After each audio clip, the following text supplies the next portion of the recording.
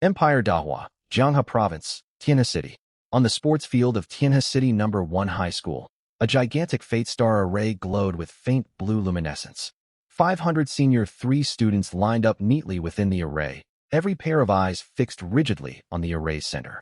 Today marked their coming-of-age ritual, the unified job awakening ceremony upon turning 18. Lu Chong.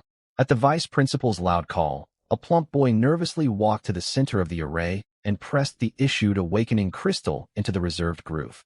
The crystal dissolved into streaks of flowing light, and a gray card materialized mid-air. Life profession. Farmer Lu Chong's face drained of color. His knees buckled, and he nearly collapsed to the ground. Another life profession. That's the 70th one already. Not a single basic combat profession has shown up so far. Do you really think combat professions grow on trees? Getting 1 out of 10 is already a stroke of luck. Murmurs rippled loudly across the playground. Chun, I'm totally panicking. Wang Xiaoli tugged at his faded yellow spiky hair from the back of the formation, his voice trembling. The drop rate is even worse than those gotcha games. I just want a combat class, even a basic one. I don't want to spend my days farming or forging metal. Suchin stuffed both hands into his pockets and watched the star array ahead with a calm gaze. Relax. Everyone before us is just filler luck. He joked casually, yet a flicker of anticipation stirred within him. He had transmigrated to this world a while ago and had pieced together its general rules. This was a reality fused with game mechanics, where the planet Blue Star had expanded 10,000 times in size. Monsters, dungeons, and secret realms ran rampant across the wildlands. Every human unlocked their designated job upon reaching 18 years old. A rigid hierarchical divide segregated all professions in this world. Combat classes such as mages, warriors, and assassins made up merely 10% of awakenings, placing their holders firmly atop society's hierarchy. Support professions including priests and array masters accounted for 20%. These practitioners were highly sought after and fiercely recruited by major adventurer guilds wherever they went. Life jobs, farmers, blacksmiths, chefs, and similar roles occupied a staggering 70% of awakenings. Low in social standing, those with these professions were doomed to become cogs at the very bottom of society. Meanwhile, up on the observation platform, the vice principal wiped sweat from his forehead as he stared at the list filled exclusively with life class awakenings. His shirt soaked through with perspiration. Master He. He glanced cautiously toward Principal He Kaishan. He Kaishan sat in a wheelchair, his hair completely white and his features etched with age. Just then, a girl who had awakened Chef trudged off the platform with tear-streaked cheeks. It's all right, don't cry. He Kaishan rolled his wheelchair over, his tone gentle and kind. Being a chef is nothing to dismiss. Once you reach high rank, the stat-boosting meals you craft will be fought over by the largest guilds. Every trade has its masters. The moment the girl left, He Kaishan's expression darkened instantly. He stared hard at the awakening roster, his brows knotted tightly together. Damn it, this batch of students was far below standard. The enrollment performance of Tianhe City's other high schools weighed heavily on his shoulders. If no talented individuals awakened today, the school's funding allocation for the next year would be slashed in half. Next up, Lin Shiqing. The vice principal's voice boomed out once more. Hearing this name, the furrow between He Kaishan's brows softened. He sipped warm wolfberry tea from his cup. Lin Shiqing was the academy's sole hope for this cohort, the eldest daughter of the prestigious Lin clan of Tianhe City, groomed with abundant resources since childhood. The surrounding students naturally parted to clear a path for her. Lin Shiqing had delicate features secured with twin ponytails bound by golden ribbons that shimmered softly under sunlight. She stepped onto the platform with light, steady strides. Take it easy, Shiqing. A rare warm smile tugged at He Kaishan's lips. Calm your mind and attune yourself to the magical currents flowing within the star array. Thank you, Principal He. Lin Shiqing nodded politely and inserted her awakening crystal into the core socket of the array. Boom. The pale blue fate star array erupted in blazing golden radiance. A translucent holy apparition draped in gauze and clutching a scepter materialized above the formation. A glowing golden card drifted out from the array core and hovered before Lin Shiqing's rank hidden support profession. Veiled priestess, a blanket of silence fell over the entire field for a heartbeat. Holy hell. On the platform, He Kaishan sprayed out his mouth full of tea, several soaked wolfberry berries splattering straight onto the vice principal's face.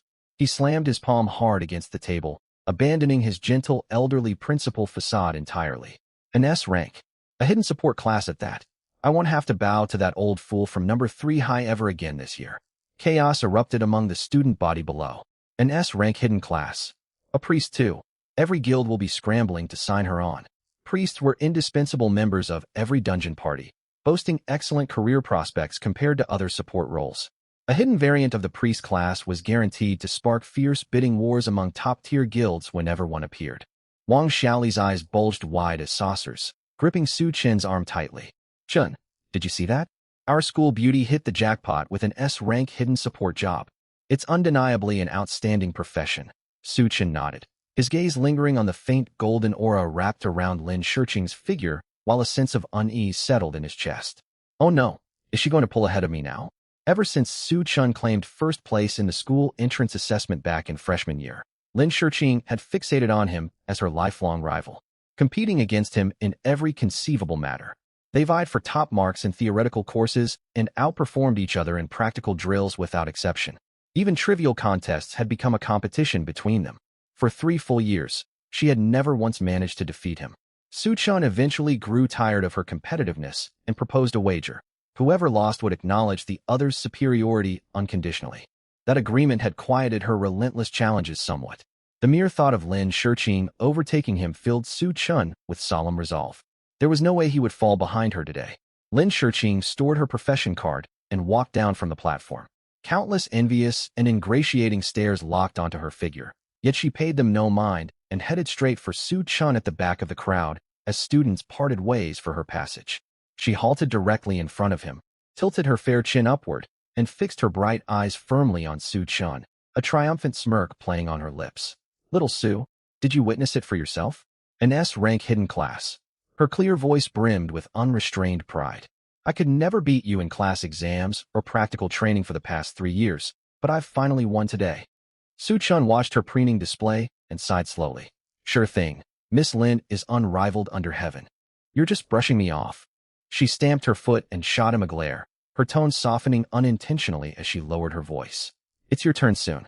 If your awakening ends up being farmer or blacksmith, don't be too upset. Lin Shiqing looked away, scuffing the tip of her shoe against the ground awkwardly. I can bring you along to run dungeons with me if things go badly for you. I'll always share my rewards with you. You don't seem to have much physical stamina anyway.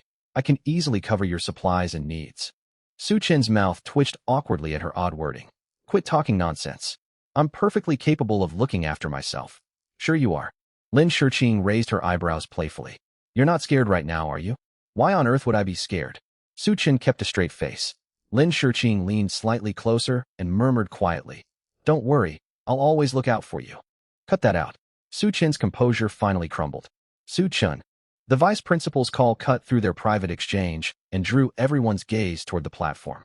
Su Chen composed his features, set aside his playful banter, and walked steadily upward. Hope flickered across He Kaishin's face as he watched the young man.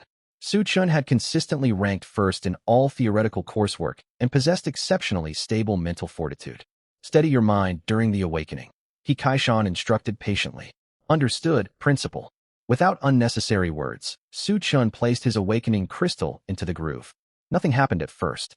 1 second passed. Then 2. Just as the crowd began to suspect the array had malfunctioned, boom.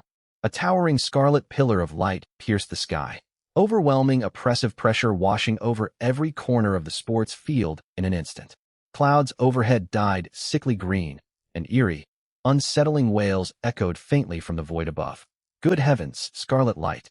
Scarlet radiance only appears for one-of-a-kind hidden professions. The phenomenon is even grander than Lin Shiqing's awakening. He Kaishan spat out more wolfberry seeds in shock, while the vice principal hastily conjured a magic barrier to block the flying debris. The elderly principal abruptly launched himself out of his wheelchair, his gaze glued intently to the center of the formation. A dark crimson card drifted slowly into view. SSS rank unique hidden combat profession. Venom Mage SSS rank. Unique hidden class. Pure combat specialization. Are you kidding me, Su Chen? How are you this lucky? Has an SSS rank combat hidden profession ever been recorded in history before? I understand each individual word, yet the combination is completely beyond comprehension. Su Chen stood within the star array and reached out to brush his fingertips against the crimson profession card. Let's see exactly what this class is capable of. The card dissolved into countless glowing streaks that surged into his forehead, and a translucent pale blue interface materialized directly in his line of sight. Name: Su-Chin Level, LV.10 EXP Profession. Venom Mage SSS Rank Unique Hidden Strength, 5 Agility, 8 Stamina, 6 Spirit. 25 Su-Chin scanned his basic stats rapidly. As expected for a mage-type class, his spirit stat dwarfed all other attributes, clocking in at a staggering 25. More than double the baseline spirit value for ordinary mage professions. His eyes drifted downward to the most vital section, exclusive class traits. Exclusive class traits. 1. Universal Corrosion. Every form of your attack standard strikes, spells, and other offensive abilities inflicts an undispellable stack of venom onto targets automatically. Note: Venom deals true damage equal to spirit times stack count per second, ignoring all physical armor and magical resistance. Effect duration: 10 seconds. Current maximum venom stacks: 1. Venom God's Touch. Any target afflicted with venom will always carry the maximum possible stack count of the poison effect. 3. Doom Absorption. Each enemy eliminated via venom damage permanently raises your maximum venom stack limit by 1. Su-Chin's pupils shrank sharply upon reading the 3 abilities, and he subconsciously held his breath. This skill design is absurdly overpowered for any human creator to conceive. Drawing on hundreds of game builds and strategies from his previous life, Su-Chin instantly grasped how broken this profession truly was. The first trait enforced unavoidable true damage. With his current 25 spirit stat, a single stack of venom would deal 250 points of unmitigable true damage over 10 seconds. At this novice stage, where even basic level 1 monsters only possess a couple hundred health points total, any foe scratched by his attacks was as good as dead. Yet this was far from the most overpowered aspect. Traits 2 and 3 were what sent a chill down his spine. Guaranteed maximum venom stacks on targets, paired with permanent stack cap increases for every kill secured through poison damage. Kill 1 monster, stack cap, +1. If he slays 1,000 monsters, his maximum stack count will rise to 1,001. 1,000 layers of venom would dish out spirit times 1,000 true damage each passing second. Su-Chin took a deep breath to suppress the grin threatening to spread across his face and closed his status panel. He turned to face the observation platform as silence still hung heavy over the entire playground. Every student stared at him with a mixture of envy, jealousy, and undisguised disbelief, labeling him an outrageous lucky cheater in their gazes. Everyone understood the monumental significance of an SSS unique hidden profession. Up above, Principal Hikaishan remained frozen mid-motion after leaping out of his wheelchair in his excitement. Their eyes met across the open space. An awkward silence settled between them. Hikaishan flushed with embarrassment, coughing violently as he attempted to slink back into his wheelchair with as little notice as possible. Ugh, my old legs have been acting up today, Hikaishan groaned, feigning pain in his knees. Principal Su-Chin walked over to the platform with an amicable smile. What a miraculous recovery. If the Municipal Education Bureau administrators witnessed your nimble movement just now, you might get reassigned to frontline inspection duty next month. Hikaishan froze mid-sit. For years, he had pretended partial lower body paralysis to evade tedious administrative obligations assigned by the city government. And his outburst just now had completely blown his cover. You insolent boy. Hikaishan shot him an irritated glare and dropped his pretense of disability, lowering his voice to grumble. I've shielded you from trouble for 3 years, and this is how you repay me by exposing my secret? I would never dare. Su-Chin rubbed his fingers together with a cheeky smile. I only just awakened my profession and have no proper equipment or starting funds. If I were to collapse from hunger on the street and accidentally spill confidential information in a delirious state. Enough. Hold your tongue. Hikaishan retrieved a silver-tinged bank card from his spatial ring and tossed it towards Su-Chin. This is a profession chamber of commerce debit card with 10,000 gold coins inside. Is that sufficient startup capital? Now get out of my sight. I'm truly grateful for your generosity. Su-Chin caught the card swiftly and tucked it into his pocket. Gold carried roughly equivalent purchasing power to the currency from his past world. The average civilian monthly wage hovered around 3,000 gold coins, making 10,000 a substantial fortune for him. May your leg troubles never fully resolve, Principal. Get lost already. Su-Chin waved and returned to the student formation. Lin Shiqing stared at him with an extremely complicated expression, regret plain to see on her features. Su-Chin wore a blank expression, utterly confused by her reaction. Why would she look regretful about my powerful awakening? You're such a fool. Lin Shiqing bit her lower lip and glared at him. What does your new profession even do? Does it rely on throwing poison daggers like rogues? Poison builds are notoriously slow at dealing damage, so this SSS hidden class must function differently, right? Show us what you can do, Chun. Wang Xiaoli called out before rushing off to haul a solid iron training dummy over for testing. Eager to verify the practical effects of his class traits, Su Chen raised a hand and aimed at the wooden dummy. Whoosh! A glob of dark green magical projectile slammed into the dummy's torso with a soft smack. A gray damage value floated above the training dummy's head immediately. 25. The onlooking students fell into stunned silence, craning their necks in shock. 25 damage with a basic unenhanced spell strike? How high is his spirit stat? That was just a casual attack with no weapon equipped. Before the crowd could finish processing this display, the iron dummy's surface was engulfed in eerie dark green mist. A sharp hissing sound filled the air as the ultra-durable refined iron began melting away like snow against blazing magma. Crimson damage numbers popped continuously above the dummy every single second without pause. 25, 25, 25, repeating non-stop, completely unaffected by the dummy's high innate magic resistance. 10 seconds later, the refined iron dummy, which normally required hours of relentless assault from level 3 warriors to destroy, had dissolved into a smoldering pile of black ash. Dead silence blanketed the field once more. Every student stood agape, staring blankly at the destroyed training dummy. Someone finally broke the quiet with a quiet gulp. That dummy was forged from high-resistance, refined iron. We should all bow before the poison mage. Stay far away from him from now on. Getting poisoned would be an agonizing experience. Lin Shiqing's mouth fell open into an O shape as she stared blankly at the charred wreckage, unable to utter a single word for several seconds. She then pinched Su Chen's arm lightly and chided him softly. Why would you expose your core abilities so carelessly? They're all classmates here, no harm done. Su Chen ignored the sea of envious stares surrounding him, slid his hands back into his pockets, and fought to keep his grin contained. This is only the very beginning. This is merely the damage output from a single poison stack. Once I grind up 1,000 poison stack caps out in the wild monster zones, I could melt this entire sports field if I wanted to. The awakening ceremony officially concluded at 12 noon. Out of the 500 graduating seniors from Tianhe No. 1 High School, only 45 successfully awakened combat professions. 120 unlocked support classes, and the remaining 335 were saddled with life-oriented jobs. The uncrossable divide between social classes was laid bare for everyone to witness that day. Back on the observation platform, Principal He Kaishan watched the emotionally varied faces of the students and cleared his throat. His voice boomed across the entire playground via amplification arrays. Students, He Kaishan discarded his earlier comical demeanor and spoke with solemn gravity. Whether you awaken mage or farmer today, each of you forms a vital pillar of the Dahua Empire and stands as a bulwark against the abyss and demonic forces invading our lands. Students with life professions, head to the Academic Affairs Office this afternoon to collect your graduation certificates and official job assignment letters.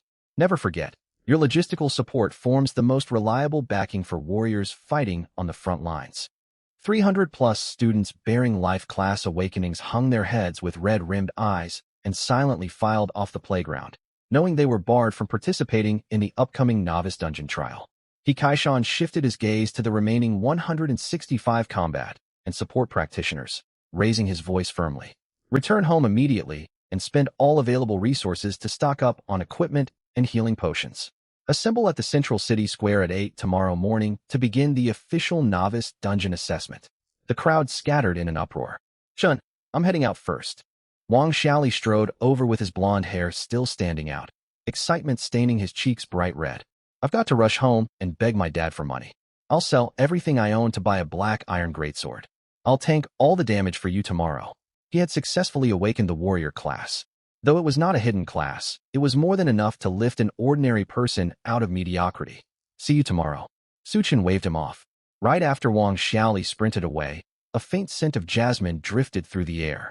Lin Shiqing walked up to Su Chen. She avoided his gaze, no longer carrying the arrogant demeanor she usually put on to show off. She bit her lower lip and spoke in a quiet, shaky voice. Su Chen, if you want to tease me for our earlier joke, go ahead. I won't argue back. Dark lines spread across Su Chen's forehead. You're being weird. I was only messing around with you before because you kept picking fights with me nonstop. I see. Lin Shiqing mumbled the reply softly, her expression a mix of relief and faint disappointment. Su Chen caught that trace of letdown clearly and felt utterly speechless. Why on earth would you feel disappointed about that? Suddenly, Lin Shiqing reached into her pocket, pulled out a silver storage ring, and quickly pressed it into Su Chen's palm. Take it. She stared toward the distant school building and spoke rapidly. I wandered the trade market the other day and happened to stumble across a full set of silver-tier novice mage gear.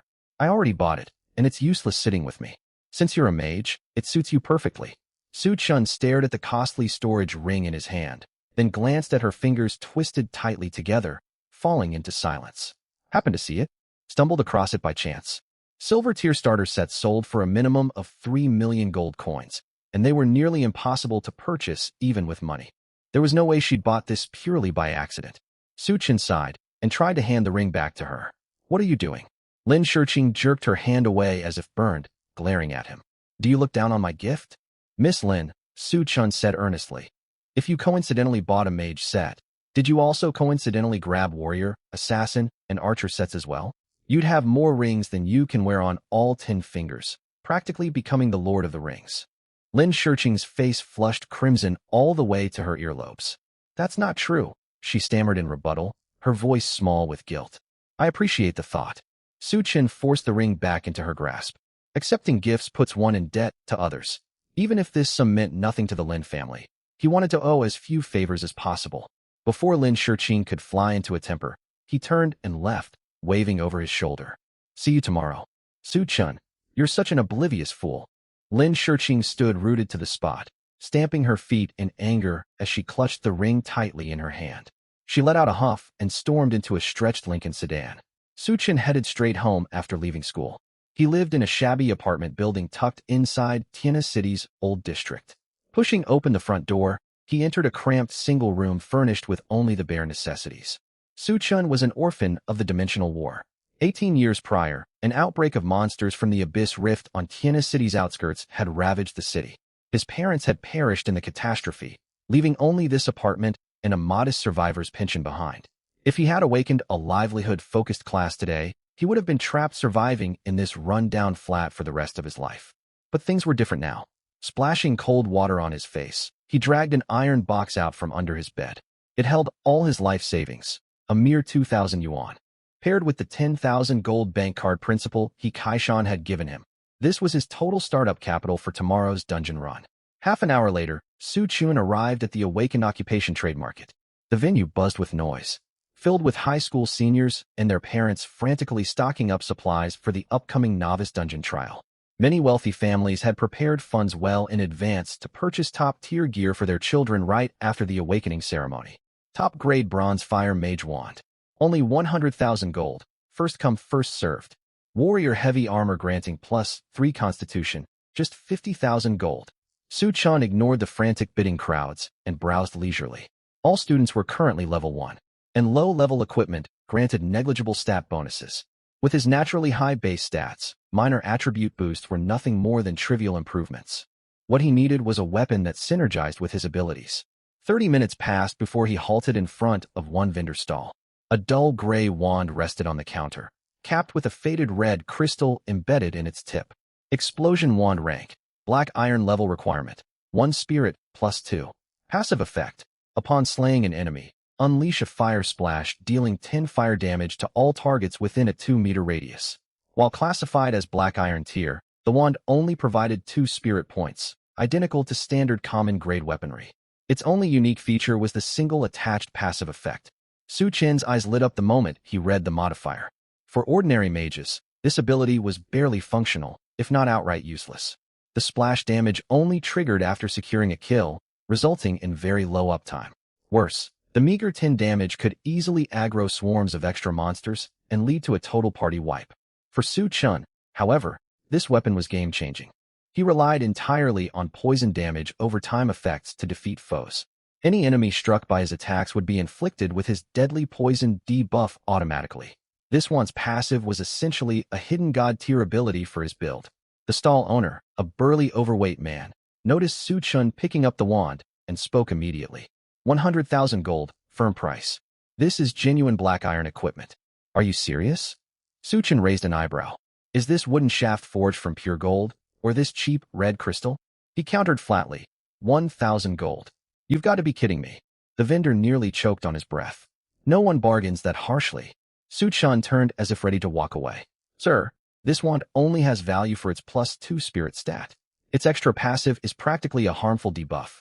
Accidental splash damage will draw hordes of monsters and get parties killed. Once today's dungeon entry is over, level 1 gear will be unsellable for an entire year. The vendor scowled unhappily. He had misjudged the wand years ago and failed to sell it for 3 whole years. 10,000 gold, take it. I paid 15,000 to stock this item. I thought I'd scored a steal when I saw the black iron marking, but I ended up fooling myself. Su-chan swiped the bank card without hesitation, transferring 10,000 gold instantly. He then headed to a nearby potion shop. 50 bottles of minor mana restoration potion and 10 bottles of minor health restoration potion, please. Right away. We have a promotion today. Buy 10, get 1 free. You'll receive 5 complimentary bottles of each. Potion prices were standardized with little markup, costing Su-chan a total of 600 yuan. Only 1,400 yuan remained in his bank account afterward. Su-chan left the market and ducked into an empty alley to equip the explosion wand. System prompt. Equipment equipped successfully. Spirit +2. He opened his character sheet and smiled at his towering 27 spirit stat. I've never had such a perfect head start. Cheers to this lucky turn of fate. If this world operated like a video game, the game developers would have been flooded with complaints by now. This was the real world though. There were no cheat codes or exploits. Every advantage he held was earned through careful planning and his unique class abilities. Stowing the wand away, he looked forward eagerly to venturing into the novice dungeon the next morning. Early the following morning, Tianhe City Central Square was packed with people. Combat and support class newly awakened students from high schools across the city lined up in neat formations under the supervision of their teachers. A massive 10-meter-tall teleportation gateway stood at the front of the square. A swirling sapphire vortex churned within its frame, emanating oppressive spatial ripples that sent chills down everyone's spines. That's the dungeon entrance. The pressure rolling off it is incredible. I only could afford commandeer gear. I wonder how many monsters I can take down. Whispers rippled through the assembled crowd. Silence. A deep, booming shout cut through all murmurs. The speaker was Kai-shan, principal of Tianhe No. 1 High School. He had donned a well-worn old dark gold mage robe for the occasion. Though faded and frayed, the residual high-tier mana emanating from the fabric filled the students with overwhelming dread.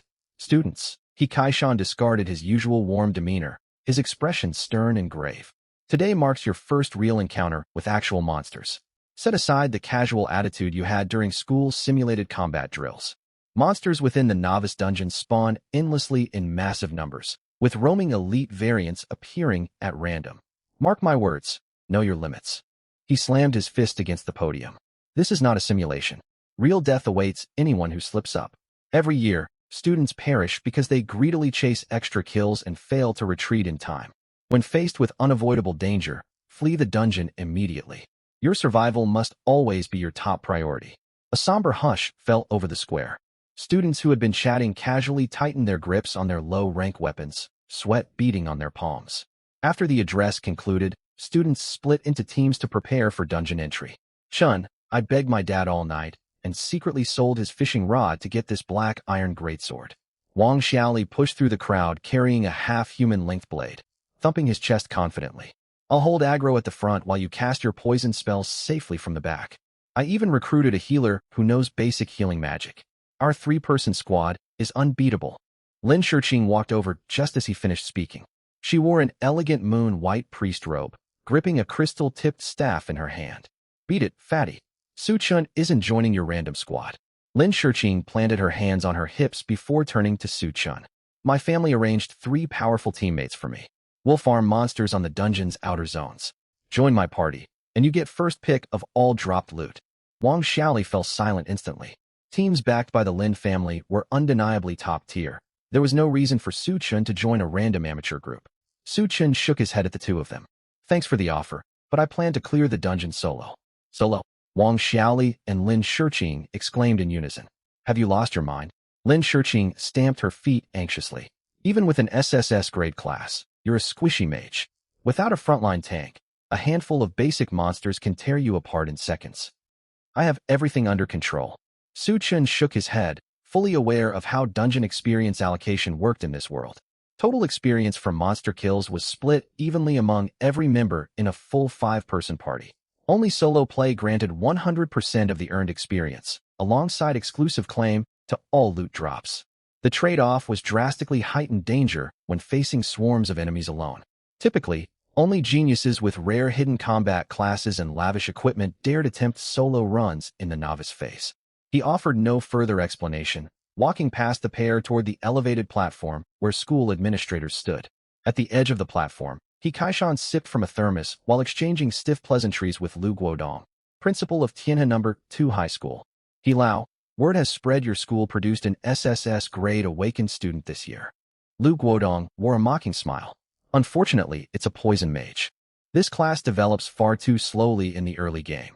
He won't stand out for the city college entrance exam in a week's time. My school awakened an S-grade Berserker Axeman this year. I have no doubts our student will claim top city honors. Kaishan let out a cold snort. What does a poison mage lack? The value of an SSS grade class far outshines your ordinary S-grade variant. Principal Su Chen's voice interrupted the two elders' bickering. Su Chen, ready to enter the dungeon? Kaishan's features softened into a warm smile. Have you assembled a party? I'm requesting solo dungeon entry, Su Chen replied calmly. Puffed. Kaishan sprayed out a mouthful of wolfberry tea in shock. Lu Guodong dodged the flying liquid with practiced reflexes, clearly accustomed to this occurrence. After a moment of stunned silence, Lu Guodong broke into exaggerated laughter.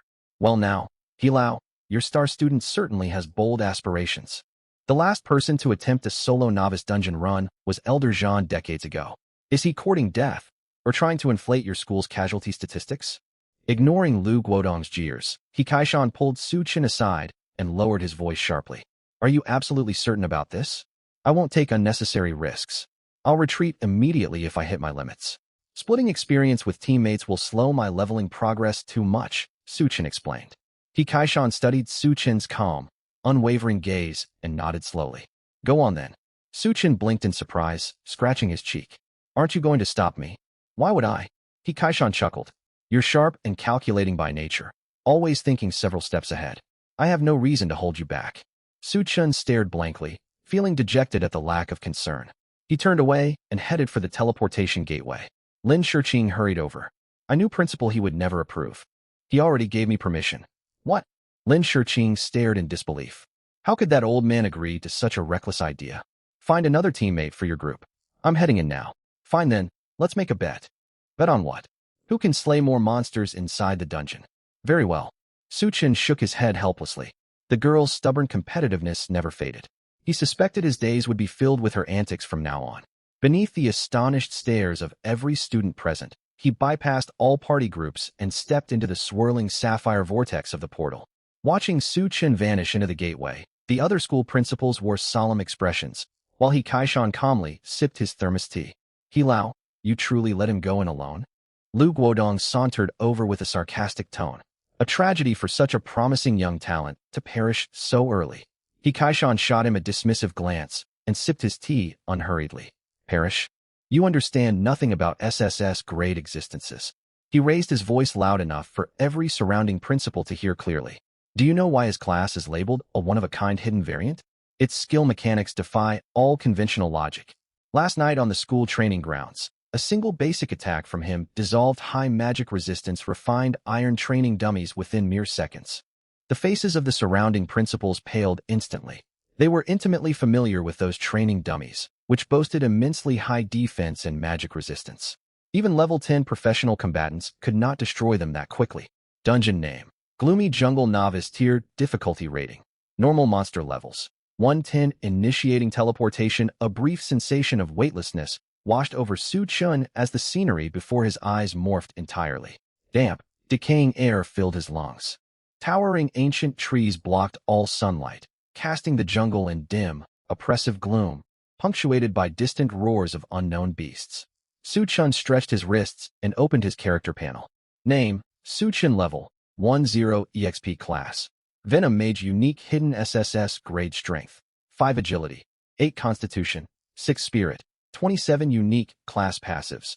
Universal corrosion, Venom God's touch, Misfortune siphon skill, Venom missile level 1 equipped gear. Explosion 1 Black Iron Tier. His stats appeared standard aside from his elevated spirit value. Gripping the crystal-cracked explosion wand, Su-Chin stepped across the carpet of rotting fallen leaves. Moments later, rustling noises echoed from the bushes ahead. 3 green-skinned goblins the size of calves emerged, gripping rusted iron clubs in their hands. Goblin Common Mob Level 1 Strength, 5 Agility, 6 Constitution, 10 Spirit. 5 The 3 goblins screeched sharply upon spotting Su-Chin and charged forward swinging their clubs.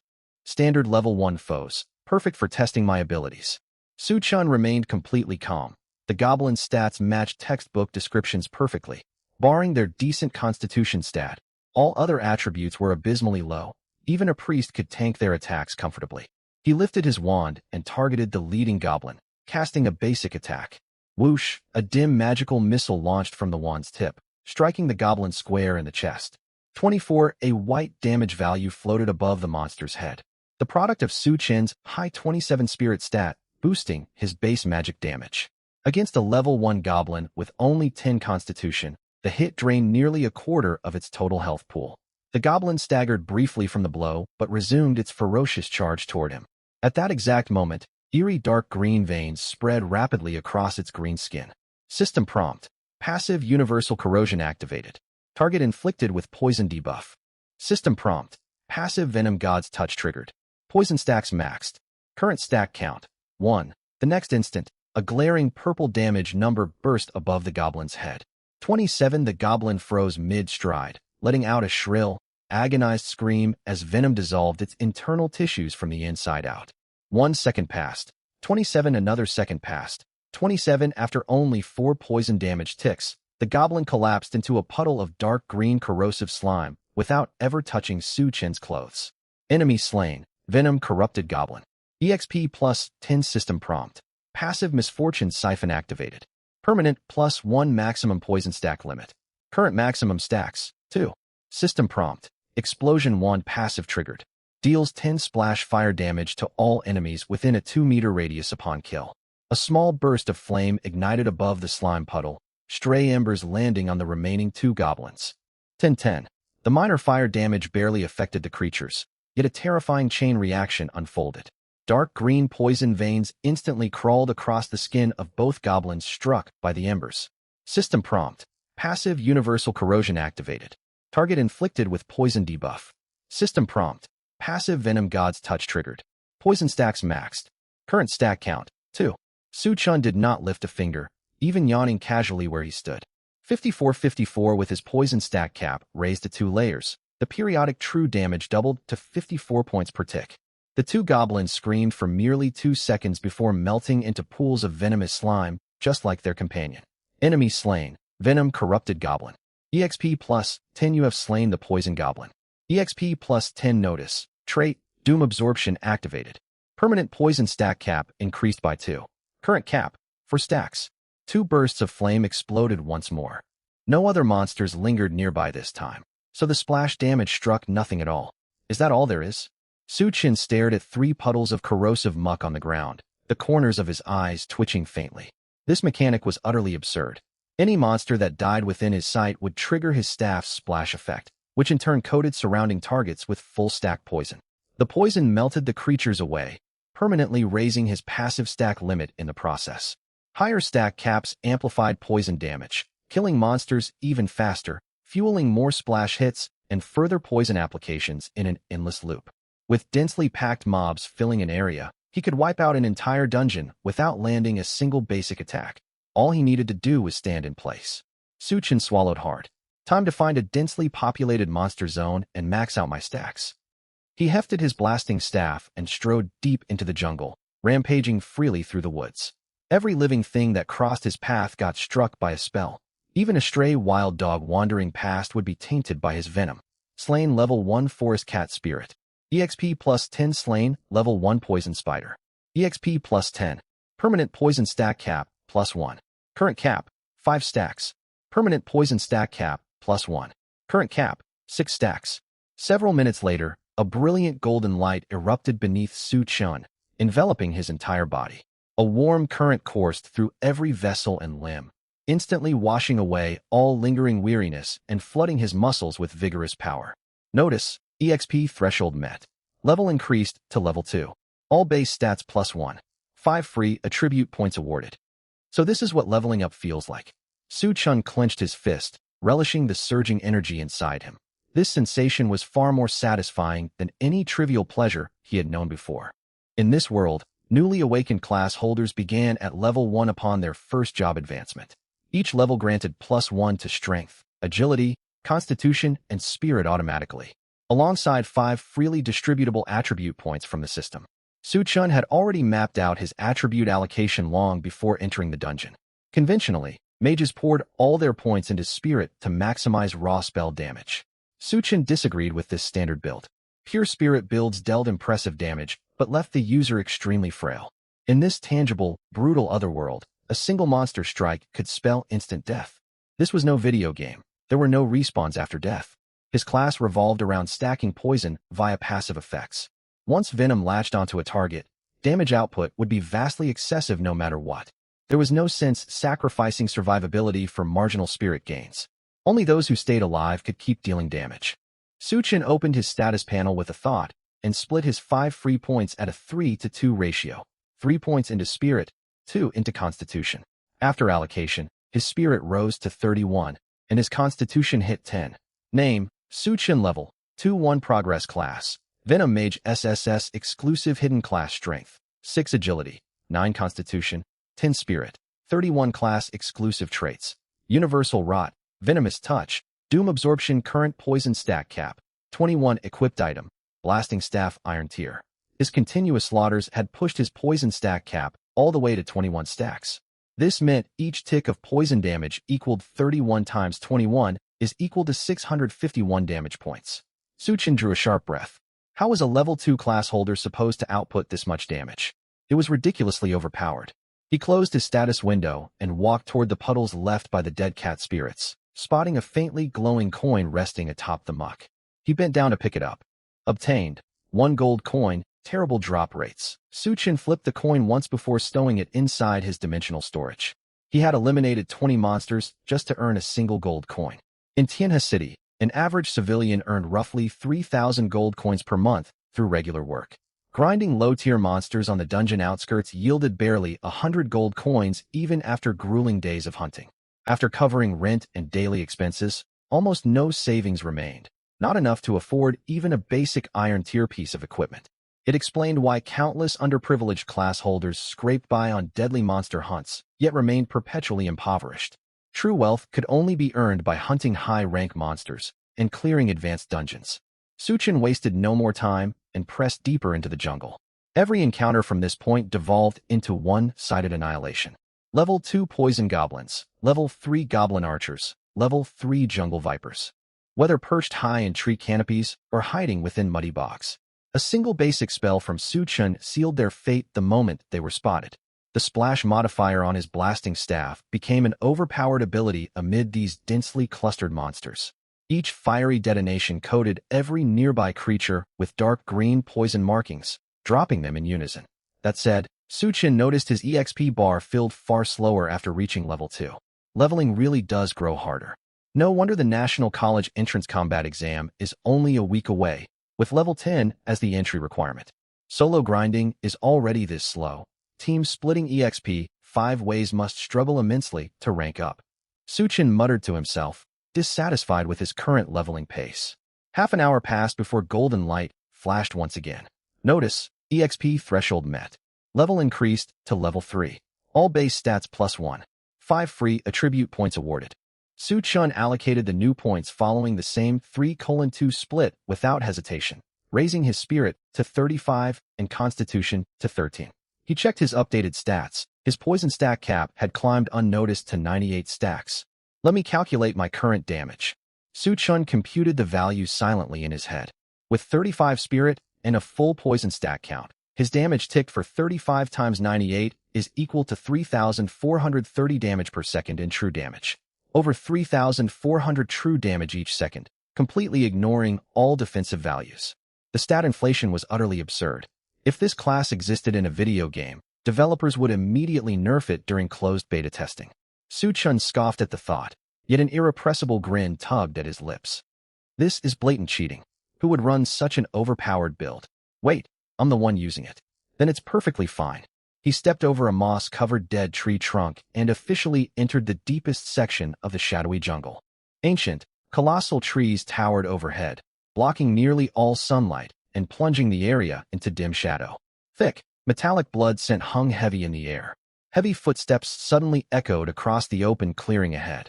A nearly 3-meter-tall brute covered head to toe in black scales stood with its back to him, feasting on the carcass of a wild boar. Suchin cast scan on the creature without delay. Black-scaled bull elite monster level, 5 strength, 25 agility, 20 constitution, 60 spirit, 10 skills. Bull charge, heavy slam, a staggering 60 constitution stat. Constitution directly governed maximum health and physical defense values.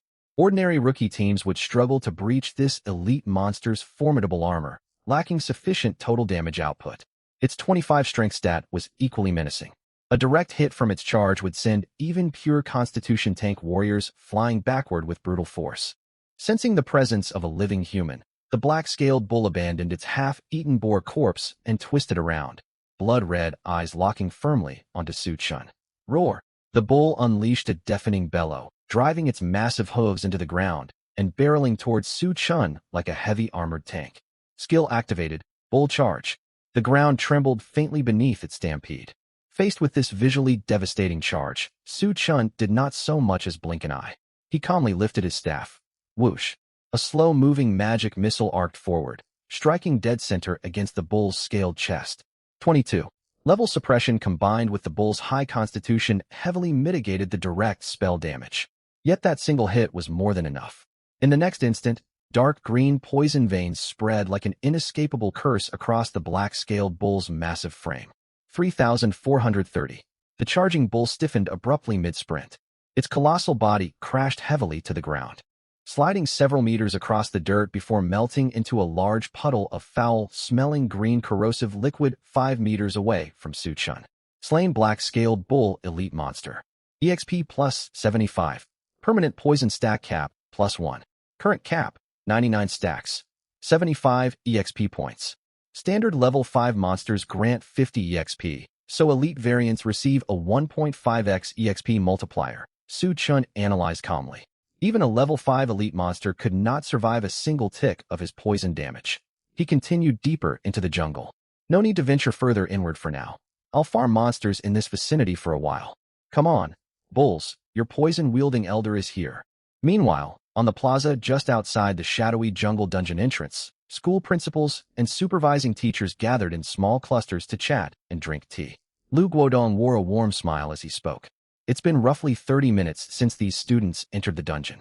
The top-tier prodigies from elite classes have likely reached the outer zone of Level 2 monster habitats by now. Level 2 monsters? You're being far too optimistic, Lu. The female principal from Number 6 High shook her head.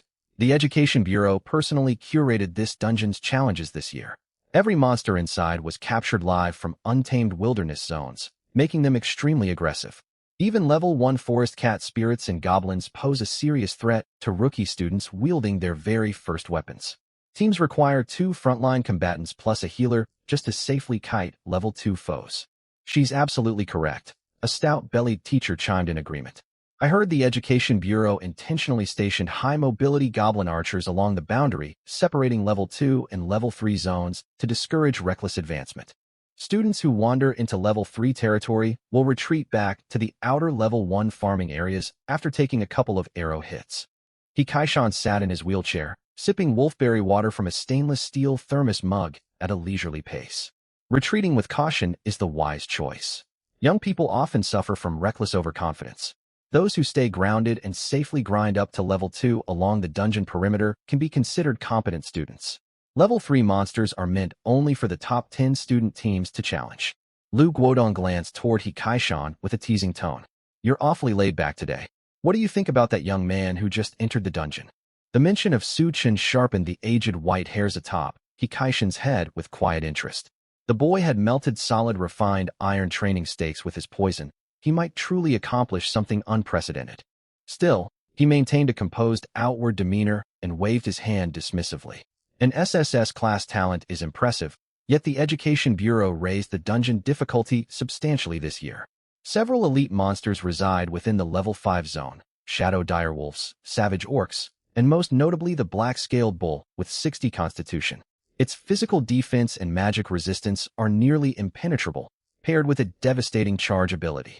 Even coordinated groups of a dozen Level 2 combatants risk total party wipeouts attempting to bring it down. Very true, Lu Guodong nodded in approval. Level 5 elite monsters were never intended to be fought by rookie students. The surrounding principals all voiced their agreement, shifting their conversation to estimating how many low-tier monsters each school's students could eliminate on the dungeon outskirts. Speaking of which, what is the dungeon's final boss this year?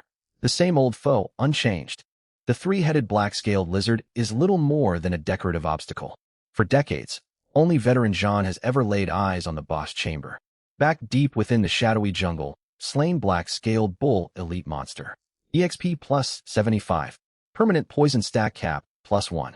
Current cap, 341 stacks. Slain poison spider elite monster. EXP plus 75. Permanent poison stack cap plus 1. Current cap, 342 stacks. Slain black-scaled bull elite monster. EXP plus 75. Permanent poison stack cap plus 1. Current cap, 343 stacks. A flood of continuous system notifications flooded Su Chin's vision nonstop. He lazily waved his iron tear blasting staff, firing magic missiles indiscriminately in every direction without restraint.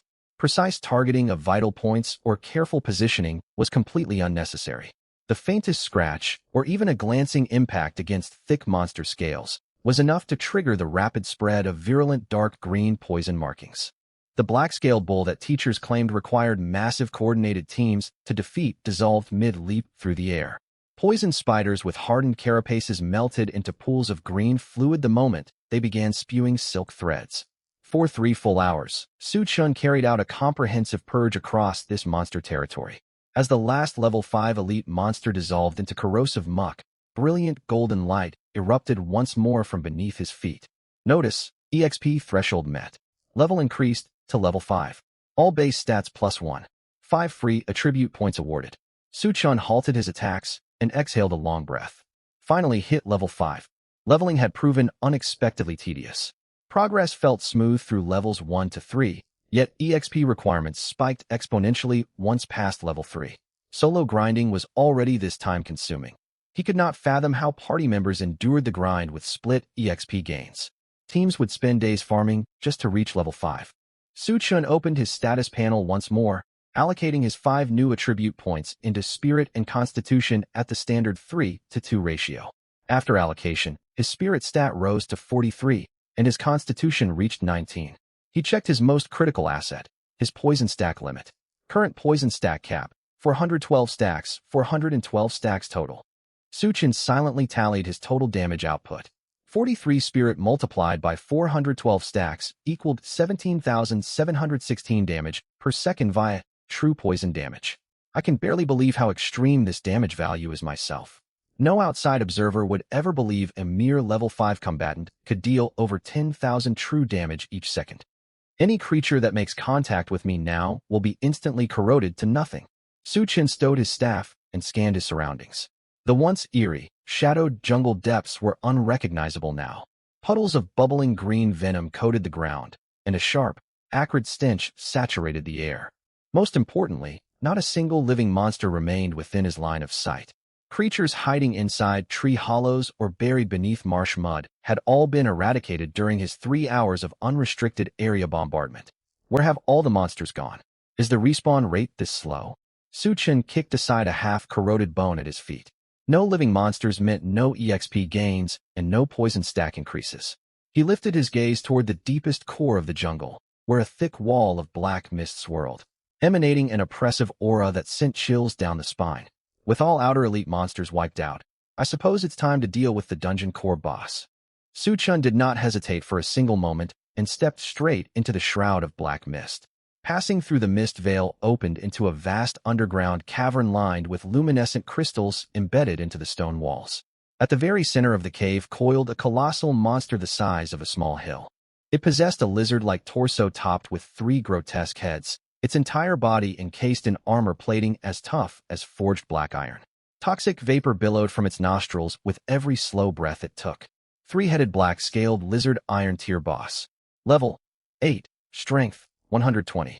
Agility 50. Constitution 150. Spirit 40. Skills: Poison Breath, Savage Bite, Scale Hardening. Iron tier boss monster. Su Chen's eyes lit up with excitement. Within this world, monster tiers matched equipment grading: common, iron, bronze, silver, gold, and higher rarities. An iron tier level 8 boss possessed stats terrifying enough to overwhelm any party below level 10 completely.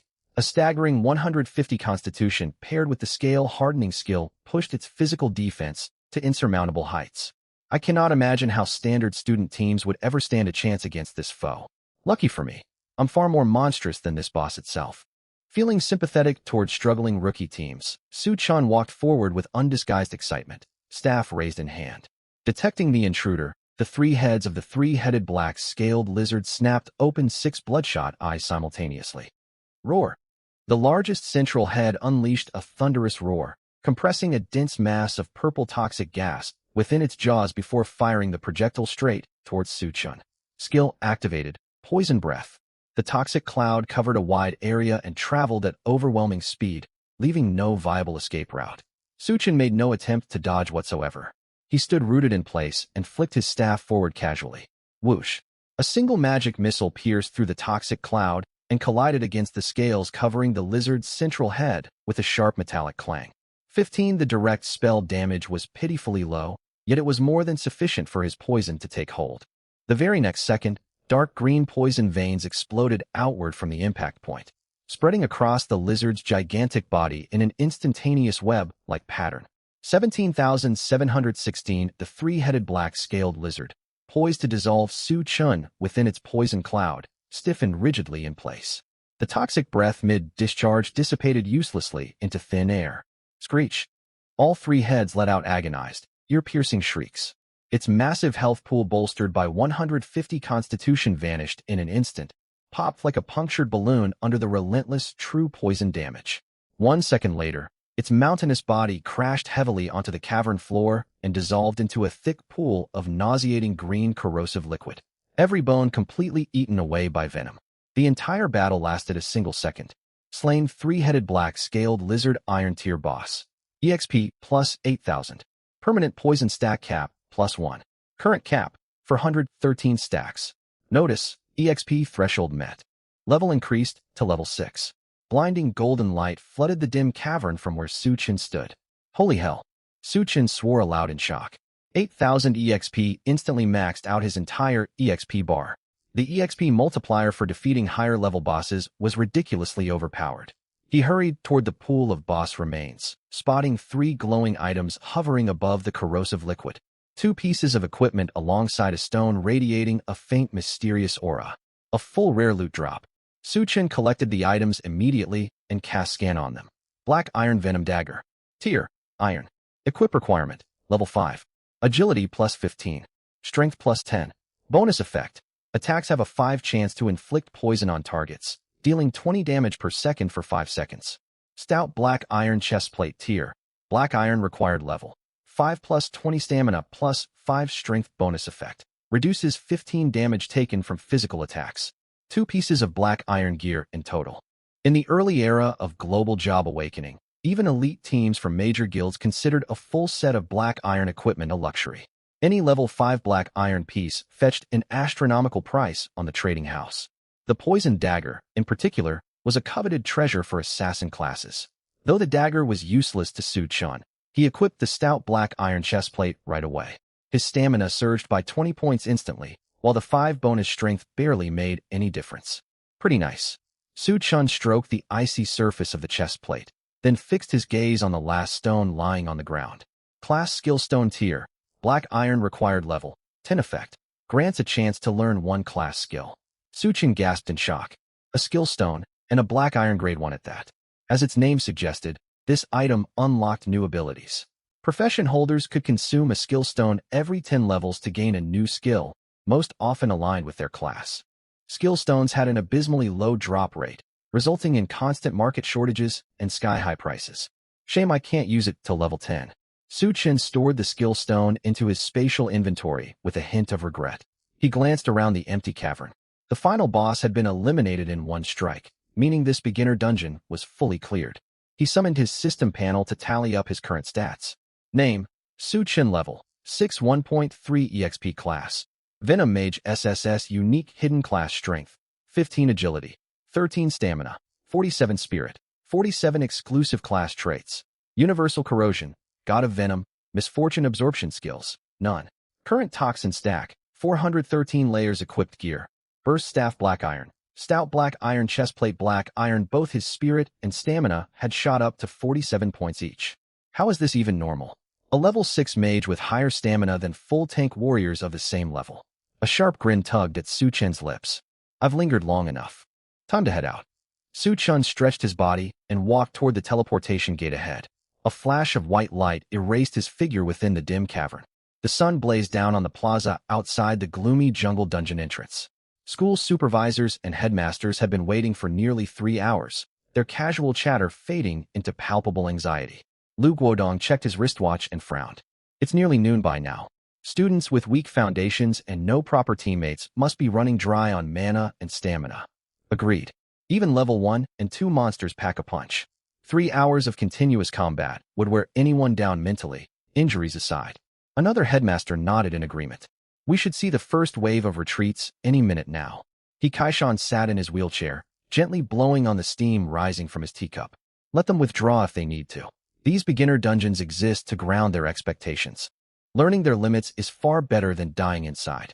I'm curious how long the top students can hold out, and whether they can take down a few level 5 monsters. Anyone care to guess the record for today's top performers? I believe the historical record stands at 5 hours. 4 hours is more realistic. Level-wise, topping out at level 3 would be impressive enough. Before anyone could respond, the massive blue energy veil marking the dungeon entrance rippled violently. Dozens of bright white flashes erupted one after another, dumping a crowd of ragged, exhausted students onto the plaza. Some had their mage robes torn to shreds. Others carried snapped weapons. Several collapsed to the ground, gasping for air with ashen faces, relieved to have escaped with their lives. Medics, move in now, Lu Guodong shouted immediately. Priests and alchemists rushed forward to cast healing spells and distribute basic mana recovery potions, throwing the plaza into chaotic motion. A warrior student with bandages wrapped around his arm gulped down a potion and complained bitterly to his teacher. Sir, this dungeon is unreasonably hard. Our standard 5-man party whittled a level 1 furious wildcat down to low health, only for a second one to leap out from the bushes. The pair shredded our tank's shield entirely. We would have died without proper kiting tactics. Don't get me started. My fire spells couldn't even scratch the shell of the swamp turtles. It's utterly demoralizing for mages. The headmasters exchanged weary glances, unsurprised by the students' complaints. Be proud of what you've accomplished. Go rest up, Kaishan consoled them. As time ticked by, the veil flickered repeatedly, spilling more defeated students out of the dungeon. Hundreds crowded the plaza, all worn ragged. The best outcome anyone could boast of was slaying merely 3 or 4 level 3 monsters. Amid the noisy commotion, the veil shimmered once more, and a tall figure stepped out unhurriedly. Lu Guodong spotted the newcomer instantly and nudged Kaishan's elbow. Old He, look, is that Su Chen, your school's SSS unique hidden class holder? Why is he exiting so soon? Kaishan's teacup froze mid-air as he followed Lu Guodong's gaze, confirming it was indeed Su Chen. His heart sank. Only 3 hours had passed. Even as a rare hidden class user, surely a mage wouldn't burn out this quickly from solo play? Kaishan hastily rolled his wheelchair forward to greet the boy, forcing a warm smile. Su Chen, don't beat yourself up. Mages are naturally frail in the early game. Lasting 3 hours alone is already an outstanding feat. The faculty recognizes your potential. Treat this as valuable field experience, all right? Su Chen halted his steps and scanned his surroundings. The plaza was packed with students, lit constantly by priests' healing glows amid endless chatter. He raised an eyebrow in confusion. Why are so many people out already? Did stronger players clear the dungeon faster than me? He walked over to Kaishan and sighed with feigned remorse. I've let you down, Principal. This world is filled with talented fighters after all. I thought I cleared monsters at a solid pace, yet others finished even quicker. A male classmate wandered over. You bailed out too, Su Chen? Did you run into those vicious level 3 furious wildcats? Su Chen froze in total confusion. The situation was nothing like what he imagined. He stared at his classmates groaning over the supposedly deadly wildcats, then looked toward Lu Guodong. Bailed out. Those level 3 creatures couldn't possibly force someone to flee, could they? At that moment, a female principal's gaze drifted casually across Su Chin's body before locking sharply onto the faint black sheen emanating from his stout black iron chest plate. As a high-tier awakener, she identified the equipment grade at a glance. She narrowed her eyes and cast a high-level appraisal spell on Su Chin. Wait, hold on. Her voice cracked with shock, drawing every pair of eyes in the vicinity toward them.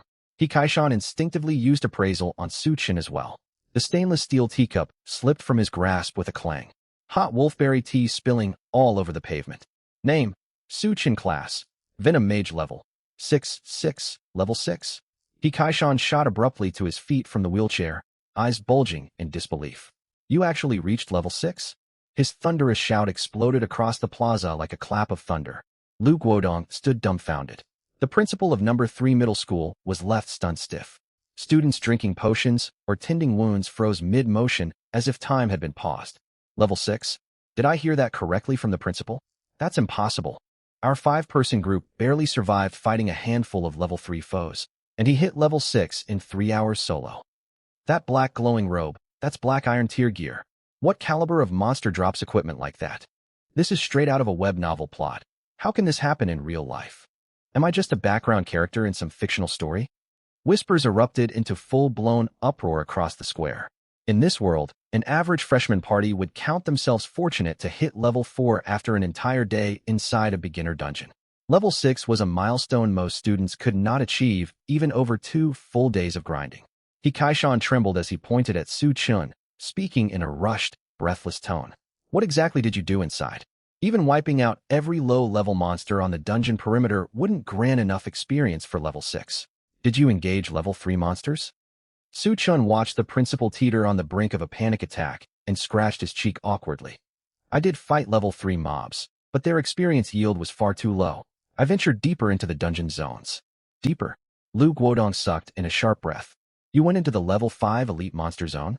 Those elites have absurdly high health pools and near unbreachable defenses. How did you survive alone?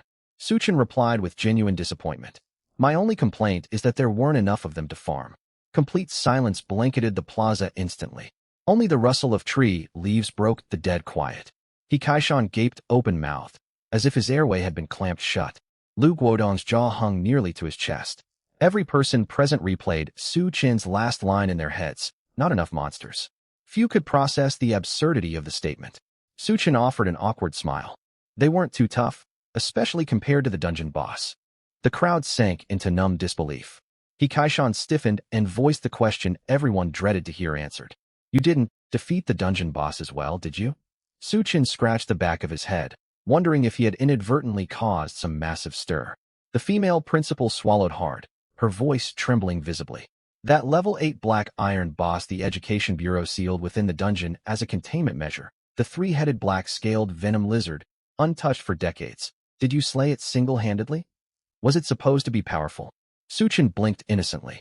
Every single attack he landed had killed it instantly. He had no idea the beast carried such a fearsome reputation. It dropped 2 black iron pieces of gear, decent loot overall. The school principals lost all composure entirely. Good heavens! Lu Guodong swore loudly. Soloing an 8th-tier black iron boss. No carbon-based human being should be capable of such a feat. Su Chin watched their over-the-top reactions with quiet bemusement. He could not fathom their extreme shock over a slow, stationary boss that stood still to take damage. If anything, he had been annoyed by its insufficient health pool leading to an anticlimactic quick kill. The plaza remained dead silent for a full 30 seconds. Supervisors stared at one another blankly, forgetting to distribute the mana recovery potions clutched in their hands. Kaishan cleared his throat to regain his composure.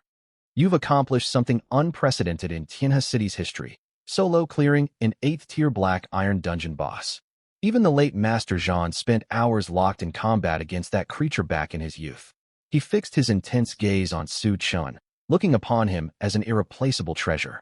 Su Chin, now that you've reached level 6, I need to bring forward a matter I originally planned to discuss once you hit level 5.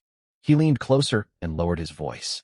The Jiangnan Provincial Education Department created a special high-yield experience dungeon this year, with only 2 admission slots allocated to our school.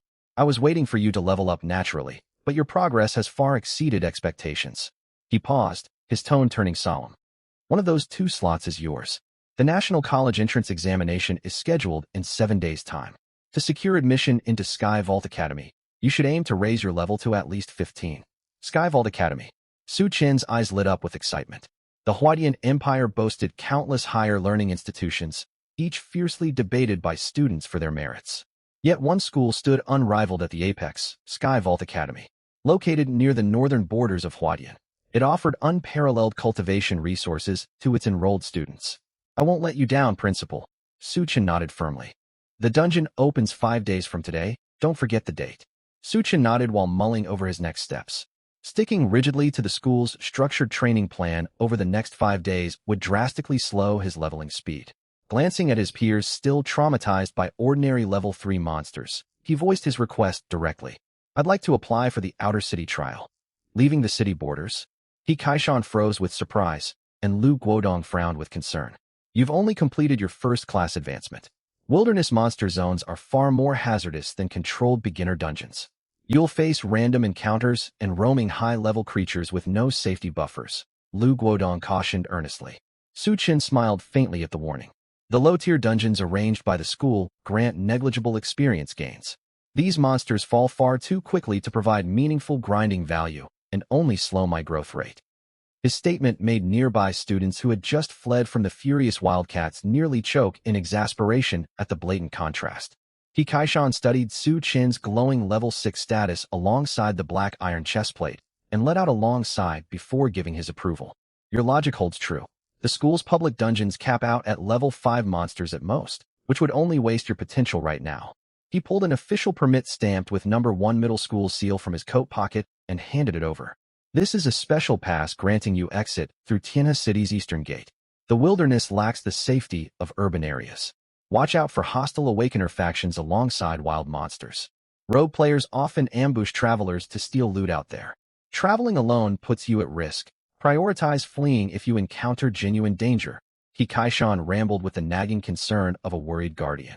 Understood. Thank you, Principal. Su Chun accepted the permit and left the plaza without further delay. The headmasters watched his departing silhouette, unable to calm their turbulent emotions. Number 1 middle school is truly nurturing a once-in-a-generation talent this time, the female principal commented with undisguised envy. He Kaishan rubbed his bald scalp, grinning from ear to ear while feigning humble modesty. It was nothing more than pure luck. The boss happened to be naturally fragile against poison damage. Nonsense. A venom lizard with 150 base stamina is anything but fragile, Lu Guodong retorted bluntly. Yet his gaze towards Su Chun carried sincere admiration.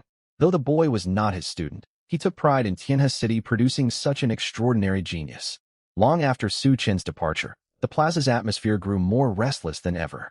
The blue dungeon veil flickered with increasing frequency, ejecting waves of exhausted students nonstop. The square echoed with constant groans and complaints, keeping the medical priests swamped with nonstop healing work. This is impossible to clear. Poison spiders lurk everywhere in the bushes. Their bites drain health faster than priests can heal us. A warrior tossed his cracked shield onto the ground, gasping heavily for air. Don't mention tree spirits from level 2 zones. Their physical defense is impenetrable. Our 3 physical attackers dealt single-digit damage per strike, and the creature regenerated health faster than we could deplete it. We burned through all our mana reserves after half an hour of futile combat. These regular mobs are brutal enough as is. I can't imagine how terrifying the level 5 elites deeper in the dungeon must be. Forget elites. Any student who survives an encounter with level 3 monsters unscathed is already considered an expert among us. Students clustered in small groups, recounting their brutal dungeon struggles and venting frustration over the monsters' inflated defense and attack stats.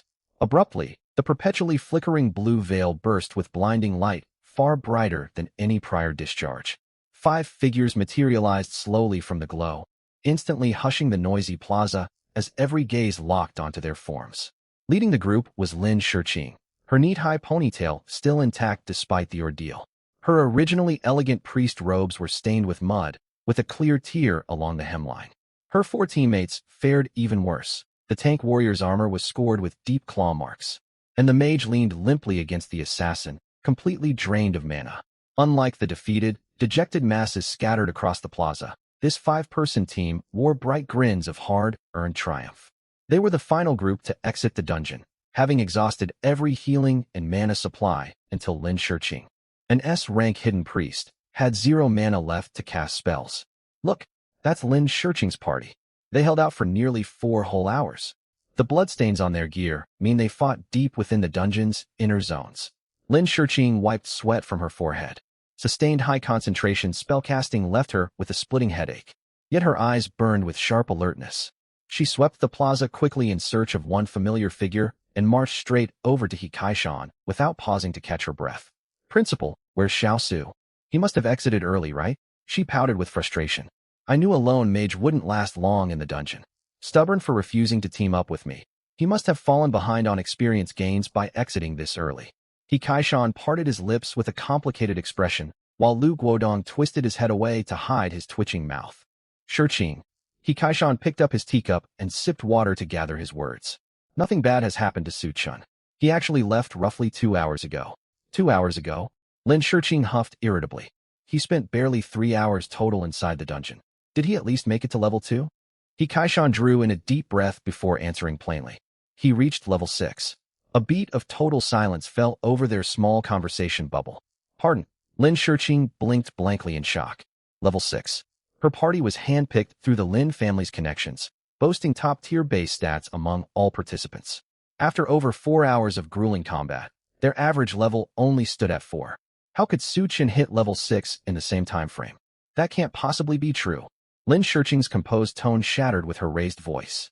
Even wiping out every level 1 and 2 mob on the outer dungeon perimeter wouldn't grant enough experience to hit level 6. As a top academic student, she had precise calculations for dungeon experience scaling memorized. Standard mobs truly don't yield sufficient EXP, He Kaishan stated grimly. He pushed deep into the dungeon core zones, cleared out the entire level 5 elite spawn area, found the experience lacking, and went on to slay the level 8 black iron boss. The 3-headed black-scaled venom lizard. He also looted a piece of black iron equipment from the boss drop. Lin Shiqing and her 4 teammates froze completely upon hearing the revelation. Lin Shiqing stamped her foot in exasperation. All the worry she had felt for Su Chun had been completely unnecessary. Her anger faded quickly into quiet relief afterward. Where is he now? She questioned the principal. He's headed home for the day. He plans to leave the city borders for wilderness grinding starting tomorrow and will no longer participate in school-organized dungeon runs. Leaving the city? Lin Shiqing's expression sharpened with alarm. How could you approve such a reckless decision alongside his foolish idea? He intends to apply for Sky Vault Academy admission, He Kaishan explained gently. He needs rapid level progression to stand a fighting chance of acceptance, and city-managed dungeons no longer meet his experience requirements. Lin Shiqing's demeanor turned resolute.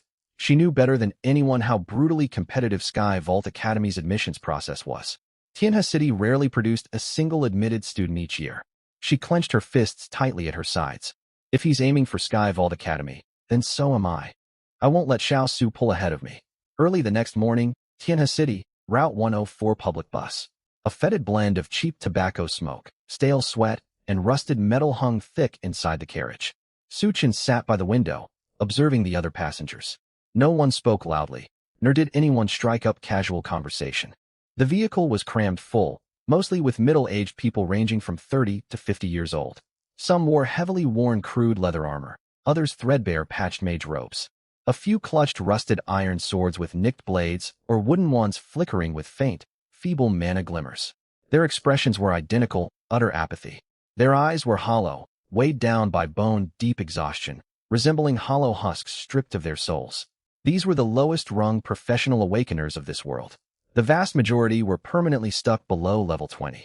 Level 20 required a formal class advancement ritual, a hurdle far beyond the reach of ordinary folk. To feed their families and cover Tianhe City's exorbitant rent, they boarded this early morning bus bound for the East Gate, like clocking into work each day. They headed for the outer zones of low-level monster territories, gambling on slaying a few slimes or crippled goblins to salvage junk materials for cash. A stark parallel to the overworked office drudges he'd witnessed in his past life, Su Chun mused inwardly.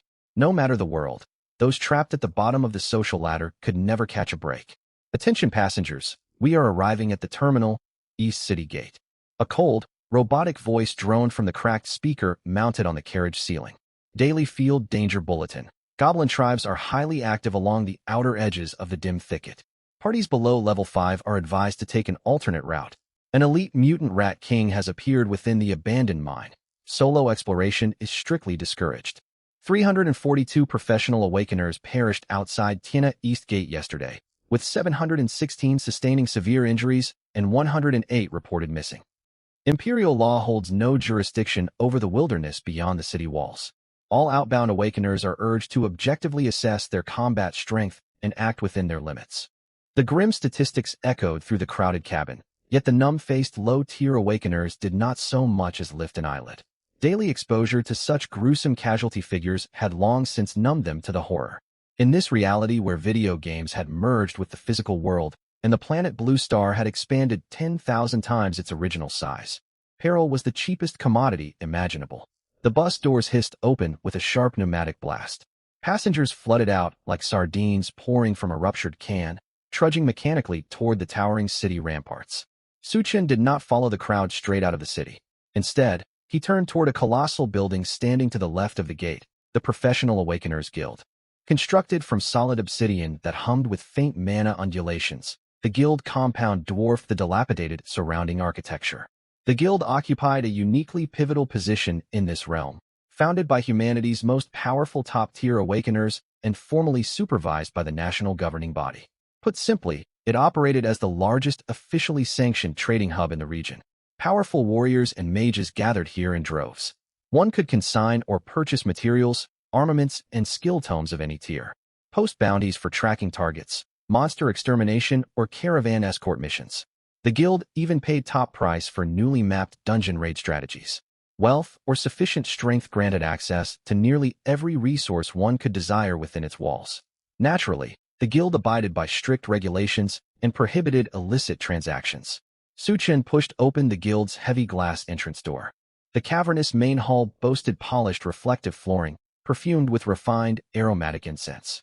Unlike the worn-down commoners outside, patrons wandering the hall bore equipment glowing with bronze or even silver-tier radiance, their demeanors calm and self-assured.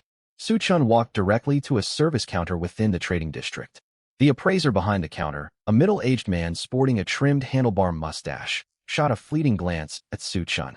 Spotting no guild insignia and plain, unremarkable attire, he averted his gaze and spoke in a flat tone.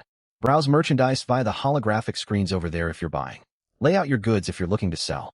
Suchun wasted no words, retrieving a compact dagger from his inventory bag and slamming it onto the countertop. Black Iron Venom Fong Dagger Tier, Black Iron. The appraiser skimmed the item stats with casual indifference. A level 5 black iron weapon with solid practical stats. Right now high school students are pushing hard for their awakening exams, so the market demand is high for gear like this. He spoke in a purely transactional tone. Immediate liquid payout nets you 10,000 coins after tax. You may also opt for consignment auction listing. Suchin quickly ran the numbers mentally. The average civilian salary across Tiana City hovered around 3,000 coins monthly. A mediocre black iron dagger fetching 10,000 coins spoke volumes about the warped local economy. Still, equipment drop rates were notoriously abysmal. Even basic black iron gear counted as priceless treasure for impoverished low-tier awakeners struggling just to put food on the table. I'll take the instant payment. The appraiser tapped the control panel, and a system notification instantly popped up on Suchin's status interface. Notification, transaction completed. 10,000 coins acquired. Now with funds in hand, Suchun headed for the general supplies retail section. Monster hunting and leveling demanded constant physical stamina. Venturing into the wilderness without adequate provisions was a death sentence. He spent 1,000 coins stocking up on compressed rations, purified water, a portable tent, and flint starters before proceeding to the materials zone. A translucent blue hologram materialized, projecting the figure of an AI shopping guide. Greetings. How may I assist you today? Pull up listings for skill orbs. Suchin planned to level up to level 10 out in the wild before returning to the city, intending to learn new skills while still outside the city limits. Retrieving data. Please wait a moment. Common grade basic skill orb, 1,100 coins stock remaining, 2,221. Black iron grade basic skill orb, 130,000 coins stock remaining, 659. Silver grade basic skill orb, 420,000 coins stock remaining, 168. Su Chen clicked his tongue in exasperation at the steep price tags. It was no wonder solo independent awakeners rarely found long-term success. Even unlocking a single basic skill came with such an exorbitant cost. Grinding monster loot would take an eternity to scrape together enough capital. Gritting his teeth, he purchased 10 common-grade basic skill orbs in one go. His coin purse was emptied almost immediately afterward. Back to square one, he muttered, stowing the skill orbs into his system inventory and moving toward the massive central quest hologram dominating the main hall. Hundreds upon hundreds of quest postings scrolled endlessly across its surface, commissioned by the military, the Awakeners Guild, major player factions, and individual contractors alike. Text color-coded each quest's difficulty tier. White denoted the lowest F rank assignments, while red marked the highest S rank missions. Su Chun filtered out group dungeon raids and caravan escort contracts, locking onto several white-tier material collection quests. Bulk purchase. Goblin eyeballs 10 coins per unit instant settlement upon delivery. Bulk purchase. Mutant poison toad hide 20 coins per unit direct acquisition by Morning Light faction, 0 outstanding debts. Purchase. Enraged wild boar tusks minimum bulk order of 10,000 pieces highest market price guaranteed for comparison. Goblins populated the wilderness in massive swarms. Mutant poison toads inhabited the eastern wetlands. Enraged wild boars roamed the outer edges of the sunset plains, and antidote grass grew abundantly throughout the woodlands. Committing these monster habitats to memory, Su Chen exited the guild and stepped into open sunlight. He raised a hand to shield his eyes from the harsh glare, staring toward the distant East City Gate. Past those towering walls lay a lawless frontier, an unchallenged domain ruled by ferocious monsters. Tianhe City East Gate. The towering alloy city wall glinted with cold metallic sheen. Uniformed sentries clad in silver-tier standard armor conducted routine inspections for every person passing through the gate checkpoint. Su Chen queued up with the stream of outbound travelers, inching forward step by step. Next in line, a square-jawed sentry rapped sharply against his workstation desk, sounding impatient. Su Chen stepped forward and handed over his official identity card.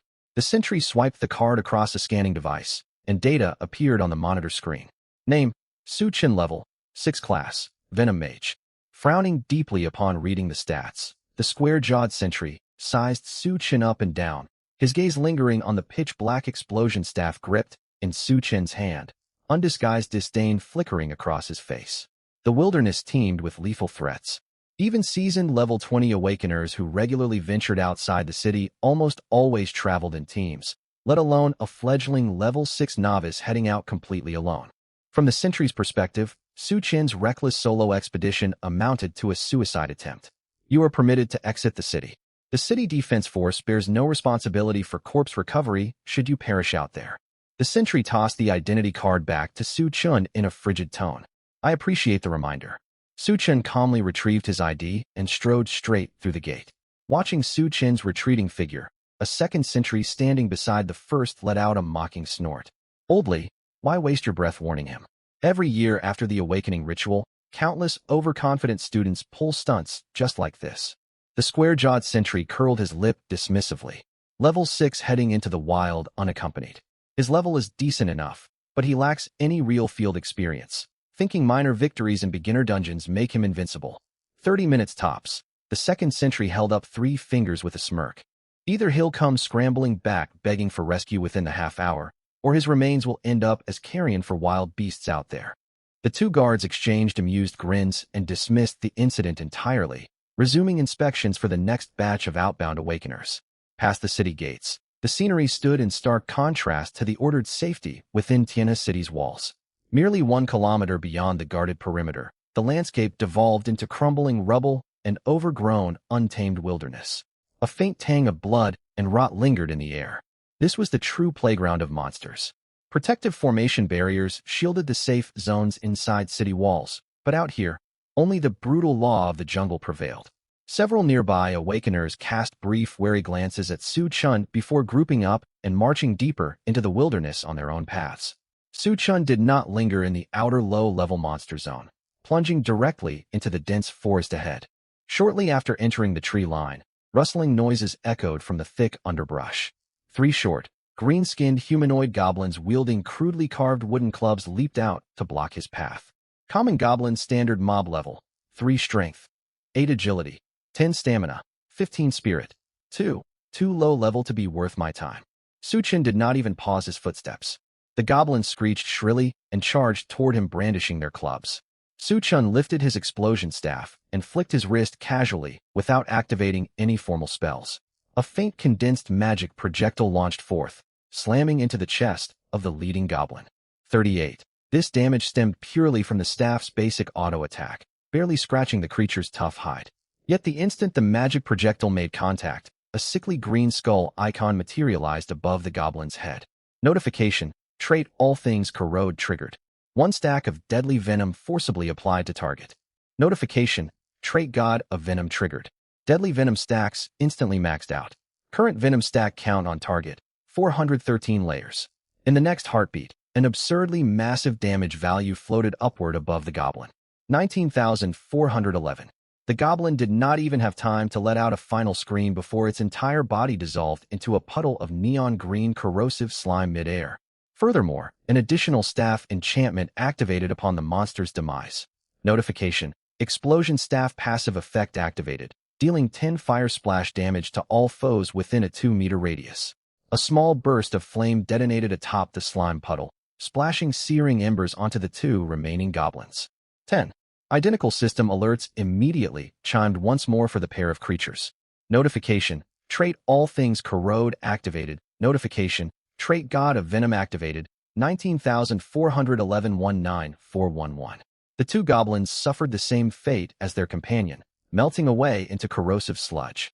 Notification: level 3 goblin eliminated.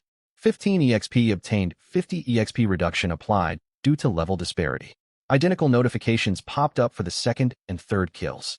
Notification: trait Doom Absorption activated. Maximum Venom stack capacity +3. Current maximum Venom stack limit: 416 layers. Nothing valuable dropped from the 3 pools of dissolved goblin remains, leaving only stained dark green earth in their wake. Su-Chen stared at the barren ground and shook his head faintly. Monster drop rates were just as abysmally poor out here as they had been within beginner dungeons. Earning a sustainable income solely by hunting these low-tier creatures would prove incredibly difficult. He did not bother bending down to check for loot.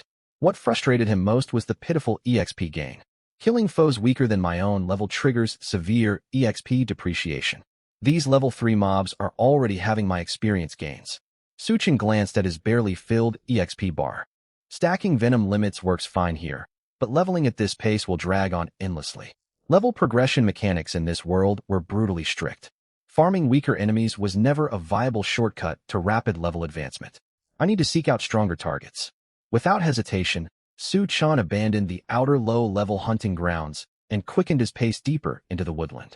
The forest grew progressively dimmer as he ventured inward, the air growing thick with oppressive pressure. Towering ancient trees rose overhead, and the thick layer of humus on the forest floor squelched softly under his boots. An hour later, Su-Chen came to a halt. In the clearing ahead, a colossal wild boar roughly the size of a small pickup truck gorged itself on the carcass of an unknown beast. Thick black steel like bristles covered its body, paired with 2 curved razor-sharp tusks glistening with fresh dried blood. Enraged ironhide boar elite mob level, 10 strength, 45 agility, 20 stamina, 80 spirit, 10 abilities, charge rush, reinforced carapace. Its towering 80-point stamina stat translated to an enormous health pool paired with extremely high physical defense. A standard level 10 party would assign a dedicated tank to absorb frontal damage, while mages chipped away at its health with gradual, inefficient spell damage, spending several minutes whittling down its health bar to secure a kill. The boar detected Su-Chen's presence, snapping its head around to fix bloodshot, furious eyes squarely on him. A deafening roar boomed through the woods. Planting its hind legs firmly against the ground, the beast barreled forward like an out-of-control armored truck straight towards Su-Chen. Notification: enraged ironhide boar has cast charge rush. The ground trembled beneath the boar's weight as dead branches and dry leaves swirled into a violent gust of wind. Su-Chen stood rooted in place without making any evasive movement. He raised his explosion staff and loosed a basic magic missile toward the charging elite monster. Whoosh! The projectile struck dead center against the boar's thick, armored forehead. 33. The boar possessed formidable physical and magical resistance. This negligible damage barely registered as a minor irritation. It was, however, more than enough for Su-Chen's purposes. A sickly green skull sigil ignited instantly above the boar's cranium. The charging ironhide boar stiffened abruptly mid-sprint. 19,552. Its massive bulk crashed heavily to the ground less than 5 meters away from Su Chun without a single struggle or cry of pain. The elite monster's massive health pool, bolstered by 80 stamina, crumpled like thin paper against the unmitigated true damage from his stacked venom. The carcass immediately began decomposing and liquefying the moment it collapsed. Within 2 short seconds, it dissolved into a large pool of foul-smelling green viscous fluid. Notification: cross-level elimination of level 10 elite enraged ironhide boar. 150 EXP acquired. Notification: trait doom absorption activated. Maximum venom stack capacity +1. Current maximum venom stack limit: 417 layers. System chimes rang out crisply, and Su Chen's experience bar inched forward noticeably. Looks like something dropped.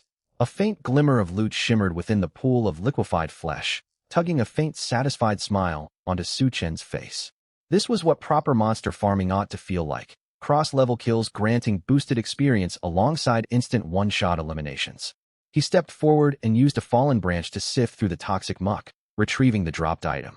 Obtained: Ironhide Boar Hide ×1. The payoff is decent enough. Ironhide boar hides counted as rare crafting materials, exclusive drops from level 10 elite monsters.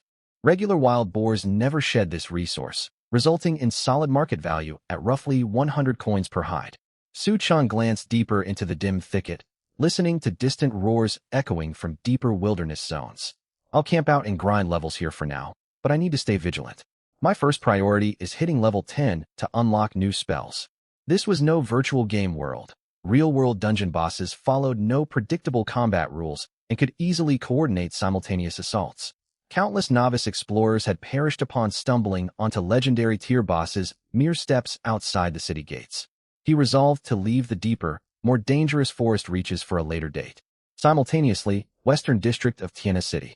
A luxurious coach branded with the logo of Tianhe No. 1 High School cruised smoothly down the paved city roadway.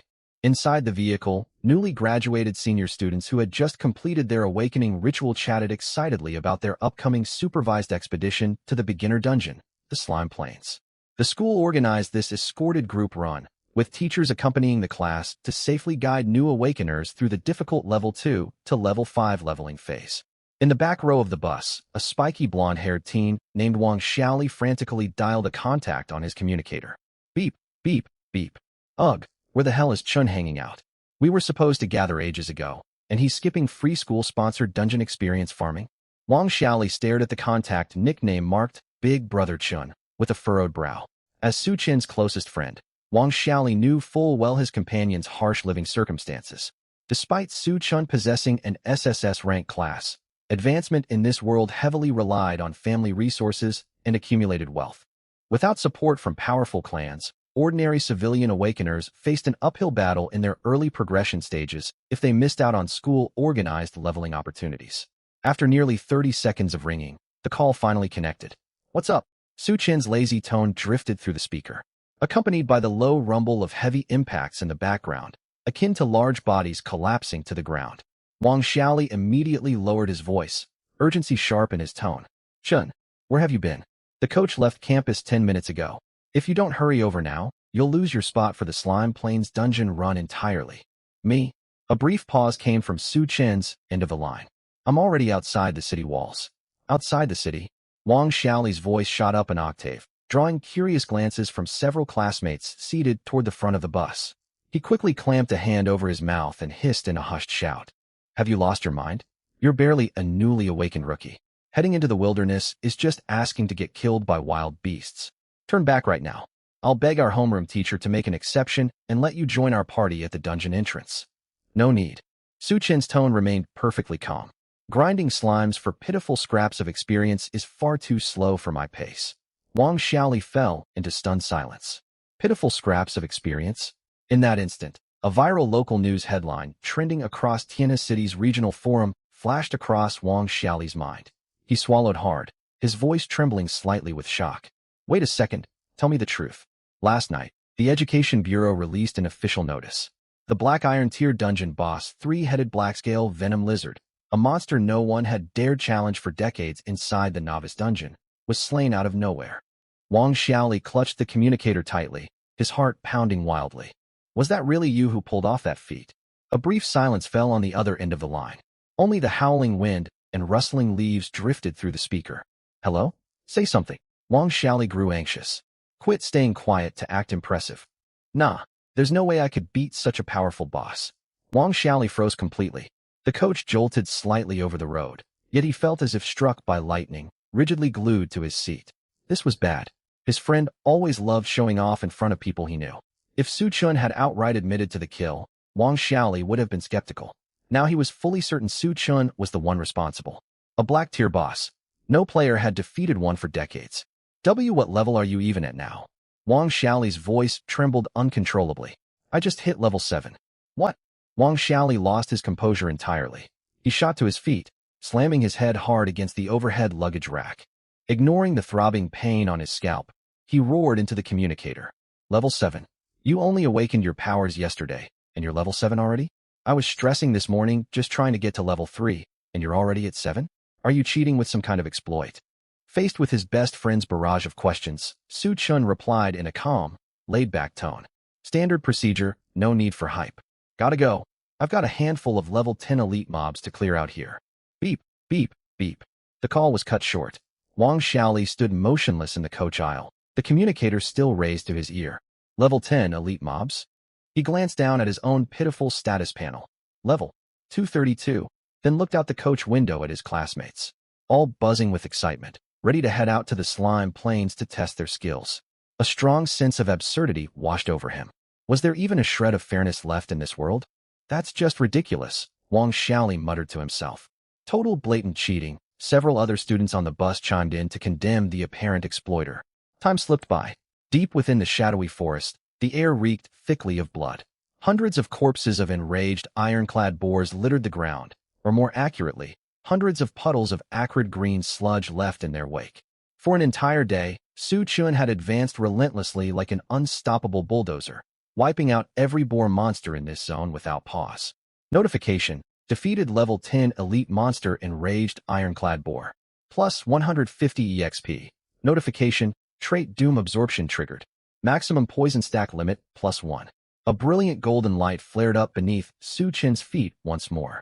Notification: level up to level 9. Obtained 5 free attribute points. Su Chun opened his status panel out of habit, allocating the points as usual. 3 points into spirit, 2 points into stamina. He checked his current stats. Current maximum poison stack capacity, 732 stacks. The leveling pace is still too slow. Su Chun kicked a stray boulder out of his path with a sigh. After a full day of non-stop grinding, he had reached level 9 and stacked his poison up to 732 layers.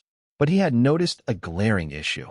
Even though defeating level 10 monsters granted the same fixed EXP value, his experience bar filled at a glacial crawl as his level rose.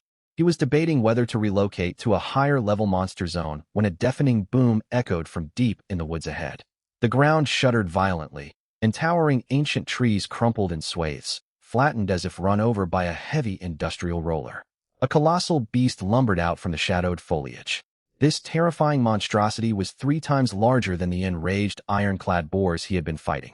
Its body was encased in armor as solid as cast bronze, paired with 2 3-meter-long dark golden tusks. Blistering hot gusts billowed from its nostrils with every breath.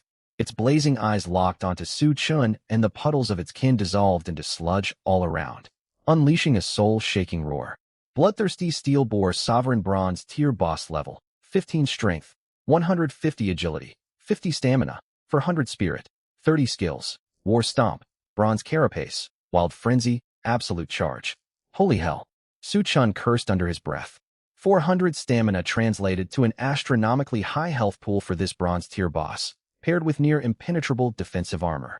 For any ordinary player, even a well-coordinated 20-person party would hesitate to engage this level 15 bronze boss head-on. Raw stat disparity was often an instant death sentence. Roar! The boar sovereign gave Su Chun no time to react and immediately activated absolute charge. Its massive frame blurred into a bronze streak, shattering every tree in its path and sending wood splinters flying everywhere. Why does every monster I run into just charge non-stop? Do they all have a fixation on rushing targets? Su Chen stood rooted to the spot without taking a single step backward. He lifted his explosion staff and flicked his fingertips.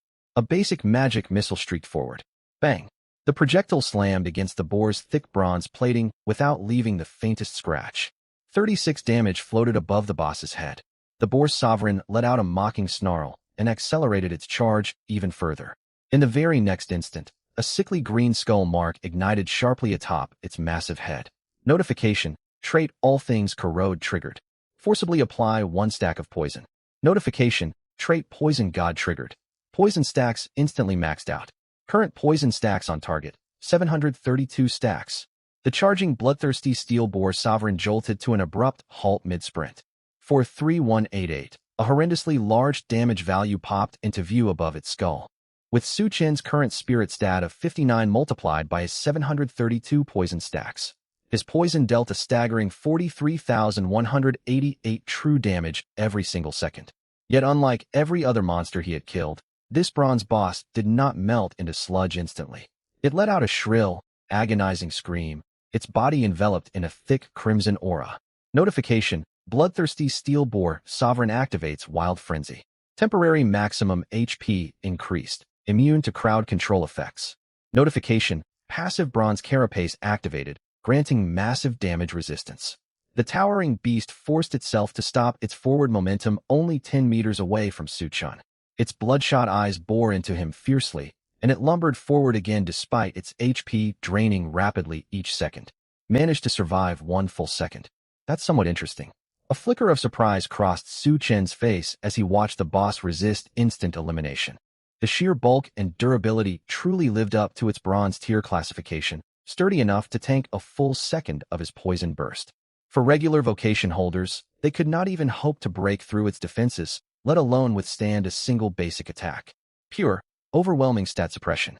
Second tick: 43188. The boar's charge closed the distance to 5 meters. The foul, hot wind from its breath already ruffled the hem of Su Chen's clothing. It raised its sharp golden tusks high, ready to pierce the human before it completely. Third tick: 43188. The ferocity faded abruptly from the boar sovereign's eyes. Its mountainous frame lost all support and crashed heavily onto the ground. Momentum carried its corpse sliding several meters forward, stopping directly at Su Chen's feet. No final roar echoed. Only the sickening sound of flesh rapidly dissolving echoed through the woods. Notification: defeated level 15 bronze tier boss bloodthirsty steel boar sovereign by level gap advantage. Plus 150,000 EXP. Notification: trait Doom absorption triggered. Maximum poison stack limit +1. Current maximum poison stack capacity 734 stacks. Ding. A blinding pillar of golden light shot straight upward from Su Chen's body. Notification: level up to level 10. Obtained 5 free attribute points. Finally hit level 10.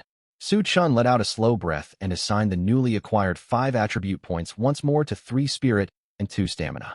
He looked down toward the ground. The massive bronze boar corpse had fully dissolved into a thick pool of green liquid, with bright glimmers shimmering within the sludge. A massive loot drop. Slaying the boss while vastly outleveled it forced the beast to drop all its accumulated treasures. Su Chen stepped forward and used a branch to fish out each glowing item one by one. Obtained loot: bloodthirsty boar hide greaves bronze boar sovereign tough hide. Bronze tier crafting material gold coins times 498. Bloodthirsty boar hide greaves rank.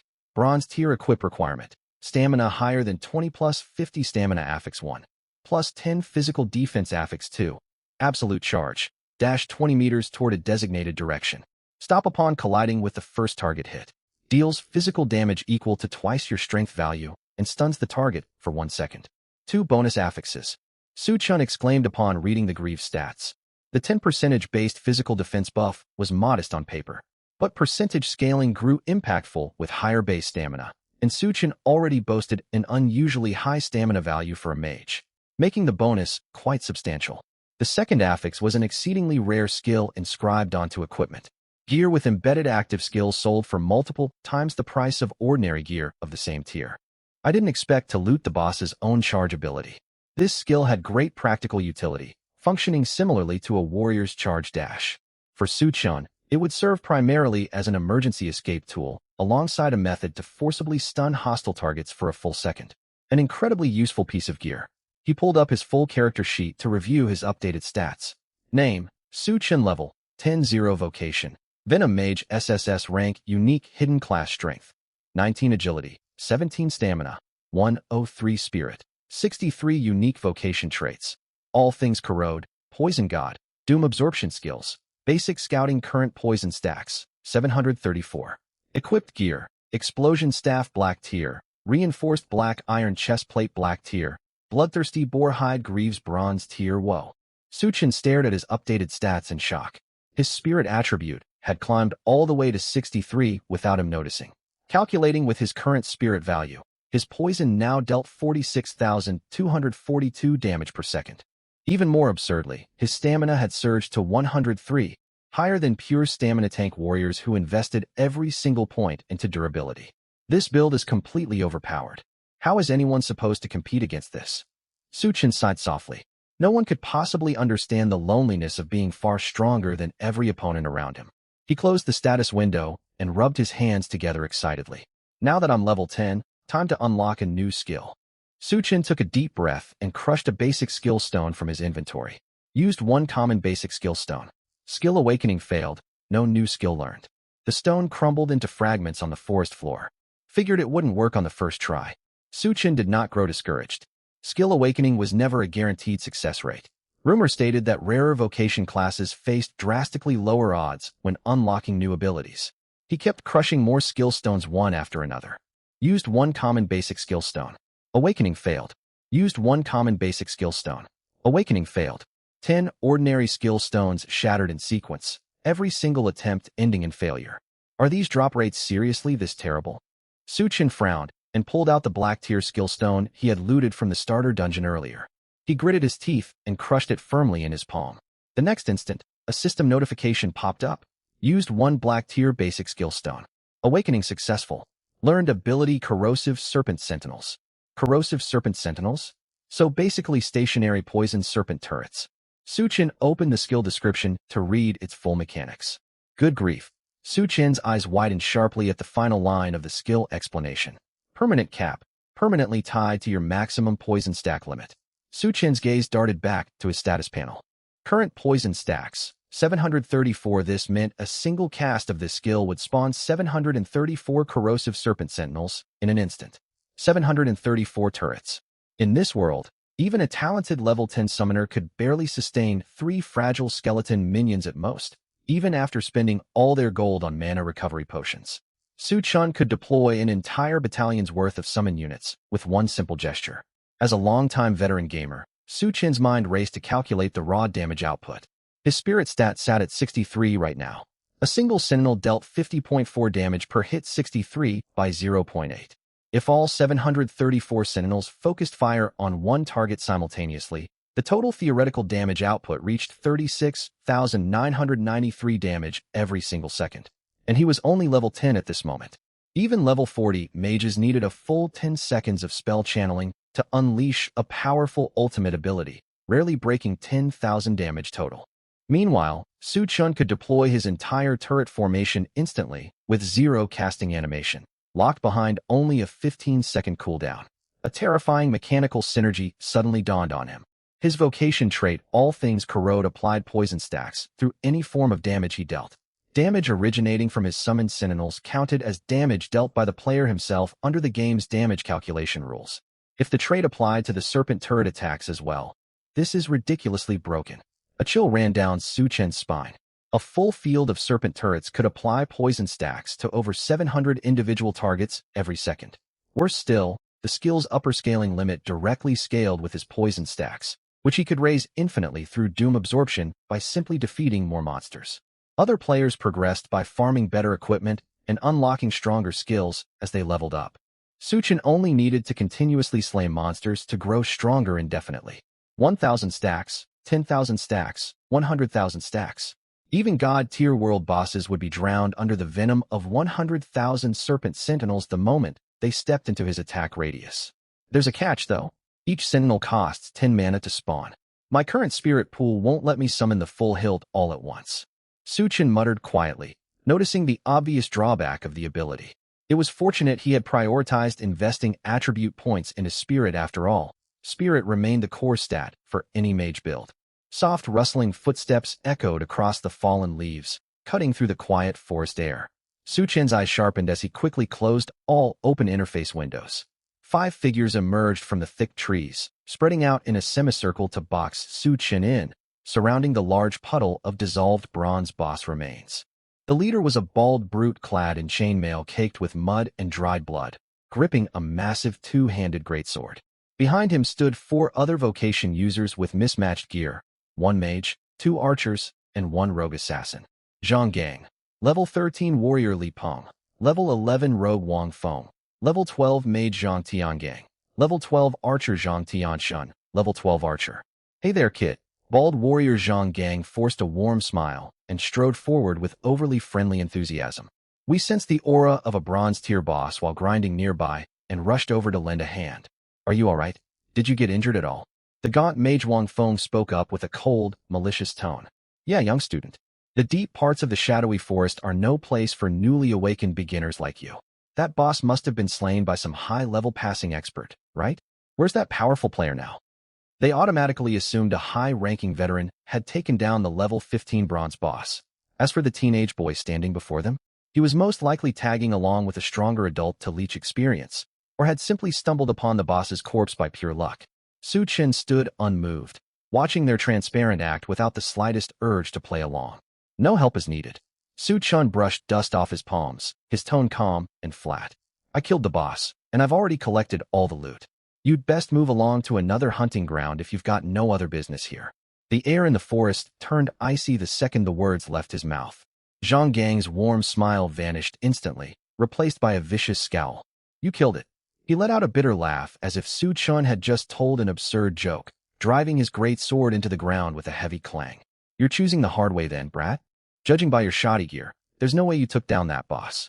Hand over all the equipment and materials you picked up, and I might show mercy and spare your life.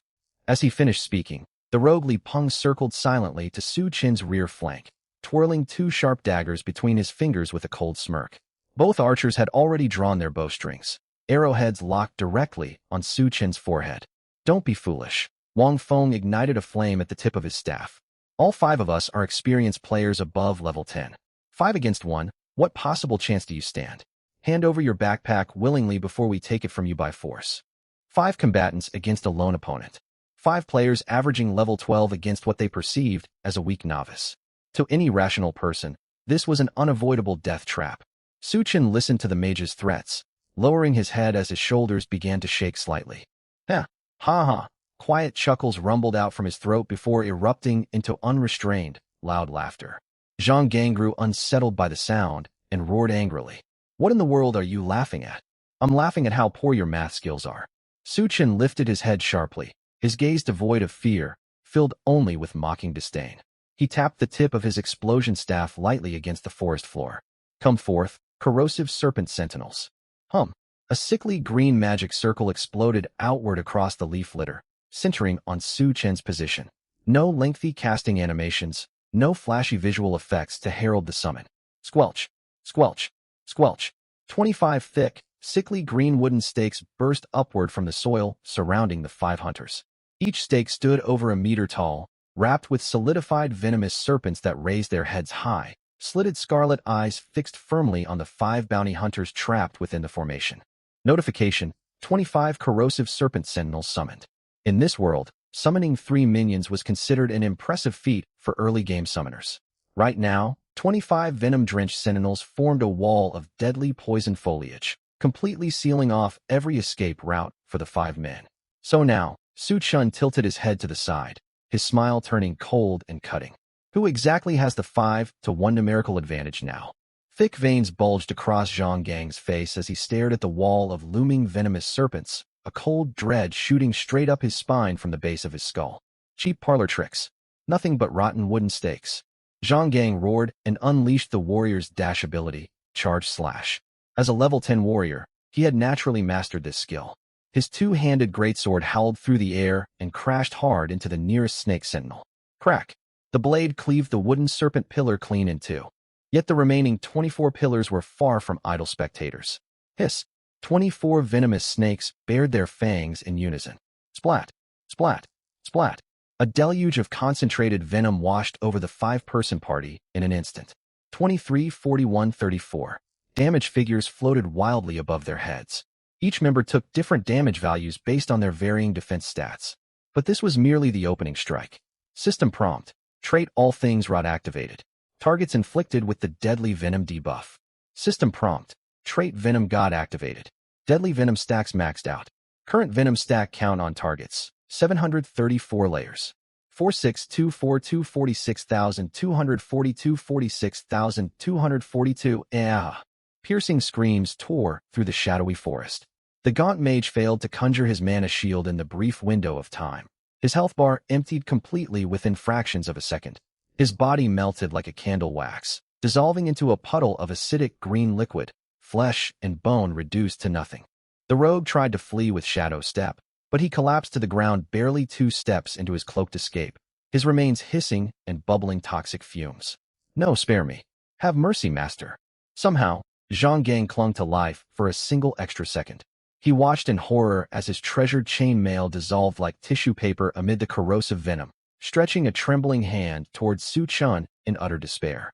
Su Chun stared back at him with a blank expression. Those who rob and kill others must accept the consequence of dropping their loot when defeated. The next second, the burly warrior's body disintegrated entirely. Current maximum accumulated venom stacks, 739 layers. The entire battle lasted no more than 5 seconds from start to finish. Silence settled over the woods once more, broken only by the faint sway of the 24 snake sentinels choking the air with suffocating poison gas. Su Chun waved a hand and dismissed his summoned sentinels. This is my first time taking a life, yet I feel nothing out of the ordinary. Probably because this world functions so much like an online game. Still, I never knew eliminating foes could raise my venom stacks. Su Chun muttered to himself, deep in thought. I've got a rather risky plan. Maybe it's better not to act on reckless impulses. He shook his head and walked toward the pools of liquefied remains. The 5 victims' backpacks spilled open across the ground, alongside pieces of their equipped gear. Su Chun knelt down to loot the corpses. Fine steel boots, level 10 iron tier equipment.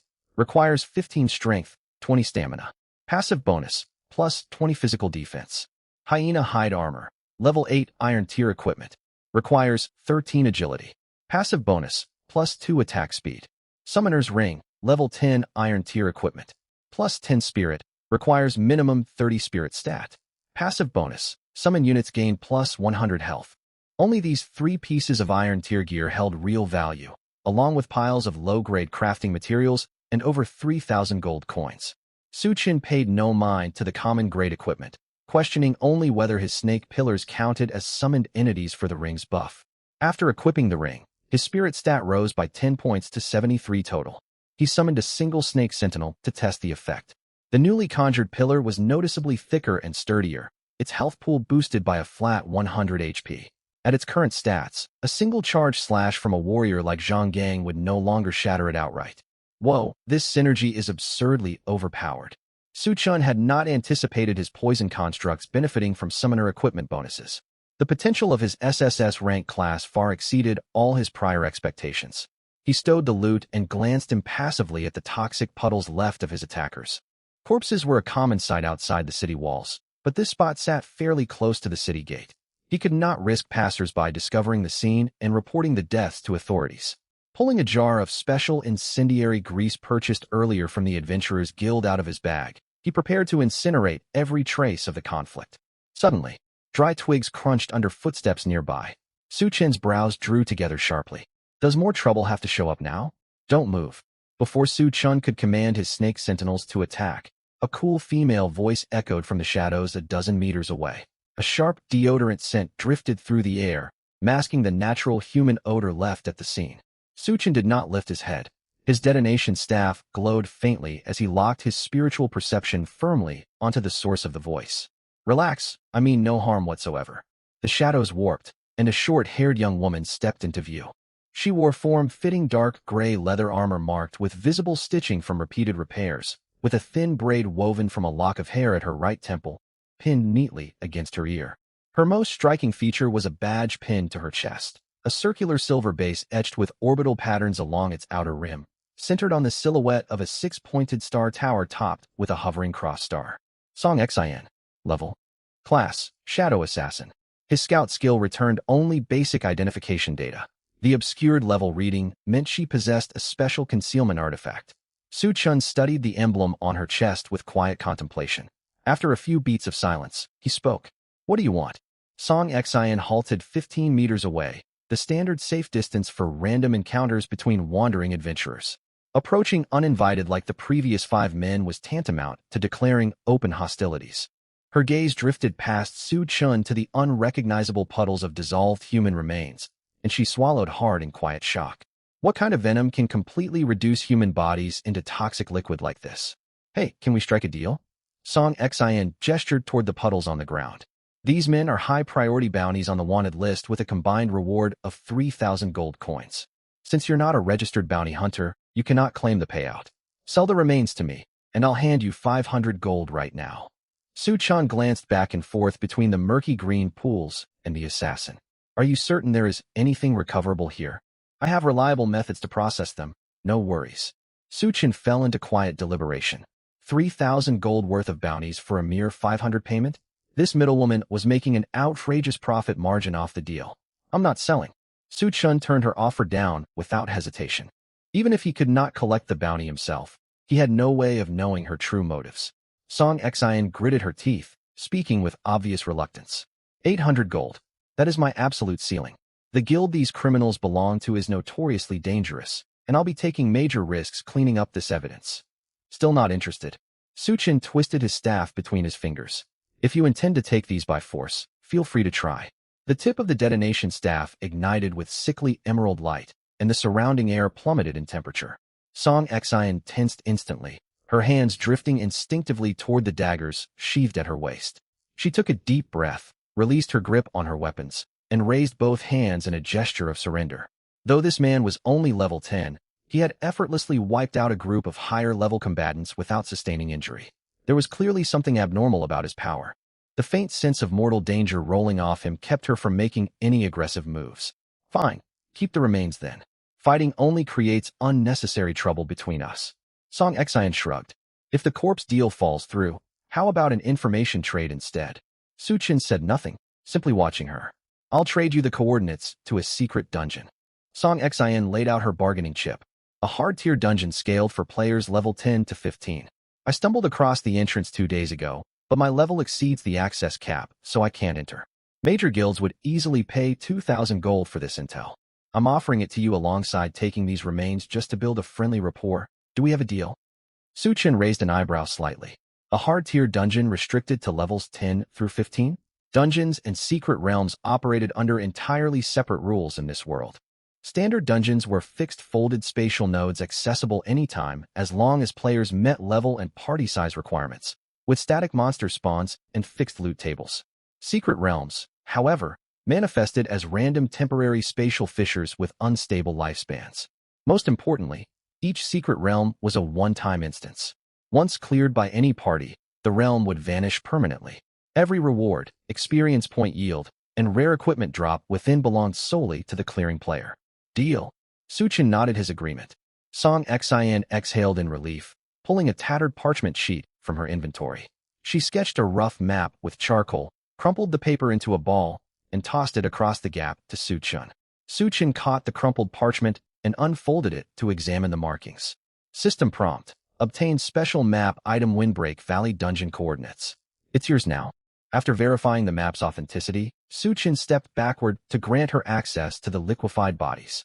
Song Xin brightened visibly and hurried forward. She pulled several clear crystal vials from her pack and efficiently siphoned the green toxic liquid into each container with practiced movements. Once she finished securing the collected material, Song Xin leaned back against a large boulder nearby and bit down on a hard travel ration from her waist pouch. This line of work is truly brutal. She mumbled through mouthfuls of dried food. Su Chun settled against a tree root at a distance that let him react to threats instantly, retrieving water and dried rations from his own bag to eat. You attend Tianxiong Academy, correct? A top-tier elite student sneaking out late at night to work bounty corpse recovery jobs.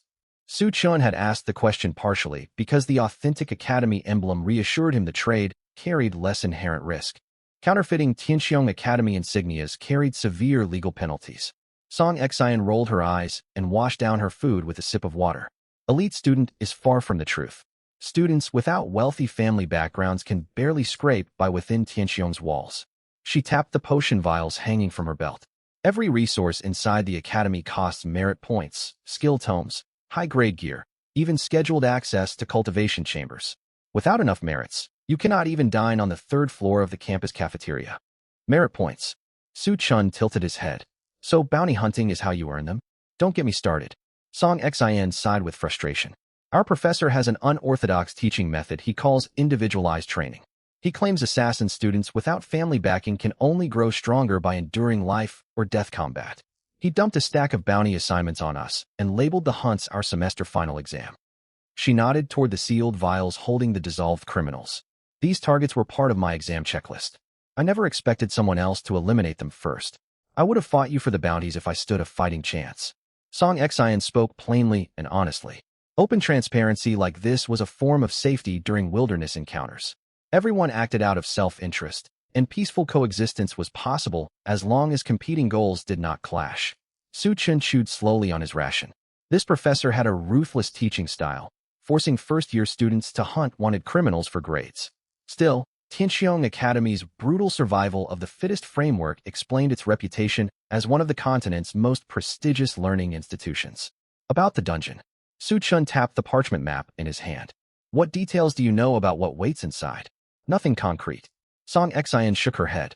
I only used my scan spell near the entrance to confirm its hard rating and level 10 to 15 lockout. The gateway sits beneath a cliff face in Windbreak Valley guarded by several level 14 elite monsters. I didn't dare get close enough to scout further. Understood. Farewell. Without another word to Song Xian, Su Chun dusted off his clothes and walked into the dark woodland toward Windbreak Valley per the map's directions. Here's hoping this dungeon drops valuable loot. Song Xian stared after his retreating figure from beside her small campfire, utterly dumbfounded. Is this person really just a high school student? He extracted the information he needed and left without a single unnecessary word, moving with the caution and wariness of a seasoned veteran rather than a teen. Are modern high schoolers this sharp and guarded these days? He even knew to wipe evidence of the killings. I originally planned to wait for him to leave and claim the collected toxic remains for myself for extra profit. Then again, he still has plenty left to learn. Once Su Chun put enough distance between them, he stopped at a sheltered spot and lit a small campfire. Night wind rustled through the treetops as the fire crackled softly. Su Chun sat beside the flames and chugged a bottle of basic mana recovery potion. System prompt. Consumed basic mana recovery potion. Restored 50 mana points. The pale blue liquid soothed the mental fatigue weighing on his mind. He waved his staff casually. Dozens of dark purple totem pillars, his corrosive snake sentinels, rose from the ground surrounding his position, their serpent heads flicking venomous tongues and exuding oppressive toxic mist. 120 sentinels stood assembled in total. Su Chun massaged his temples as overwhelming dizziness washed over him, leaving his body drained and exhausted, akin to pulling multiple all-nighters with no rest whatsoever. The mana cost for this ability is ridiculously steep.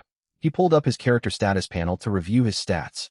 His 73 spirit stat was well above average for players at his level bracket. Each individual corrosive snake sentinel consumed 10 mana points upon summoning. Maintaining 140 sentinels simultaneously pushed his mana pool to its absolute hard limit. His mana gauge sat completely empty, drained dry. Su Chun internally lamented the massive resource drain. Powerful as his summoning skill was, the constant mana expenditure was unsustainable long-term. I need to prioritize acquiring equipment with mana regeneration or mana cost reduction modifiers in my next round of gear upgrades. He drank another mana potion and nibbled on his rations while sorting out his next plan of action. My Snake Sentinel scale with summoner bonuses.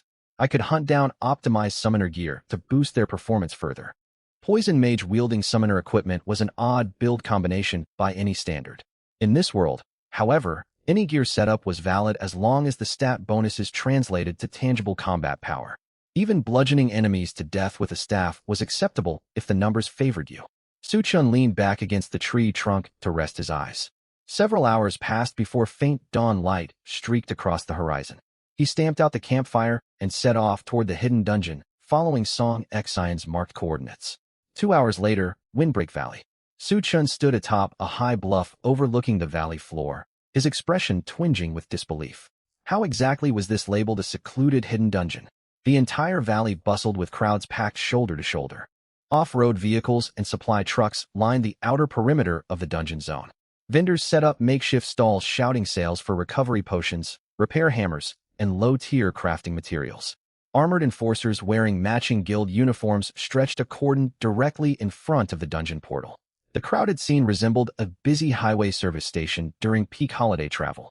Truly a perfectly secluded dungeon location, huh? Su-chun breathed out a sharp huff of exasperation. He immediately pieced together what had transpired. Song Xin had traded widely publicized common information for his hard-earned bounty materials, likely hoping he would get overwhelmed and killed inside the dungeon. A textbook bait-and-switch scam. Kincheong Academy. I will repay this deceptive trick with full interest sooner or later. Su-chun etched the debt against Song Xin in his mind. This world operated purely on survival of the fittest, and no stranger could ever be fully trusted. Instead of giving way to pointless rage, he tidied his equipment and descended the slope into the gathered crowd. Secret realms often featured multiple entry gates that spawn isolated individual instances for each party that enters. Murmured complaints drifted over as he walked into the throng of adventurers.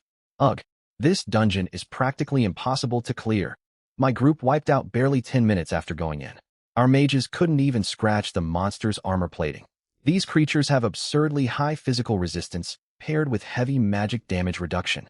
Su-chun listened closely, gathering every scrap of combat intel available. More information was always an advantage. He cast his scout skill on the swirling, multicolored portal before him. Sea of Oblivion Stone's dungeon rank. Hard tier level restriction. Levels 10 to 15 party capacity. Maximum 5 members clearance time limit. 8 hours. Song Xin had not lied about the dungeon's hard classification, at the very least. Hey man, what's the actual situation in this dungeon? Why have so many groups gotten wiped out?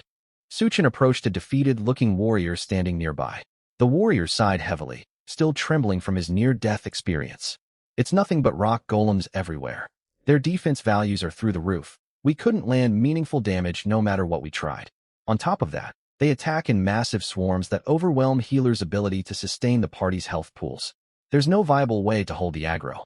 Extremely high defense paired with monster swarms. Whoever designed this dungeon layout had zero mercy for players. Tell me about it. Su-chun nodded in feigned agreement while inwardly celebrating. Max dual damage resistances? Endless monster swarms? This dungeon was tailor-made for stacking his venom layers. His true damage effects ignored all defensive stats entirely. No matter how thick a monster's hide or stone exterior might be, true damage treated heavily armored foes the same as squishy low-health targets. Make way. Clear a path. Berserker Guild is forming a party. A loud gruff shout cut through the crowd from the front of the gathering. Several members wearing Berserker Guild regalia marched forward with arrogant confidence. The lead brute raised a megaphone to address the assembled adventurers. Recruiting 2 high-health warrior tanks, minimum level 10 with iron tier gear preferred. We have a level 15 elite mage as our primary damage dealer. Each member receives 1,000 gold upon successful dungeon clearance. Su-chun clicked his tongue in disapproval. The rewards for clearing a hard-tier dungeon were immensely valuable overall. The guild was offering a measly 1,000 gold per participant while pocketing the bulk of the dungeon rewards for themselves. Corporate greed translated across every world, it seemed. The brute scanned the crowd until his gaze locked onto Su-chun. The words Poison Mage were clearly labeled beneath Su-chun's class identifier. Unfamiliar with the class, the guild leader called out to him. You there, kid? What abilities does this Poison Mage class have? Su-chun replied plainly. I throw poison-based spells. Huffed, don't waste our time. The man lost all interest instantly and resumed recruiting level 15 warriors. Poison damage would be useless against golems with massive magic resistance, especially with the strict 8-hour clear deadline.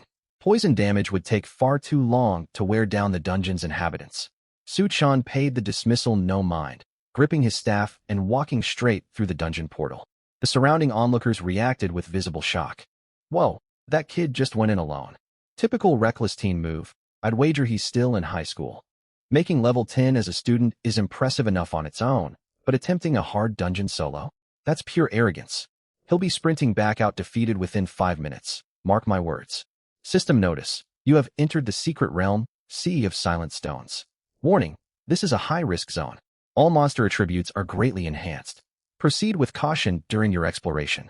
A violent distortion swept across his vision, and Su Chen found himself transported into an utterly unfamiliar world.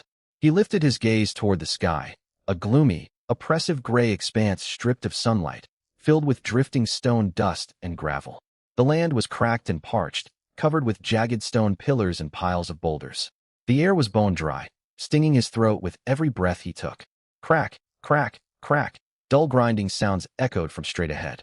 Su Chen focused his sight. From the rubble rose over a dozen humanoid creatures, forged from taupe rock. They swayed their bulky frames and slowly twisted their heads toward him. Their eye sockets glowed with menacing dark red light, and their bodies were clad in thick natural stone armor. Su Chen cast Detect Insight casually. Hardened stone golem level, 10 strength, 80 agility, 15 stamina, 350 spirit, 10 skill. Stone carapace passive. Reduces all incoming physical and magical damage by 60.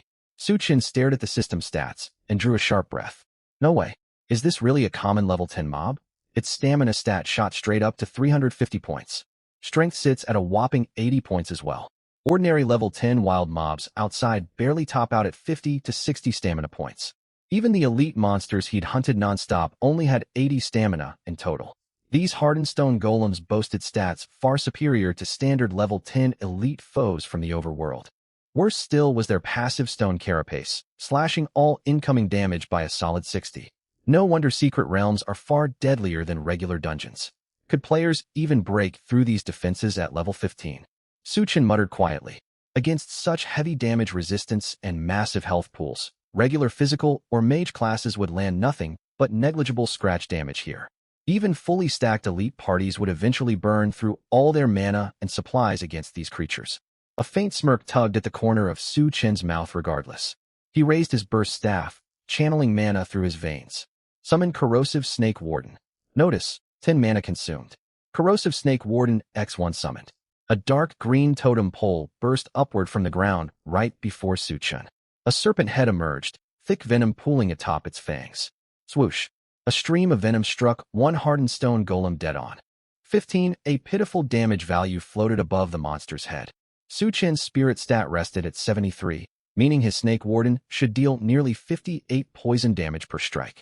Yet the golem's defenses whittled that value down to a mere 15 points. The defensive values truly are absurd.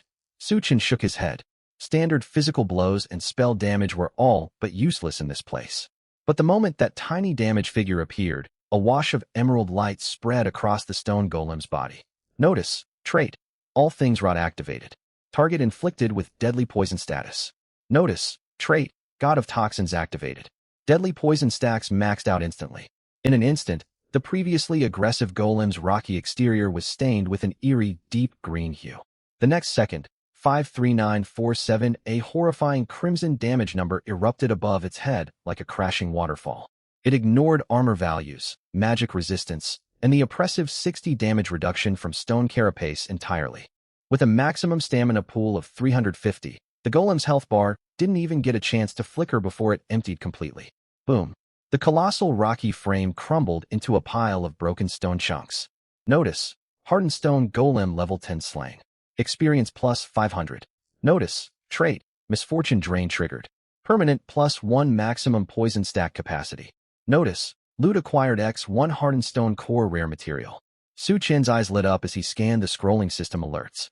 500 experience points, 5 times the standard reward. And the drop rate, is this generous too? Outside this realm, a level 10 monster only granted 100 experience at most. Yet these secret realm mobs rewarded 500 each. On top of that, he'd obtained a rare material from just a single kill. A single core sells for 500 currency easily. Renewed vigor surged through him, and he waved his staff once more. Summon Corrosive Snake Warden. 2 more totems shot out of the earth, forming a triangular formation alongside the first warden. The 3 serpent constructs began firing continuous venom streams at the incoming pack of stone golems. 1554,000 and 2014-5-4093. Boom, boom, boom. Wave after wave of stone golems collapsed like harvested wheat stalks. A single droplet of venom sealed their fate, unleashing over 50,000 true damage without any room for counterplay. Notice, experience plus 500 notice. Experience plus 500 notice. Permanent poison stack limit plus 1 notice. Permanent poison stack limit, +1. Su Chen stood rooted to the spot, watching his experience bar skyrocket and his poison capacity climb higher with each kill. Overwhelmed with pure exhilaration. Unrestrained slaughter such as this was the true correct way to play this game. He gathered the scattered materials into his inventory as he advanced forward. Morphit really was a trustworthy fellow. Beneath the ashen sky shrouded in swirling stone dust, boom, boom. The thunderous crash of collapsing stone echoed nonstop.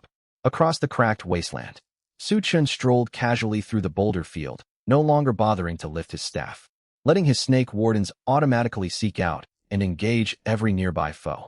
Swoosh! A jet of dark green venom launched from a totem's serpent mouth, striking a freshly spawned stone golem dozens of meters away. Notice, trait, all things rot activated. Target afflicted with deadly poison. Notice, trait, god of toxins activated. Deadly poison fully stacked. A sickly lethal green spread rapidly over the golem's thick rocky plating. Immediately afterward, 54750, an impossibly large damage value bloomed overhead akin to a nuclear detonation. No struggles, no gradual depletion of its health bar whatsoever. I'm far too overpowered with this build. Su Chen's grin widened steadily. These stone golems moved sluggishly and exclusively relied on melee attacks, posing less of a threat to Su Chen than low-level level 1 goblins. They were nothing more than immobile training dummies. Notice, hardened stone golem slain. Experience +500. Notice, trait, misfortune drain triggered. Permanent +1 maximum poison stack capacity. Notice, loot obtained, 24 gold coins, 1x hardened stone core rare material.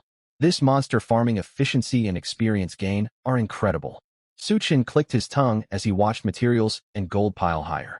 After a quick rough calculation, an hour spent farming within this secret realm yielded more experience than days of grinding in the open world.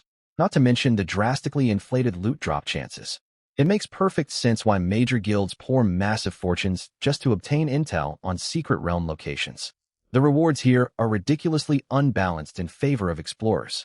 Su Chen sighed in admiration while summoning additional snake wardens to push deeper into the zone. Each snake warden lasts 30 seconds upon summoning, with only a 15-second cooldown. As long as he avoided spawning excessive numbers to drain his mana pool dry, he could maintain permanent uptime effortlessly. As he ventured inward, the surrounding mist thickened, and the stifling dry atmosphere grew heavier by the minute. He rounded a massive circular stone crater and came to a halt. A dense horde of stone golems crowded the open ground ahead, numbering no fewer than 100 in total. They stood arranged like a silent stone army, completely blocking the path forward. Su Chen cast Detect Insight on the group. Monster, Enhanced Rockshell Colossus Elite Level, 13 Strength, 130 Agility, 35 Stamina, 500 Spirit, 20 Passive Ability. Absolute Rock Guard reduces all physical and magical damage taken by 90. Su Chen's eyelids twitched violently upon reading the ability description. 500 Stamina was already troublesome enough. Paired with a flat 90% damage reduction? Is this some kind of bad joke? He peered past the mob swarm toward their rear. Dead center of the densely packed golem formation stood a 10-meter-tall obsidian pillar, carved with intricate runes. Waves of taupe aura emanated outward non-stop from its surface, covering a 500-meter radius. He targeted the pillar with another Detect Insight. Monster, Silent Soul Suppression Pillar Iron Tier Boss Level, 15 Strength, 1 Agility, 1 Stamina, 2000 Spirit, 1 Soul Suppression Aura. Grants the absolute rock guard buff to all stone-type monsters within a 500-meter radius, raising their damage reduction to 90. That's such a frustrating mechanic. Su Chen muttered to himself as he studied the pillar's stats. He now understood why elite guild teams from the outer world had failed to clear this area despite multiple attempts. This layered setup created an unbreakable deadlock for regular adventurers. 90% universal damage reduction rendered all conventional attacks meaningless. To eliminate the stone golems, one would first need to destroy the soul suppression pillar, fueling their defensive buff. Yet the pillar held a massive 2,000-point stamina pool and was sealed behind wall after wall of level 13 elite golems. Standard parties would never carve a path through this damage-resistant horde just to reach the pillar. Even stealth-focused assassins who sneak past the mob wall cannot deal meaningful damage to the pillar at level 15. Every viable strategy eventually leads to exhausted mana and stamina reserves, leaving the team overwhelmed by the endless monster swarm. Su Chen stroked his chin thoughtfully. That reality only applied to ordinary groups, however. 90% damage reduction? Su Chun let out a scoff and pointed his burst staff straight toward the mob cluster. Summon Corrosive Snake Warden. 100 mana points were deducted instantly. 10 dark, purple totems erupted from the ground along the outer edge of the golem army. Swoosh, swoosh, swoosh. Volleys of venom showered the front rank of enhanced rockshell colossi. Poisonous green venom seeped relentlessly into their reinforced rocky armor plating. 54750 54,823 54,896 blinding streams of crimson damage numbers surged upward from the mob mass, nearly obscuring the entire field of vision. Against his unmitigated true damage, the 90% damage resistance and 500 stamina pools were completely irrelevant. The tight clustering of the golems amplified the splash effect of his burst staff perfectly. When one golem perished, adjacent targets immediately contracted the stacked deadly poison debuff. Boom, boom, boom, boom. A single wave of venom fire reduced dozens of level 13 elite stone golems to flying rock fragments in an instant. Notice, level 13 enhanced rockshell colossus elite slain via level gap damage. Experience plus 975. Notice, level 13 enhanced rockshell colossus slain. Su Chun paid no mind to the collapsing stone debris as he walked directly toward the towering silent soul suppression pillar. His snake wardens operated as pinpoint-accurate turrets, dissolving every incoming elite golem into dust. In less than 2 minutes, Su Chun had cut a clear path through the monster tide and stood face-to-face with the 10-meter black pillar. 2,000 stamina, correct? Su Chun tilted his head upward to gaze at the pillar with a calm expression. Swoosh. A single venom stream impacted the pillar's surface. A flash of emerald light washed over its frame. 56940, a sharp cracking sound echoed out, splitting the 2,000 stamina pillar straight down its core. It did not collapse immediately after the first strike. 56940 56,945 6940, 4 consecutive massive damage values popped up in quick succession before the pillar crumbled entirely, kicking up a massive cloud of stone dust upon impact. The protective aura vanished completely the moment the pillar shattered. The remaining stone golems in the vicinity instantly lost their absolute rock guard buff. Notice, Iron Tier Boss Silent Soul Suppression Pillar Level 15 eliminated successfully. Notice, experience plus 112,500. Notice, your level has risen to level 11. Notice, 5 free attribute points obtained. A golden level-up glow wrapped around Su Chun's body, bringing a refreshing surge to his spiritual power. Ignoring the leftover debuffed stone golems scattered around him, he focused on the glowing pile of loot spilling out. Several chunks thick with earth elemental energy lay alongside 2 bronze glinting pieces of equipment. Clink. Su Chun kicked aside a loose rock fragment with his toe and picked up the 2 faintly dark, glimmering items. Massive stone greatsword Iron Tier class requirement. Warrior level requirement, 12 attributes, strength plus 15, physical attack bonus, plus 2 rough stone dagger Iron Tier class requirement, assassin type jobs level requirement, 13 attributes, agility plus 10, strength plus 5. Su Chun skimmed the stat panels and shrugged dismissively. 2 generic Iron Tier pieces of equipment, neither compatible with my class. It seems all my lucky first kill loot chances went toward higher drop rates instead of valuable gear. He tossed both weapons into his inventory, planning to trade them for gold through the Adventurers Guild. He wasted no extra time and set about clearing out every remaining stone golem in the area. Each monster represented valuable experience after all. Once the surrounding area was purged of hostiles, he advanced deeper into the secret realm. Boom, boom, boom. Along the way, he encountered 3 more silent soul suppression pillars, each guarded by swarms of elite stone golems. No surprises followed.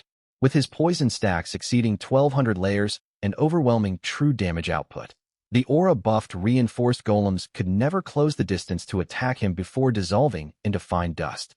The 10-meter suppression pillars could not endure even 10 full seconds of venom assault before shattering into stone rubble. Su Chun's experience bar climbed at an absurd rate, while his inventory steadily filled with piles of collected materials.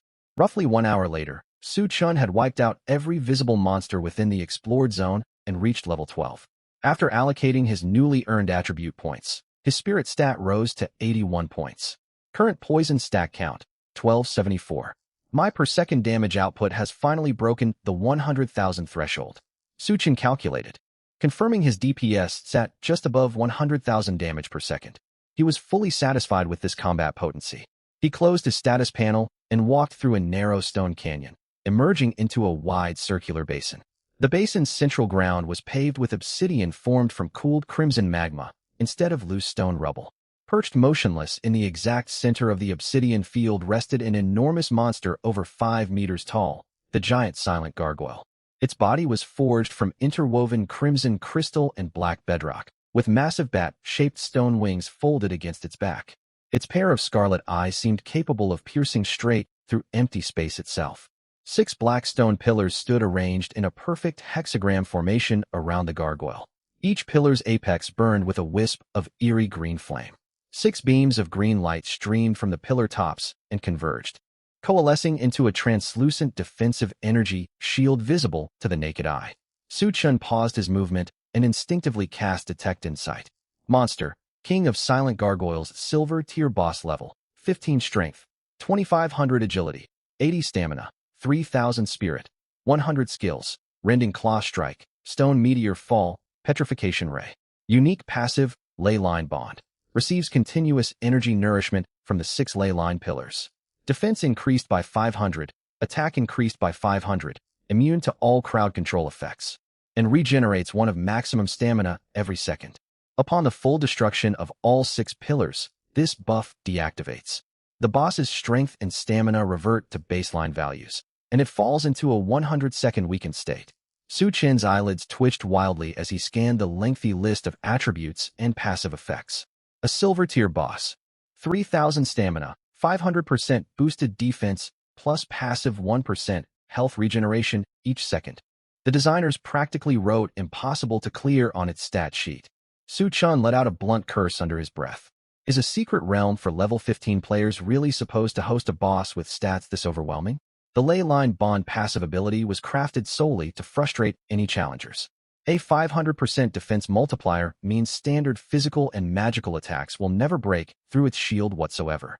Add the constant health regeneration on top. Su Chun ran quick calculations in his mind. Unless the 6 surrounding pillars were destroyed within an extremely short window to sever its energy supply, any party's total damage output would be outpaced entirely by the boss's natural healing. Bypassing the fight mechanics is not an option here. The rules explicitly require destroying the pillars first before engaging the boss. Su Chun rested a hand on his chin and sighed. How is any group meant to tackle this encounter? Parties already deplete half their supplies fighting the 90% damage reduction golem hordes outside. By the time they reach the final boss, they must dismantle 6 pillars while under constant assault from the gargoyle itself. It's nothing short of cruel numerical suppression paired with oppressive fight mechanics. This harsh reality only applied to other adventurers, however. Su Chun curled his lips into a sly grin. I've never been fond of following prescribed fight mechanics anyway. He completely ignored the 6 ley line pillars standing around the basin and aimed his burst staff directly at the Gargoyle King. Summon Corrosive Snake Warden. Mana was deducted from his mana pool. Dense clusters of dark purple totems burst upward from the ground right in front of Su Chun.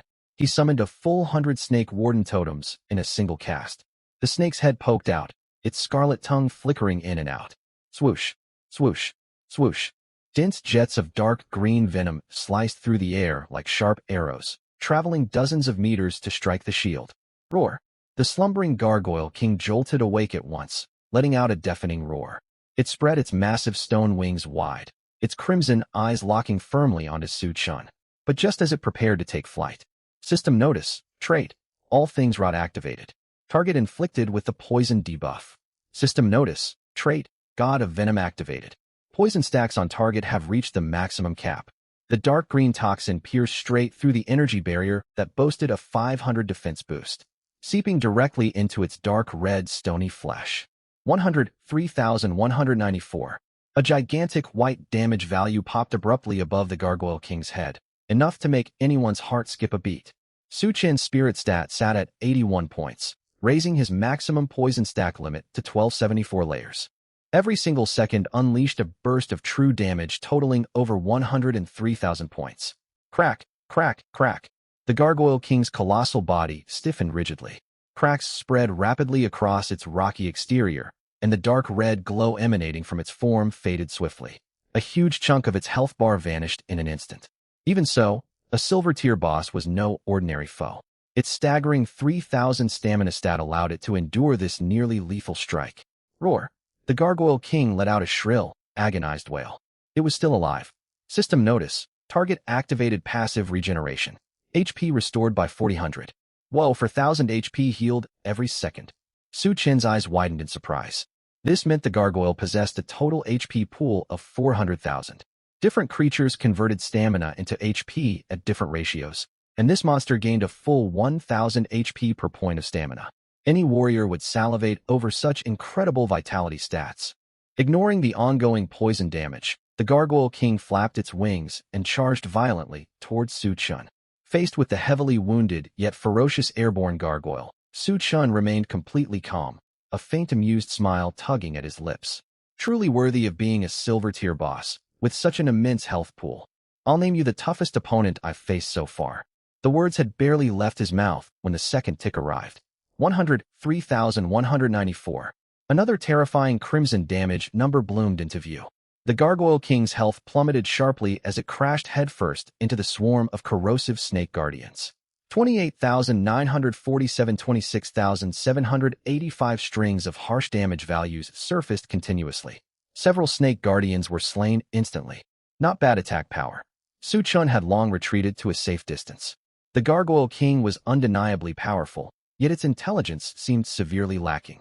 He wondered if its mind functioned on the same simplistic level as the common stone golems wandering the area. He silently counted down the passing seconds. Third second, 103,194. Damage figures kept spawning non-stop, draining the Gargoyle King's health bar down to a sliver. Roar! It screeched shrilly, lifting its bulk into the air once more. Its blood-red gaze cut through the wall of snake guardians, zeroing in solely on Su Chen. Without hesitation, it dove straight down toward him at blistering speed, appearing above his head in the blink of an eye. Tough foes are never scary. The dangerous ones are the tough foes who can think for themselves. Su Chen's eyelids twitched with alarm. His earlier plan to hide behind the snake pillars and safely whittle down the boss had never been going to be that simple. In this world, mighty creatures were always blessed with matching cognitive capacity. Still, Su Chen had countermeasures ready.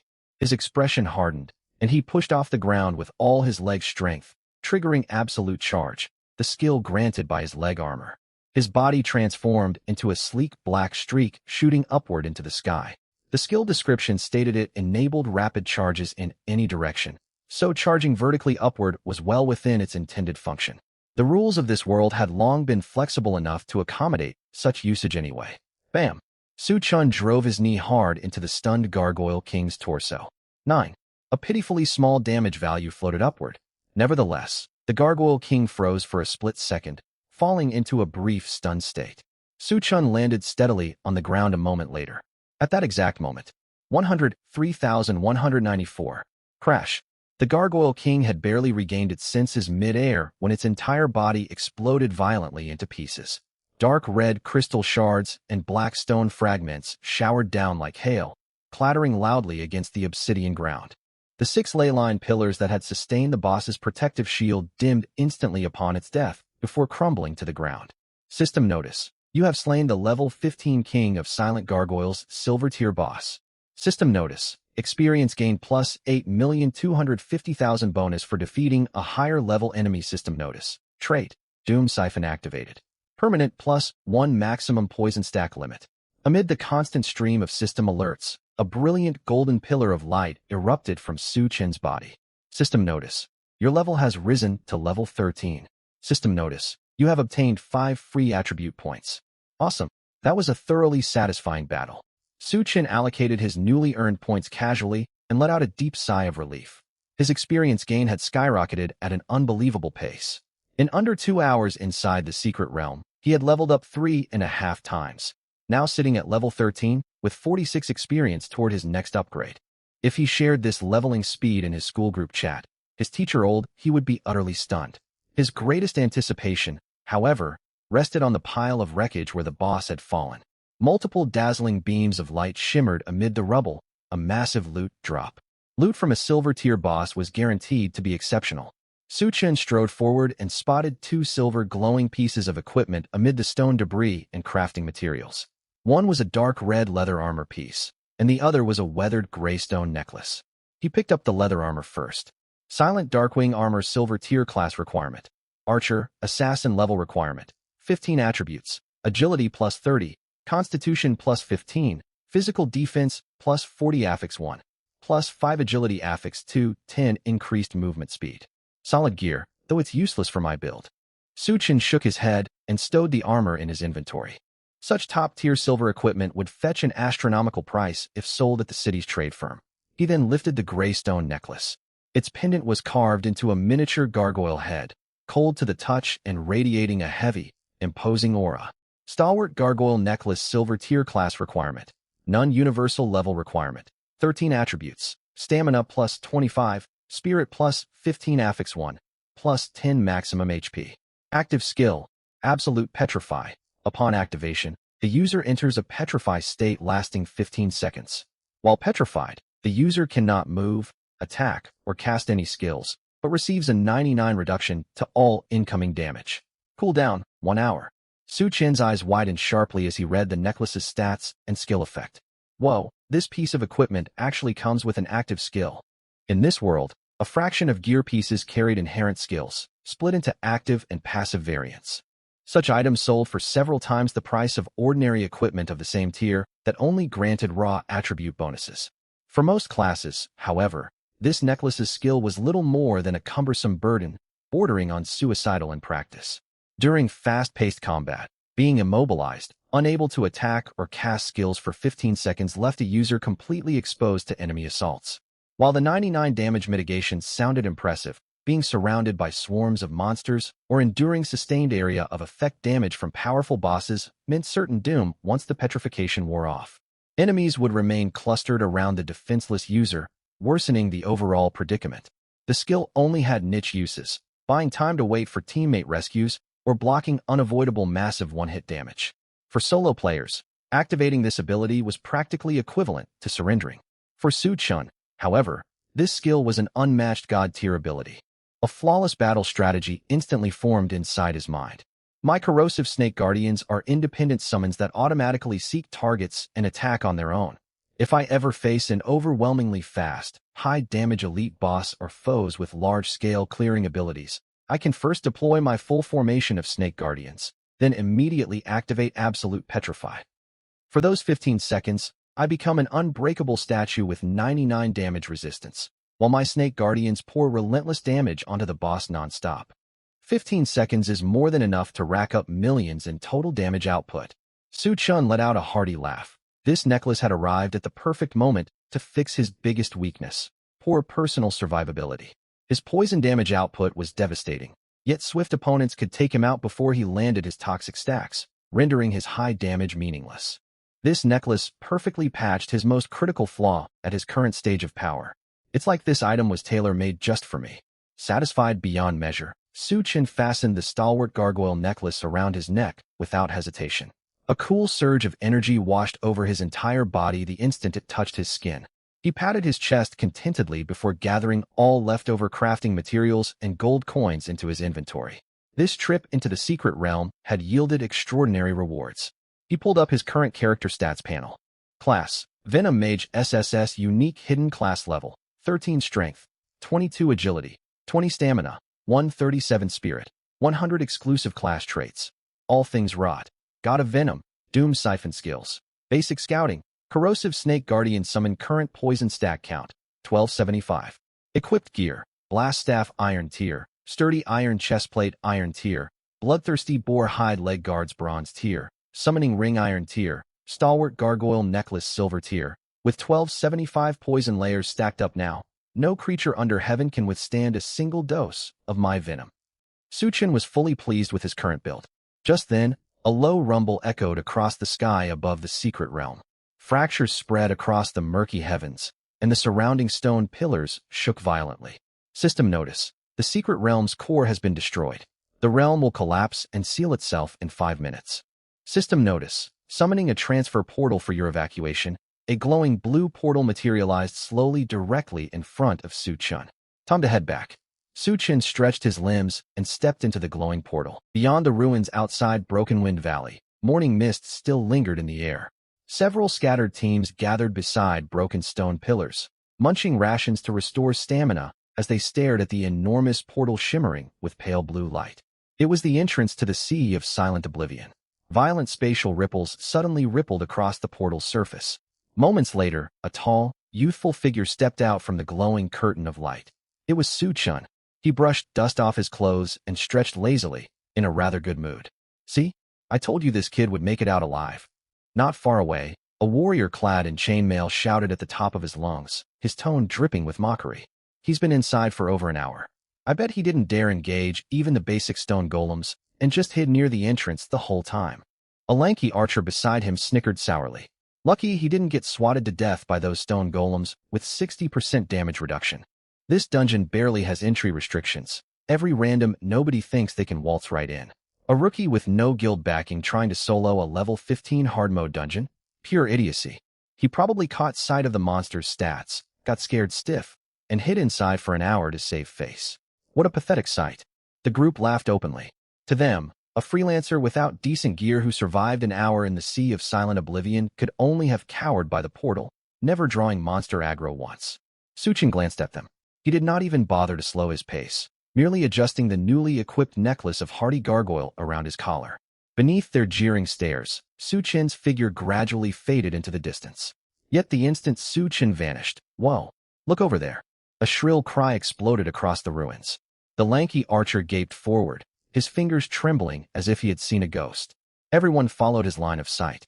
In an instant, every person froze as though trapped by a binding spell. The towering, pale blue dungeon portal, more than 10 meters tall, which once stood in the center of the ruins, was gone. Where the portal had stood lay nothing but shattered rock fragments, with faint residual magical energy lingering in the air. Impossible. How can this be? The dungeon vanished? The portal sealed shut. That cannot happen. A portal only closes permanently if the dungeon core is destroyed, meaning the final boss has been slain. The warrior's eyes bulged, his voice cracking with shock. Does that mean someone cleared the Sea of Silent Oblivion? Silence swept over the ruins for a heartbeat. Then chaos erupted. It must be one of the major guilds. I remember the Berserk Guild's elite second team entered more than an hour ago. Right. Their leader is a level 15 hidden, class shield warrior. They must have claimed the first clear. Damn, major guilds have all the resources. They can power through this mechanically tricky dungeon. All the first, clear rewards are theirs now. The crowd chattered, filled with envy and resentment. Just then, the air above the former portal site twisted violently. A dozen figures were abruptly hurled out of midair by a powerful repulsive force, crashing onto the gravel, strewn ground like dumplings tossed from a pot. "Hey, what hit me? Whoa, what's going on here?" Each of them was covered in grime, their armor scored with countless scratches, and some oozed fresh wounds. A burly man at the front scrambled to his feet. He wore bronze, plated heavy armor, and gripped a massive tower shield. He roared furiously toward the sky. "Damn it! Which bastard stole our dungeon?" These people were none other than the Berserk Guild's elite squad. The shield warrior captain's eyes burned red as he glared at the onlookers, looking ready to fly into a rage. I led my men to slowly clear the outer elite monsters. We were so close to reaching the Pillar of Silent Repose. We hadn't even laid eyes on the boss yet. We were this close. Then we got a notification that the dungeon core had been destroyed. The dungeon forcibly shut down and kicked us all out. Who did this? Who is responsible? The captain's roar echoed above the ruins. A deathly hush descended across the area. The onlookers who had mocked Su-chun and praised the major guild's strength just moments before stood gaping, staring at the furious guild elite team. A cold gust swept through the ruins. The warrior who had jeered loudest shuddered abruptly. He stiffly turned his head toward the lanky archer beside him. The archer's face was paler than a corpse. They locked eyes, and both saw overwhelming disbelief and dread in each other's gaze. The Berserk Guild elite team had not cleared the dungeon. They had never even seen the final boss. So who destroyed the dungeon core? Only one person had stepped out of the portal here just minutes earlier. Gulp. The warrior swallowed hard. Could it be that lone rookie boy? All of them tensed. Just what kind of monster was this kid? After leaving the ruins, Su-chun let out a massive yawn. I can't keep going. If I grind any longer, I might collapse out here, and that'll be the end of me. Su-chun muttered quietly. Potion could restore his mana, but not his mental strength. Non-stop intense combat, perpetual tension, and constant commands guiding the corrosive snake guards to hunt targets drained his soul. It felt as though he had pulled 3 all-nighters in a row and then forced himself into battle. A worn-out fan seemed to buzz endlessly inside his skull. Grinding was standard practice, but pushing himself to the point of collapse was not worth it. This was reality, not a game. There was no respawn after death. He abandoned the idea of continuing to hunt monsters and followed the main road toward Tianha City. It was just past 8 in the morning, and Tianha City city gates were already bustling. Many partnered awakened were preparing to head out to hunt monsters. Vendors shouted advertisements for potions, and voices calling for party members mingled together. 2 sentries clad in standard armor stood on either side of the gate. They lazily checked the badges of everyone entering and leaving. When Su Chun trudged up to the gate, the younger sentry with a scar across his face froze. He rubbed his eyes, unable to believe what he saw. "Hey, old Wong, look at that lad." The scarred sentry nudged the veteran beside him with his elbow. "Isn't that the young mage who left the city alone yesterday?" Old Wong followed his gaze, and his expression shifted. "It really is him. I'm surprised he survived out there." In this world, newly awakened level 1 newcomers who ventured into monster territories overnight without guild support or mentors rarely lived to see dawn. They had watched Su Chen leave alone yesterday and already written him off as dead. He must have hidden inside a tree hollow all night to stay alive, lucky guy. The scarred sentry curled his lip and casually cast basic scry, a skill city sentries mastered from constant daily inspections. Yet the next second, the scarred sentry's features locked up. His eyes widened until they nearly bulged from their sockets, his jaw dropping wide enough to fit an apple. "Oh, old Wong, what? Did you see a ghost?" Old Wong turned around impatiently. He's. The scarred sentry pointed at Su Chun, his hand trembling. "Level 13. What?" Thinking he misheard, Old Wong quickly cast scry as well. Name. Su Chun level 13 class. Venom Mage, holy hell. Old Wong swore aloud, nearly dropping his spear. Level 13. In this world, even gifted prodigies showered with top-tier family resources needed at least 2 days to rise from level 1 to level 10. After level 10, experience requirements doubled, and leveling slowed drastically. This ragged-looking youth had only been level 6 when he left the city at dusk yesterday. He had shot from level 6 to 13 in a single night. He might as well be riding a rocket to gain levels. He's breaking all logic. If I didn't see it with my own eyes, I'd swear he was cheating. The scarred sentry screamed inwardly. If not for the Sentry Corps' strict discipline, he would have sprinted over to grab Su Chen's arm and begged to learn his secret. Su Chen noticed the 2 sentries staring at him as if he were a monster. He knew exactly what shocked them, but exhaustion weighed heavy on his eyelids. He had no desire to show off or relish their stunned stares. "Can I enter now?" He inwardly sighed, ignoring their petrified expressions, and trudged through the city gate while yawning widely. Instead of heading straight home, he made his way to the Adventurers Guild Trading Hall. Su Chen walked to an empty self-service consignment terminal and tapped the screen with practiced ease. Clatter. He dumped all the loot collected in Broken Wind Valley from his backpack onto the terminal interface. Stout black iron greatsword, black iron tier crude stone dagger, black iron tier silent oblivion shadow armor, silver tier silent oblivion crystal times 383 damage, bone club times 126 data raced across the screen as the system automatically evaluated each item. Su Chen priced the 2 black iron tier equipment pieces slightly below market average to secure a quick sale, but he studied market trends carefully for the silver tier leather armor. Plus 30 agility, plus 10% movement speed. These stats are perfect for assassins and archers in the early game. Rich heirs from major guilds will fight over this. Without hesitation, he set it for auction. He fixed the starting bid at 100,000 gold coins and activated a 24-hour auction timer. Major guilds bought low-tier materials in bulk, so Su Chen instantly sold those materials directly to guild buyers, earning over 7,000 gold coins. Rare materials dropped by Moffat lacked comparable market listings, so he set steep prices and waited for merchants to reach out. Once all operations were complete, he pulled out his guild card and stepped out of the building. Morning sunlight stung his eyes.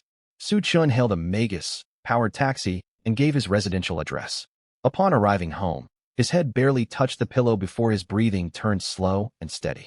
The cheap mobile phone on the nightstand vibrated relentlessly, shaking the water glass resting beside it. Su Chen rolled over, grabbed a pillow to cover his ears, hoping to fall back asleep. But the vibration sounded like an unrelenting alarm, as if the phone would self-destruct if he ignored it. He threw off his blanket abruptly, his hair a tangled mess. Squinting half asleep, he grabbed the phone. The screen displayed the contact name, Young Mistress Lin. Su Chun let out a huge yawn and swiped an answer. Hello, Xiao Su. Where on earth have you been? Why are you only picking up now? The moment the call connected, Lin Shurqing's furious voice blared through the receiver, loud enough that Su Chun instinctively held the phone further away. Young mistress, it's 3:30 in the afternoon. This is legitimate rest hours. I pulled an all-nighter yesterday, just woke up. Su Chun rubbed his aching eyes. Sleep, sleep. All you ever do is sleep. Do you have any idea what's happening outside? Anxiety tinged Lin Shurqing's tone. Faint, muffled explosions echoed in the background. She seemed to be out in the wilderness. Tianhe City's City Defense Corps just issued an emergency notice. Abyssal energy has been detected near Broken Wind Valley. High-ranking military teams have already entered the region. Abyssal energy? Su Chen's drowsiness faded slightly. Could clearing the Sea of Silent Oblivion dungeon have unleashed some strange entity from within? Nothing abnormal occurred when he defeated the dungeon boss yesterday, though. Are you listening? Lin Shurqing pressed when he stayed quiet, her tone sharp. You don't even own bronze tier gear. Don't go out hunting slimes and wild beasts these days. Corrupted monsters tainted by abyssal energy will hunt you down before you can run. Stay safely inside the city, do you hear me? Su Chun smiled faintly and picked up the half-empty mineral water bottle beside his bed for a drink. She cared about him, yet she spoke to him as if scolding a child. All right. I won't go anywhere. I'll stay home resting. Once Su Chun agreed, Lin Shurqing's tone softened a little.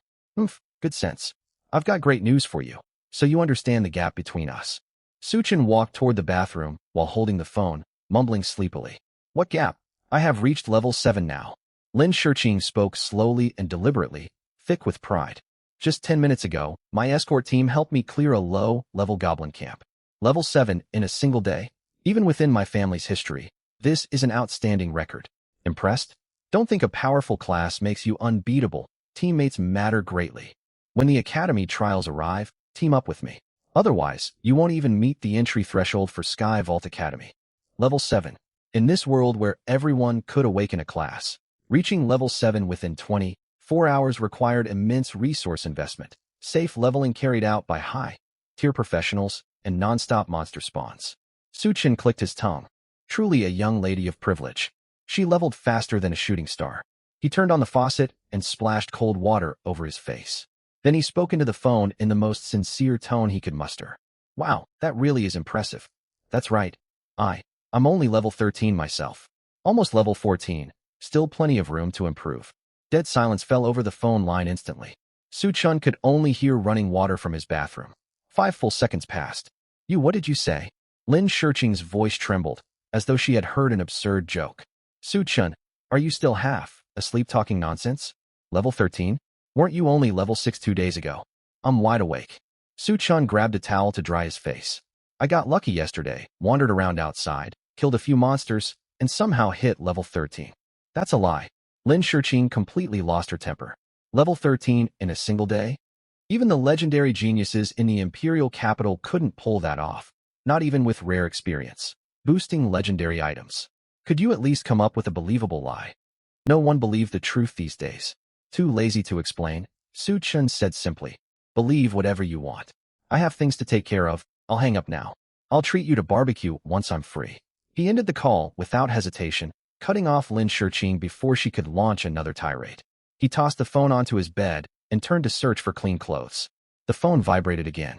Can't this girl give me a moment's peace? Su Chun sighed and walked back to pick up the device, only to see an unfamiliar landline number marked with Tianhe City official identification. He frowned and answered. Hello, am I speaking to Mr. Su Chun? A polite, gentle female voice sounded from the other end, edged with deference. That's me. Who is this? Su Chen's tone turned calm. Good day, Mr. Su. This is Bai Ji, Senior Administrator at the Tianhe City Adventurers Guild headquarters. The Adventurers Guild? Su Chun immediately thought of the items he consigned at the guild that morning. Most merchandise mattered little, apart from the silver-tier Silent Oblivion shadow armor and large quantities of Silent Oblivion crystals. What can I do for you? Su Chun kept his words concise. Our backend flagged the goods you consigned at the guild early this morning. Our appraisers have confirmed that the stats on that silver-tier leather armor are extraordinarily rare. Baiji paused, choosing her wording carefully. More importantly, records from the City Defense Corps show you have already reached the astonishing level 13. Their intelligence network worked fast. It made sense. A level 13 newcomer suddenly putting up equipment dropped from a level 15 high difficulty dungeon would attract attention. So what do you want? Su Chen leaned against the wardrobe casually. Our guild master is very interested in meeting you. Baiji's voice grew even more respectful. The guild is willing to purchase the leather armor and all your rare materials at a price higher than market value. Our manager hopes to discuss details face to face. Would you be available to visit guild headquarters this afternoon, Mr. Su? Buy out his equipment? Su Chen stroked his chin thoughtfully. He was badly in need of funds right now. Selling low-tier materials had brought in some quick gold, but attending Sky Vault Academy would mean endless expenses in the future. I can make it, Su Chen replied. Send me the address. Half an hour later, central Tianhe City. The Tianhe City Adventurers Guild headquarters was an imposing fortress built from dark, unknown ore. 2 rows of fully armed guards stood at the entrance, all above level 40. A uniformed female guide escorted Su Chen through the luxuriously decorated main hall and straight to the top floor. Mr. Su, the guild master is waiting inside. The female guide halted before a thick mahogany door and bowed respectfully. Su Chen pushed the door open and stepped inside. The office was enormous, carpeted with soft magical beast hide. Several glowing pieces of equipment hung on the walls as decorations. Behind a broad desk sat a slightly plump middle-aged man wearing elegant silk robes, smiling warmly like an amiable neighbor. As soon as Su Chen entered, he instinctively scanned the man. Name, Zhangze level, 45 class, Mage 2nd Ascension. A 2nd Ascension expert at level 45, a powerful figure even across all of Tianhe City. Little brother Su Chen, I've heard a great deal about you. Zhangze stood and smiled, gesturing toward the leather sofa opposite his desk. Please sit, make yourself at home. I am Zhangze, branch master of the Tianhe City Adventurers Guild. Su Chen showed no trace of nervousness. He settled comfortably on the sofa and picked up a teacup from the table to take a sip. President Zhang, there's no need for formalities. Just say what you came here for. I'm not one to beat around the bush. Zhangze's smile widened. He pulled a black card trimmed with gold from his drawer and slid it across the desk towards Su Chen. Young man, you speak plainly. Here's the thing. The goods you consigned to our trading firm this morning are valued at over 500,000 gold coins in total. All funds have been deposited onto this card. 500,000. The silver tier equipment you put up for consignment will go to auction soon, with an estimated bid above 300,000. As for those rare materials of yours, is there an issue with the pricing? Su Chen blinked innocently. I thought the prices I set were quite reasonable. The corners of Zhang Ze's mouth twitched. Based on standard market rates, each of those materials sells for roughly 500. At 1 million apiece, you won't find any buyers. Oh, Zhang Ze. He was left speechless. After taking a sip of tea, he continued. Besides, per our chamber's regulations, a transaction volume of this magnitude qualifies you for Tier 1 VIP status with our professionals chamber. Tier 1 VIP. Su Chen raised an eyebrow, picking up the black card to examine it. What benefits come with it? Zhang Ze smiled, a hint of pride creeping into his tone. This is no ordinary membership card. Holders enjoy a 20% discount on all purchases across chamber-affiliated shops, as well as reduced auction commission fees. More importantly, you gain priority access to rare materials and items not circulated on the open market. Under certain circumstances, the chamber can also supply intelligence and offer limited protection. The privileges were undeniably tempting. For someone who needed massive resources to boost their stats, the discount and exclusive purchasing channels would save a great deal of trouble. Still, Su Chen twisted the card between his fingers and made no move to accept it. He lifted his gaze to meet Zhang Ze's eyes. President Zhang, processing a Tier 1 VIP application is work for any lobby manager. There's no need for a branch president at level 45 to handle this personally. Zhang Ze's smile froze. He hadn't expected this 18-year-old youth to possess such sharp intuition. What's more, facing a level 45 high-tier professional, Su Chen showed not the slightest trace of awe or unease. There was something in that gaze far removed from a newly awakened high school student, more akin to a seasoned veteran who had navigated hardships for over a decade. Zhang Ze dropped his casual demeanor, leaning forward slightly with his hands folded atop the desk.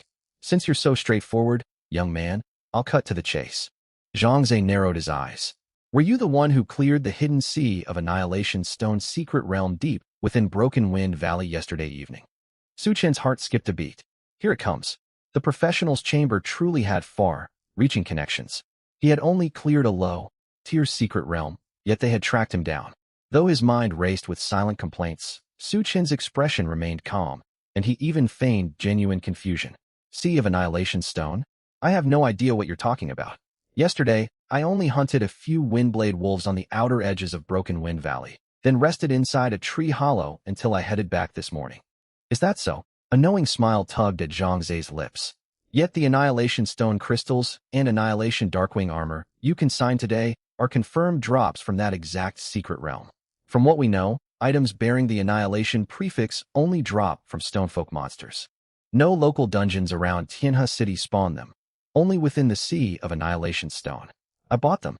Su Chen replied without hesitation. Bought them? Zhang Zhe blinked in surprise. Exactly. While I rested in that tree hollow, I encountered a gravely wounded assassin. He was on his last legs and sold these items to me cheaply.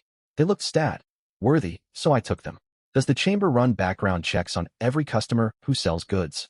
Su Chen lied effortlessly, no preparation needed. Zhang Zhe was momentarily stuck for words. He stared intently into Su Chen's eyes, searching for any flicker of panic or guilt. He found nothing. The youth's gaze was as still as stagnant water, edged with quiet impatience, as if to say, why is this grown man prying into my business? They stared across the desk at each other for a full 30 seconds. In the end, Zhang Zhe relented, rubbing his temples helplessly. Very well, very well. Young man, I concede defeat. Zhang Zhe sighed and forced a bitter smile. You're slippery enough to outmaneuver even the veteran merchants in our chamber. Whether you cleared that secret realm or not, the fact remains. You climbed from level 6 to level 13 in a single night. Zhang Zhe stood and walked toward the floor-to-ceiling window, gazing out at the darkening sky. His tone turned grave. The reason I sought you out is that disaster looms over Tianhe City. An abyss dungeon? Su Chen tossed out the line casually. Zhang Zhe spun around abruptly, astonishment flashing across his face. You've heard about it? Word just reached me. Su Chen shrugged. Zhang Zhe drew a deep breath, his features solemn. Since you already know, I'll speak plainly. City defense troops discovered a forming abyss dungeon in the abandoned mining zone east of Broken Wind Valley. The system has assigned it a high threat rating, far more dangerous than ordinary dungeons. Zhang Zhe returned to the desk and pressed a button. A virtual light screen projected above the surface, displaying a massive black vortex shrouded in sickly dark red mist. Abyss dungeons differ vastly from regular instances. If you meet your match in a normal dungeon, you can retreat, and monsters cannot leave its bounds. But an abyss dungeon. Zhang Zhe's face darkened. It acts as a gateway connecting to the abyss plane. If the core is not destroyed and the dungeon cleared before the portal fully stabilizes, endless hordes of abyss monsters will pour forth, culminating in a monster siege on the city. Tianhe City is only a mid-sized settlement. Should an abyss siege break out, the consequences would be catastrophic. No one can predict how many of its millions of civilians will survive. Zhang Zhe locked eyes firmly with Su Chen and laid out his true purpose. The military has deployed high-level squads to establish a blockade. However, this abyss dungeon enforces a level cap. Only those below level 20 may enter. Our chamber intends to coordinate fully with the military to launch an assault and destroy its core. Student Su Chen, I formally invite you to join our dungeon assault team. We will mount an official expedition into this abyss dungeon to save millions of Tianhe City's residents. Zhang Zhe wore an extremely serious expression, and every word carried weight. The average 18-year-old youth, hearing phrases like monster siege and millions of lives at stake, would likely burn with passion and agree immediately. Su Chen was no ordinary youth. He had endured enough hollow rallying cries in his past life. Such rhetoric no longer moved him. Leaning back against the leather sofa, he continued twisting the gold-trimmed VIP card between his fingers, barely lifting his eyelids. It certainly sounds terrifying. Su Chen spoke slowly. Still, President Zhang, I have a question. Ask away. What exactly will this chamber assault team be tasked with? Su Chen met Zhang Zhe's stare. Don't try to tell me we're merely cannon fodder. The chamber never acts without profit.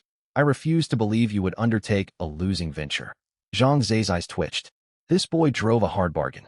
You are far from disposable manpower, Zhang Zhe clarified. The team's primary objective is to uncover dungeon mechanics and secure a clear. Once successful, we compile detailed walkthroughs to sell at a premium to elite clans and reserve military units. Zhang Zhe paused, presenting his lure. As official chamber pioneers, you will receive top-tier potion supplies before entering the dungeon. The chamber will not claim any share of loot obtained after clearing the instance and will purchase all spoils at competitive rates. The team also earns substantial commission from walkthrough sales. The terms were indeed generous. Su-chan weighed the offer mentally. Even if he cleared the dungeon alone and claimed first clear rights, he would most likely sell the strategy to the chamber or major guilds anyway. On top of that, he would receive free supplies funded by the chamber. It was an opportunity with almost no downside. Even so, he maintained an unreadable expression. The terms are decent. Su-chan set the card down and looked straight at Zhang Zhe. But I still wonder, why does the chamber want to conquer this abyss dungeon? Once anyone clears it, the abyss corruption vanishes, and there will be no strategy worth selling. Zhang Zhe sighed and massaged his forehead, looking troubled. You have quite the sharp mind, student Su-chan. A note of helplessness colored his voice. As the largest professionals chamber across Huagua, we hold formal agreements with official authorities. We are obligated to respond immediately when an abyss dungeon manifests. Seeing Su-chan remain skeptical, he added reluctantly.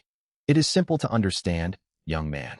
If a monster siege erupts, even if the city holds, the chamber will suffer staggering financial losses. Investing supplies to clear the dungeon is ultimately the cheaper alternative. I can accept that reasoning, Su-chan nodded. Zhang Zhe hurried to add, Student Su-chan, you misunderstand our chamber. We generate wealth within Huagua and employ Huagua citizens. When the nation faces crisis, we spare no effort. Is that so? Zhang Zhe's mouth twitched. This rascal. Su-chan believed not a single word of it and pressed onward. Your chamber boasts immense resources. Surely you have no shortage of experts across all level brackets. We have plenty, yet this abyss dungeon carries one strict restriction. Entrance is permitted solely to solo challengers. Zhang Zhe stared intently at Su-chan. Tianhe City has numerous talents under level 20.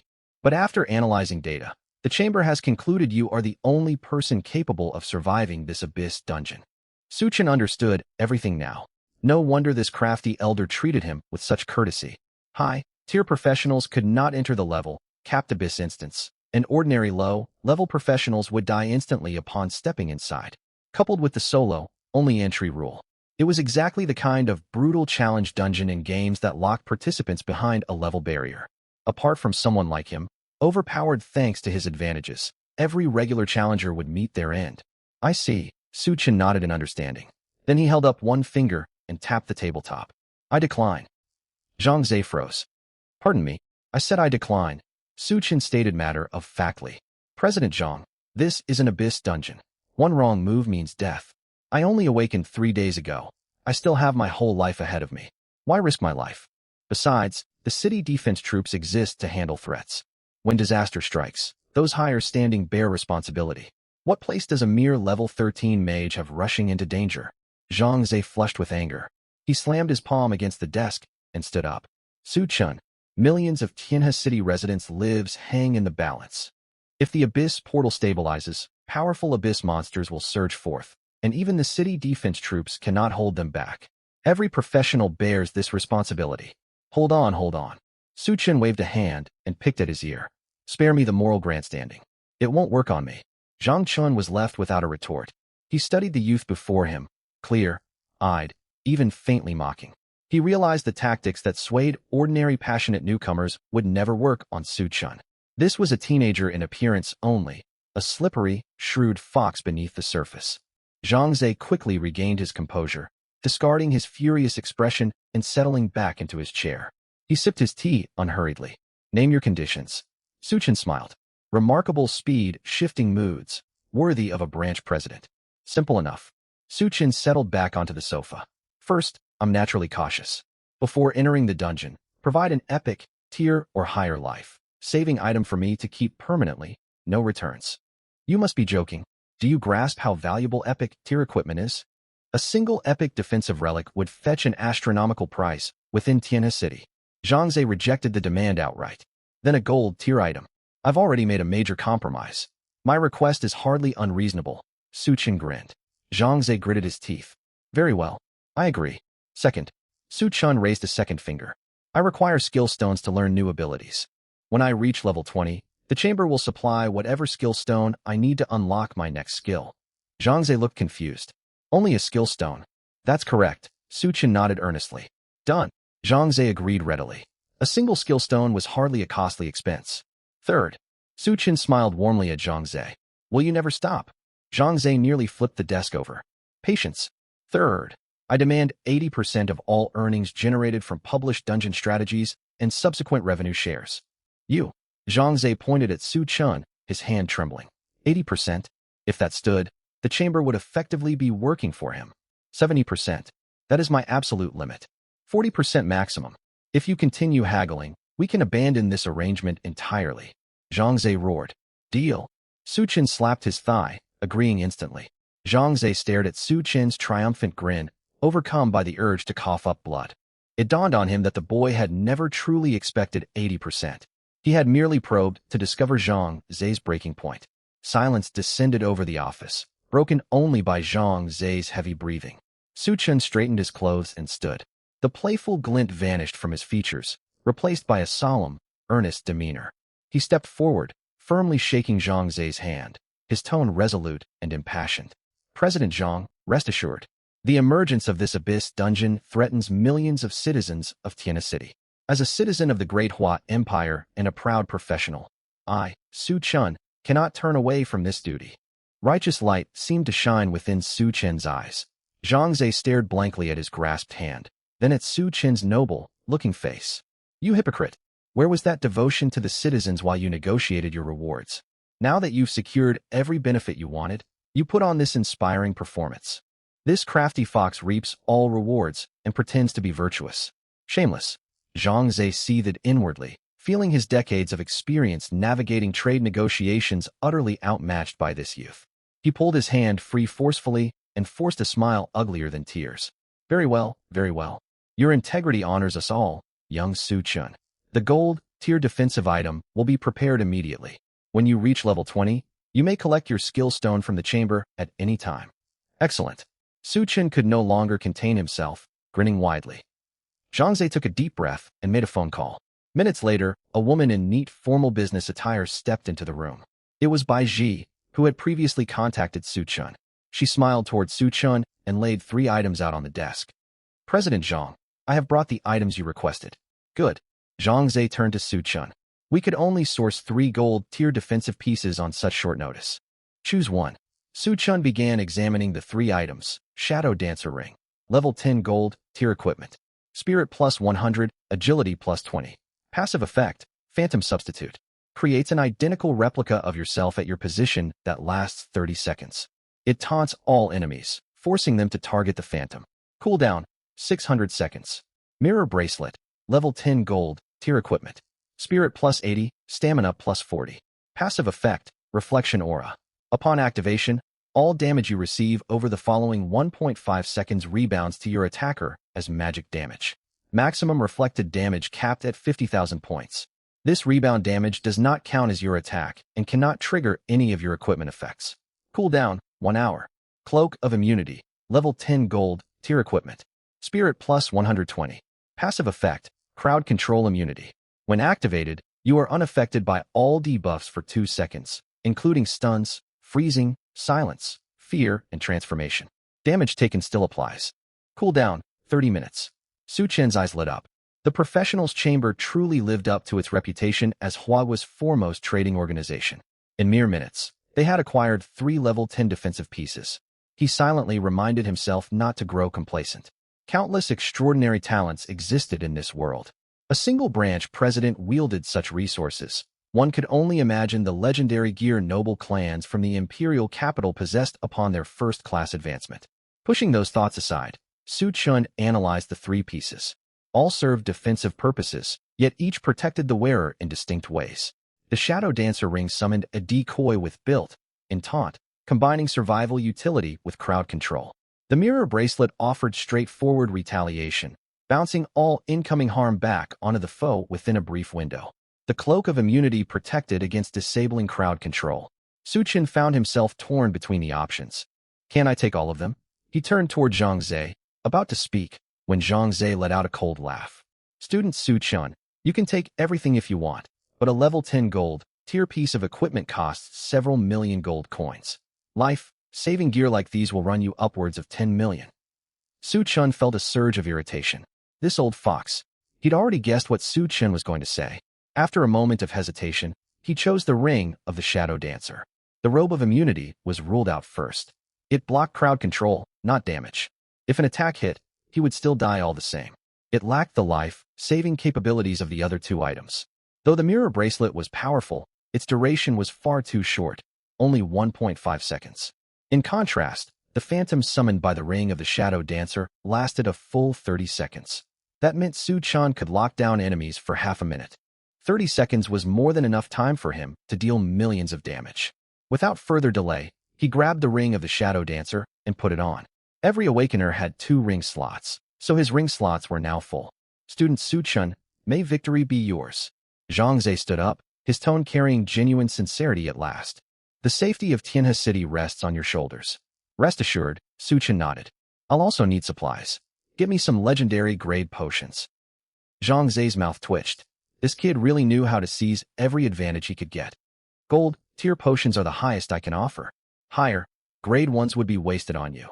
Their effects would overflow instantly upon consumption. Very well.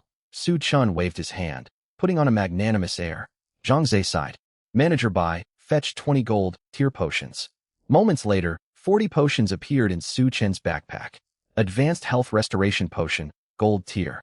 Restores 5,000 HP. 60-second cooldown. Advanced Mana Restoration Potion, Gold Tier. Restores 5,000 MP 60-second cooldown. Gold Tier health and mana potions were extremely rare. A single bottle could sell for thousands of currency units. With all preparations complete, Su Chan bid the two farewell and left the Merchant Guild headquarters. On the bus, he opened his status panel. Su Chan, Class. Venom Mage SSS Unique Hidden Class. Level 13, Strength 22, Agility 40, Stamina 137, Spirit 200. Class Exclusive Traits. All Things Corrode. Venom God, Doom Siphon. Skills, Scouting Beginner, Corrosive Serpent Sentinels. Current Poison Stack Count, 1275. Equipment, Explosion Staff Iron Tier, Heavy Iron Chestplate Iron Tier, Bloodthirsty Boar Leggings Bronze Tier, Summoning Ring Iron Tier, Tough Gargoyle Necklace Silver Tier, Ring of the Shadow Dancer Gold Tier. The single gold tier ring granted a direct boost of 100 spirit points. His spirit stat had climbed to 200, a figure that would leave other students utterly astounded. I wonder how many levels I can gain in the Abyss Dungeon. Su Chan closed the panel, anticipation stirring within him. East of Broken Wind Valley, abandoned mine. The desolate mining site was now packed with awakeners who had rushed over after hearing the news. At the center of the mine swirled a dark red vortex over 10 meters wide. Beside it stood a military warning sign with stark crimson lettering. Warning: Abyss, level dungeon detected ahead. Unauthorized personnel must not approach. Beyond the blockade stood scouts from major guilds, school instructors, and numerous awakeners who had come to watch. No one spoke. The atmosphere was suffocating. Several high-ranking awakeners in military uniforms frowned, their faces grim. Not far away, medical staff carried several covered stretchers onto military vehicles. Dark red blood seeped from beneath the cloth, dragging a chilling trail across the mourning ground. Murmurs rippled through the crowd. Those are elites from the Lion's Roar Guild, plus rookie elites from the city garrison. They entered last midnight. Less than half an hour passed, and they couldn't even retrieve their bodies. These remains were spat out by the vortex. At the dungeon entrance, another failure. A middle-aged military commander stared at the bodies ejected from the dungeon and closed his eyes in agony. Captain Zhang, how many casualties is this now? An adjutant's voice turned hoarse. The 37th. Zhang gritted his teeth, eyes reddened. All are level 20, well-equipped combat awakeners. None lasted 5 minutes inside. The monsters within this abyss dungeon possess stats and mechanics completely beyond our comprehension. The crowd stirred upon hearing this, despair settling over everyone. The restriction limiting entry to solo participants ruled out the possibility of overwhelming the dungeon with numbers. Clearing an abyss dungeon alone at the same level was considered an impossible task. Just then, footsteps sounded from the rear of the crowd. Captain Zhang lifted his gaze and watched a young student cut through the blockade, walking straight toward the dark vortex. Halt! The adjutant rushed forward to block him. This is the entrance to an abyss dungeon. Unauthorized personnel are forbidden to draw near. Su Chan stopped, glanced at the adjutant, and gestured toward the vortex. I'm here to clear the dungeon. You? Zhang stepped forward, sweeping his eyes over Su Chan's youthful face and spotting the Tianhe City No. 1 high school badge pinned to his chest. The level 52 second transformation berserker stared at Su Chun before letting out a heavy sigh, filled with helplessness. Abyss rules bar anyone above level 20 from entering. Zhang wiped his face, his eyes bloodshot. Us veterans possess immense power, yet we can only stand by helplessly. Now, we must rely on a newly awakened high school student to risk his life. Zhang suddenly stood rigid and saluted Su Chun with a crisp military gesture. Zhang Tian of the Great Siam Military. On behalf of millions of civilians in Tianhe City, I thank you, young man. Win or lose, if you make it out alive, the military owes you a favor. The other officers stood to attention and saluted in unison. Su Chun was caught off guard by the gesture. He could feel the sincere resolve of these soldiers. Su Chun cleared his throat and waved his hand. There's no need for formalities, Captain Zhang. As a citizen of Tianhe City, this is my duty. Stay safe. Zhang waved and turned away, unable to bear watching any longer. Su Chun gripped his explosion staff and strode toward the vortex without another word. System prompt. You have entered Wailing Mine corrupted by the Abyss. Warning. This dungeon has been corrupted by the Abyss. Monster stats drastically increased. Aggro range expanded by 300%. Exercise extreme caution. A wave of dizziness washed over Su Chun, and the scenery shifted entirely. He stood within a narrow mine tunnel. The surrounding rock walls were no longer ordinary stone, possessing a fleshy dark red texture, resembling the intestines of some colossal beast. Flickering luminous or embedded in the stone cast a ghastly crimson glow through the tunnel. The air reeked of thick blood and stifling toxic mist. Hiss, hiss, a grating scraping sound echoed from deep within the mine. Su Chun narrowed his eyes and tightened his grip on the staff. Seconds later, 5 massive creatures covered in dark red bone spurs crawled out from the shadows. They resembled spiders forged from rock and flesh, their 8 elongated limbs like sharp scythes carving deep grooves across the ground. Su Chun immediately cast Scouting. Abyss Bloodmine Spider, level 15, Strength, 260, Agility, 300, Stamina, 400, Spirit, 200. Skills, Blood Rock Lunge, Venom Spray, Abyss Berserk. Su Chun stared at the stats, shocked. Wait a minute. Is this really a level 15 monster? 400 Stamina and 260 Strength? These stats would qualify it as a minor boss in a level 20 dungeon outside. And these were only ordinary mobs. He dreaded to imagine the stats of elite monsters and the final boss. While Mo Fei he'd fought before had 500 Stamina, all its other attributes were far lower. Every stat of these abyss creatures was absurdly inflated. What made it worse? 5 of them spawned right at the entrance. Coupled with the vastly expanded aggro range, they had locked onto him the moment he stepped through, dozens of meters away. No wonder the elite explorers from before couldn't survive more than a few minutes. A regular level 20 Awakener would be torn apart the instant they stepped inside. Despite his internal complaints, Su Chun acted without hesitation. No matter how high the monster's stats grew, they were nothing but high health targets before his unresistible true damage. Hiss! The lead Abyss Bloodmine Spider let out a shrill screech. Its 8 scythe, like legs pushed off the ground, launching its bulky body forward as a dark red blur straight for Su Chun's face. Its speed was staggering, carrying overwhelming pressure. Time to work. Su Chun stood completely still and tapped his staff gently. Skill activated. Corrosive Serpent Sentinels. Boom. The ground in front of Su Chun split open, and 10 thick dark green serpent sentinels burst forth. The narrow mine passage offered little room to maneuver. The clustered serpent sentinels formed an impenetrable barrier, shielding Su Chun firmly behind them. The spider lunging mid-air had no time to react and crashed headfirst into the wall of serpents. Bang! System prompt. Trait triggered. All things corrode. Target inflicted with 1275 stacks of venom. 255,000. A terrifying dark purple damage value floated above the Abyss Bloodmine Spider's head. The monster with 400 stamina didn't even have time to scream. Its massive body dissolved into a pool of foul, smelling sludge that splattered onto the ground. Instant kill. System prompt. You have slain an Abyss Bloodmine Spider Abyss corrupted by level advantage. Earned 3000 EXP includes Abyss difficulty bonus and level gap bonus. System prompt. Trait triggered, Doom Siphon. Maximum poison stack limit, +1. 3000 EXP per kill. Su Chun's eyes lit up. Ordinary level 10 mobs outside granted a mere 100 EXP apiece. The EXP yield inside this Abyss dungeon was ridiculously high. Chain aggro, huh? Perfect. He'd grown tired of pulling monsters one by one. Hiss! The 4 remaining Abyss Bloodmine spiders watched their companion die instantly. Instead of retreating, the Abyss aura ignited their berserk instincts. Their eyes blazed crimson, and they opened their fanged maws, unleashing 4 streams of foul green venom. Venom spray. Whoa, that's vicious. These spiders fight with poison too. Suchin raised an eyebrow. The spider's venom dealt considerable damage. The serpent sentinels lost over a third of their health every second. 4 sentinels collapsed within moments. However, the 6 surviving corrosive serpent sentinels twisted toward the 4 remaining spiders. Puffed, puffed, puffed, puffed. Dense streams of venom poured forth like a storm. 255,200. 255,400. 255,600.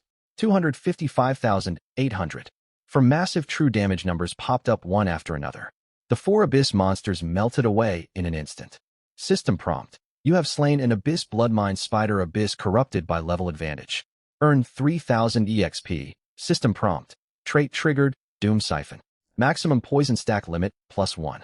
System prompt. You have slain a flood of system notifications buzzed in Su Chen's ears. His EXP bar surged forward visibly. Coins and faintly glowing materials dropped onto the ground. Su Chen walked forward and collected all loot into his backpack with practiced ease. Obtained. Abyss Spider Egg times 5 Abyss. Corrupted crafting material, 100% drop rate? Incredible. Su Chen picked up the 5 materials. Items tainted by Abyss corruption would undoubtedly command an astronomical price. He glanced down the shadowy mine tunnel and curved his lips into a grin. For any ordinary awakener below level 20, this entrance ambush of 5 elite monsters would mean certain death. For him, this place was paradise. Su Chen gripped his staff and strode deeper into the mine. Don't hide. Come out, all of you. Meanwhile, beyond the blockade, the dark abyss vortex swirled slowly in midair. Its oppressive aura caused nearby trees to wither and turn gray. Captain Zhang Tian stared rigidly at the vortex, his hands clenched tightly. 5 minutes had passed since Su Chen entered. Due to the unique properties of the Abyss dungeon, the military's life sign monitoring equipment failed to function near the vortex. No one could tell whether the newly awakened high school student was alive or dead within. Captain, don't keep staring, the adjutant sighed. He's only a level 13 student. This is an Abyss dungeon after all. At that moment, the surface of the dark vortex rippled violently. Alert! Zhang Tian yanked his blade from its sheath and roared. Military personnel readied their firearms. Mages began chanting spells, and every person's nerves stretched taut. Bang! A blood-soaked figure was hurled violently out of the vortex and crashed onto the mud, rolling several meters before stopping. That's old Lu. The adjutant recognized him instantly and rushed forward. He was one of the elite assassins who had ventured inside earlier. He had barely escaped using the assassin-exclusive survival skill Shadow Vanish. Old Lu, what's happening inside? Zhang Tian sprinted over, looking at the badly wounded man whose left arm had been torn off. Old Lu coughed up mouthfuls of black blood, his eyes wide with overwhelming terror. He grabbed Zhang Tian's uniform collar tightly, his voice rasping like rusted metal. It's not an ordinary abyss. Send word. Alert headquarters immediately. There are demons inside. Silence crashed over the crowd. Zhang Tian's pupils shrank sharply, cold sweat soaking his uniform. Demons. Demons were humanity's greatest enemy. They occupied vast territories in the northern reaches of Blue Star, locked in constant brutal warfare with humankind that left countless casualties. It was rumored they possessed their own class advancement system and hunted human awakeners relentlessly. We're doomed. Zhang Tian sank to the ground, his face drained of color. If it were merely ordinary abyss monsters, human forces might slowly uncover their weaknesses through sacrifice. But the presence of demons meant this crisis far exceeded the handling capacity of Tianhe City's military garrison. Hurry, contact the military district at once and request high-tier reinforcements. Zhang Tian shouted hoarsely. The adjutant fumbled for the communicator, his hands shaking too badly to press the buttons. Everyone stared hopelessly at the swirling dark vortex. There was no way out. An enormous catastrophe might soon descend upon Tianhe City. As for the student who had entered the dungeon, no one spared him another thought.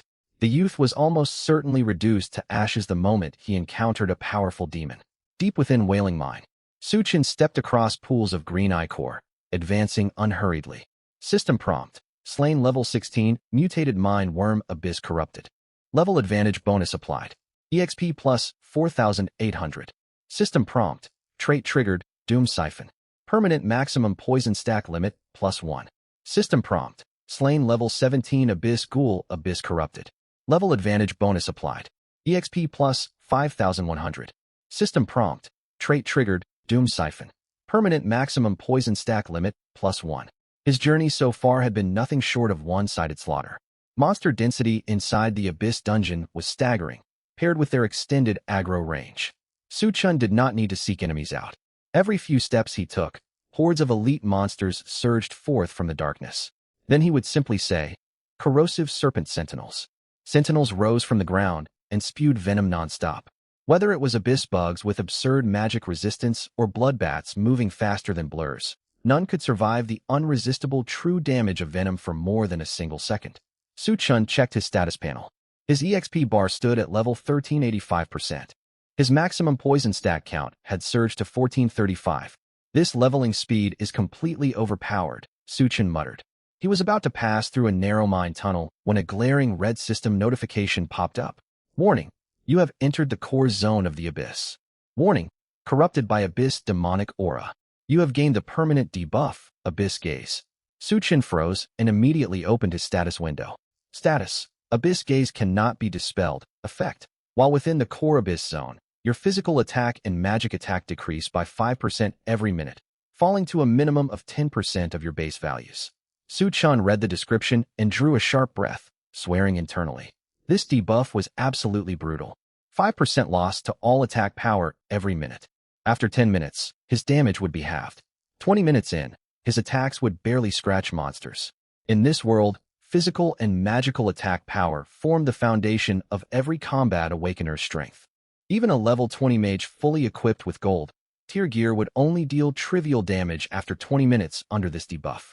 No wonder all previous explorers failed to clear the dungeon. The mechanics here were utterly cruel. Faced with an undispellable attack reduction debuff, the only viable strategy for most parties would be an ultra-fast rush to the finish. Yet the Abyss monsters boasted massive health pools, making a speedrun nearly impossible. But Su-chun glanced at his Venom Mage class traits and wore a smug grin. Venom deals true damage each second equal to your spirit stat, ignoring all armor and magic resistance. True damage. It scaled purely with spirit and did not rely on his displayed magic attack stat at all. Even if his magic attack dropped to 0, venom applied to monsters would still deal tens of thousands of damage as usual. This class is far too unbalanced. Su-chun shook his head and sighed. Fortunately, it's a unique class, so only I get to enjoy this advantage. If other mages learned of this, they would be furious. Abyss Gaze, the terrifying debuff capable of wiping out elite troops from across Great Xia, was little more than a meaningless icon hanging over Su-chun.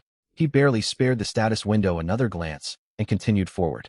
Outside the dungeon, a military jeep armed with mag cannons rolled to a slow halt. A burly man in military uniform climbed out and strode forward. He had a stern, square face. A dark purple demonic burn scar stretched from his left cheek down to his neck, lending him an inherently imposing aura. Commander. Captain Zhang and his adjutant hurried forward and saluted sharply. Lei Jun did not return the salute. His gaze was fixed firmly on the dark red abyss vortex hanging in midair. Report the situation. Lei Jun's voice rumbled, carrying unshakable pressure. Captain Zhang took a deep breath, his tone trembling slightly. One scout fought his way out of the dungeon just now and brought back final intelligence. What lies within is far more than mere abyss, ranked monsters. Deep inside the dungeon, he spotted a robed figure shrouded in black, surrounded by constantly warping space. The dark purple demonic scar on Lei Jun's left cheek flared bright, as if filled with fresh blood. A black robe, warping space. Lei Jun enunciated each word through gritted teeth, veins bulging on the back of his hands, straining against his skin. Is it a demon? Captain Zhang asked cautiously. The rift shadow. Lei Jun closed his eyes and drew a long breath. When he opened them again, his eyes were bloodshot. East Coast City, 10 years ago.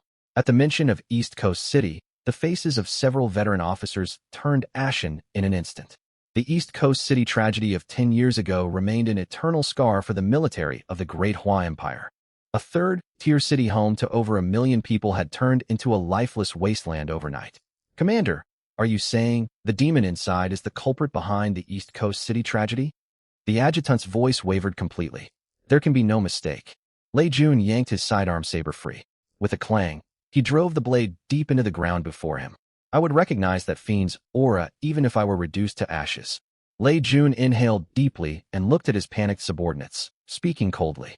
Do you think this abyss dungeon descended naturally? Nonsense. It was forcibly guided into existence by the Rift Shadow. Demons possess classes and undergo promotions just like us. For reasons unknown, some among them wield the power to guide abyss dungeons through dimensional portals into our reality. This Rift Shadow holds an extremely unique class. Ordinary cultivators or demons can only exist within a single plane upon entering a secret realm. He is different. Using the rules of the abyss, he can conceal his true body within the void and create thousands upon thousands of avatars. Lei Jun pointed toward the vortex overhead. Right now, that vortex connects not to one dungeon, but countless parallel planes. His avatars have forced their way into every single one. What is he trying to do? Captain Zhang swallowed hard. He is harnessing the power of his avatars to forcibly tear open the barriers separating planes. Lei Jun pulled his saber out of the soil. Each plane may only hold a small number of abyss monsters. Yet if monsters from tens of thousands of planes break free all at once under his command and descend on Tianhe City. Silence fell over the scene. Everyone understood what that meant. Even the lowest tier abyss monsters, surging forth in hundreds of millions, would overwhelm Tianhe City's defensive systems in an instant. Commander, what should we do? Deploy forbidden grade combat ordnance. The adjutant pressed urgently. Standard forbidden grade weapons cannot pierce the abyss barrier. Lei Jun ground his teeth. The only solution is to enter the dungeon and slay any one of his avatars before he fully stabilizes the dimensional passage. Once a single avatar falls, the dimensional balance he maintains will shatter, triggering a chain reaction. All avatars, and even his true body, will suffer backlash from planar laws. But Captain Zhang's face twisted with bitterness. This is a solo dungeon. What's more, the scout who escaped reported a crippling environmental debuff deep within. Upon venturing into the inner zone, physical and magical damage steadily declines over time. Coupled with the absurd defense of the abyss monsters, even a team of 100 cultivators of equivalent rank could barely scratch them. And entry is limited to one person. No one can clear this dungeon alone. A heavy sense of helplessness laced Lei Jun's words. He was a level 140 powerhouse, yet dungeon-level restrictions barred him from intervening, forcing him to watch helplessly. Moreover, Zhang Tian lowered his head, voice growing fainter. A newly promoted student ventured inside more than 10 minutes ago. Lei Jun spun around sharply, locking eyes with Captain Zhang. A student? Yes, a student from Tianhe No. 1 Middle School, armed only with an iron-grade staff. Lei Jun froze for 3 full seconds. Then he slammed his fist onto the alloy hood of the off-road vehicle. Boom. The thick alloy caved inward instantly, and the whole vehicle shook violently. Reckless. Utterly reckless. Lei Jun roared in fury. How could you let a newly promoted youth march to his death? With the abyss debuff and elite monsters waiting, he won't survive 10 seconds. Despair spread beyond the blockade line. No one believed the student would emerge alive. It seemed Tianhe City was doomed to repeat the tragedy of 10 years prior. Meanwhile, deep within the wailing mine, puffed, a splash of nauseating green ichor burst outward as a massive abyss. Tunneling Drudge Elite crashed to the ground. Notification: you have slain level 18 abyss. Tunneling Drudge Abyss, tainted. Bonus experience for defeating a higher level foe, plus 5,400. Notification: your level has risen to 14. Notification: you gain 5 free attribute points. Abyss monsters granted enormous experience. In less than an hour, Su Chen's experience bar had filled completely. Su Chen allocated the 5 attribute points at a 3-to-2 ratio into spirit and stamina. After allocation, spirit reached 204 points, and stamina hit 140 points. Stepping over the monster's corpse amid pools of green fluid, Su Chen shook his head. He had lost count of how many abyss creatures he had killed along the way. The most obvious observation was their inflated stats, especially armor and magic resistance, which defied all logic. That level 18 tunneling drudge just now boasted a stamina stat exceeding 800. That translated to immense health and impenetrable physical defense. Stacked with the Abyss Gaze debuff that cut all damage output by 5% every minute, an ordinary level 20 elite cultivator would struggle to leave a mark on its skin. This Abyss dungeon was ridiculous, stacked with bloated foes. If not for his class relying purely on true damage, ignoring all defense and magic resistance, he would have been reduced to chipping away futilely as well. Outside of cheaters such as himself, who on earth could conquer this dungeon? Su Chun ranted inwardly as he advanced deeper. He barely needed to lift a finger himself. Each kill activated the trait Doom Harvest continuously. Stack count climbed to 2,194 layers. At that moment, the passage widened.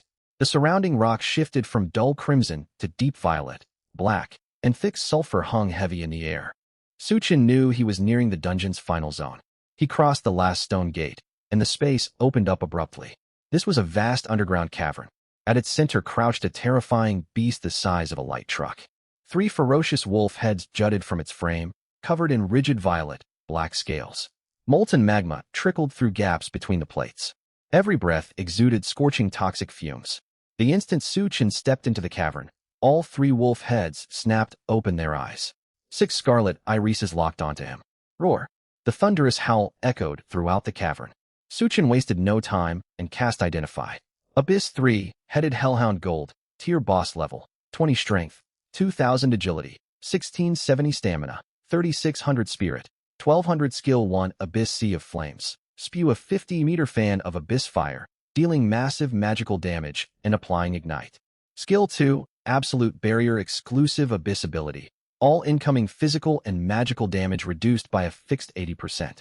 Skill 3, Berserk Bloodlust. When health drops below 30%, attack speed increases by 100% and grants 5% lifesteal. Staring at the absurdly inflated stat panel, Su Chun gasped. 3,600 stamina, 2,000 strength. These numbers looked as if they had been typed randomly by slamming fists on a keyboard. Worst of all was Absolute Barrier, imposing a flat 80% damage reduction against all attacks. Bear in mind, the Abyss Gaze environmental debuff already crushed attackers' damage output. Any damage you managed to land would then be slashed by another 80% by the boss. It was akin to saving for years to afford a home, only to be told after paying the down payment that an additional 80% surcharge was required. And to make matters worse, the property would never be completed. Truly absurd beyond measure. If ordinary cultivators from the outside world stumbled upon this creature, they would undoubtedly fly into a rage. How can anyone fight this? With bare fists? Su Chun watched the 3-headed hellhound open its jaws to unleash Abyss Sea of Flames, his tone tinged with sympathy. Then he slowly raised his burst staff. Lucky for me, I operate by different rules. Go forth, my serpents. Boom. 100 corrosive serpent guards burst from the ground around Su Chun. The densely packed serpent guards filled most of the cavern entrance. Their emotionless triangular eyes fixed uniformly on the 3-headed hellhound in the center. Over 100 streams of venom arced like green laser beams, crossing the distance to slam against the hellhound's proud violet, black scales. Admittedly, the Abyss Gaze debuff dragged Su Chun's attack power down to rock bottom, rendering the serpent guard's base attacks nearly meaningless. -1. Miss -1. A string of pitiful damage values floated upward. Yet Su Chun smiled. Absolute Barrier? Too bad. True damage ignores all damage reduction effects. Notification. Trait All Things Corrupt activated. Notification. Trait God of Venom activated. Venom stacks on the Abyss 3-headed hellhound have reached maximum. The hellhound's fire barely ignited in its throat when its body stiffened abruptly. Ghastly green venom spread across its scales, turning even the sparks it exhaled an eerie shade of green. Immediately, a terrifying damage value popped above all 3 heads simultaneously. 447,576. 1 second. The hellhound's health bar dropped by a sizable chunk. That beast must hold at least 5 million health. Su Chun narrowed his eyes. He thought the gargoyle from before was tough, yet this foe outmatched it. Every point of stamina translated to over 1,000 health points. Roar. Still, over 400,000 damage far exceeded the hellhound's expectations. Stung by the pain, its 6 eyes blazed crimson. It swung its colossal claws into the ranks of serpent guards. -14,752. -13,695. -28,204. Critical hit. Crack. More than 10 serpent guards shattered, dissolving into faint motes of light. Su Chun's eyes narrowed. Immense attack power. If those blows landed on him, he would suffer severe harm. But then, 447,576. The second tick of venom damage arrived. Roar. The 3-headed hellhound staggered and let out another furious roar. Its scarlet gaze cut through the mass of serpent guards and charged straight for Su Chun. Suchin raised an eyebrow. This hound was surprisingly intelligent. It adapted far faster than he anticipated.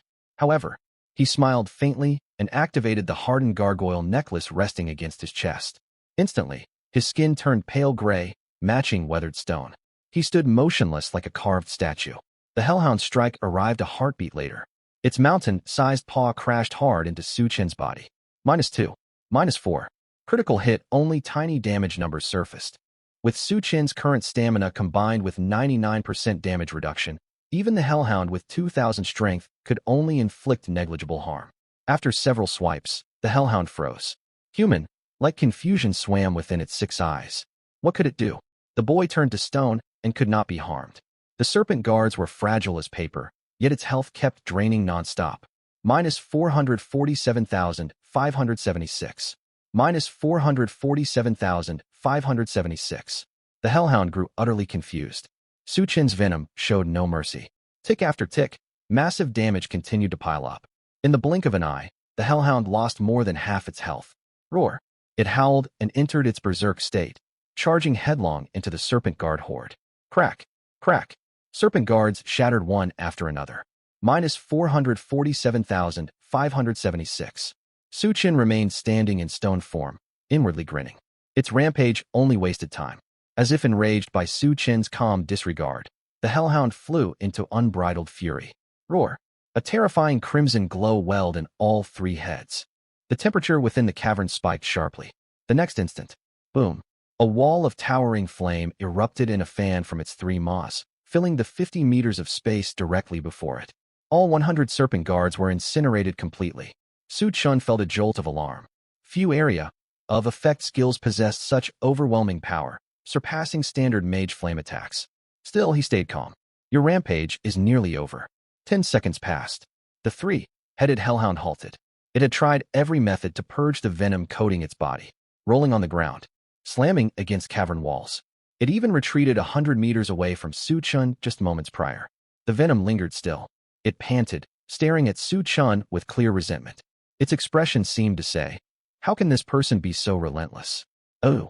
With a cry of helpless rage, the 3-headed hellhound crashed heavily to the ground and fell motionless. There was no suspense. The abyss, tainted gold, tier boss with 3,600 stamina perished, overcome by unending frustration. Notification: first kill achieved. Abyss 3-headed hellhound gold, tier boss slain. Notification: bonus experience for defeating a higher level foe, +1150000. Notification: your level has risen to 15. Notification: you gain 5 free attribute points. Notification: your petrification effect has expired.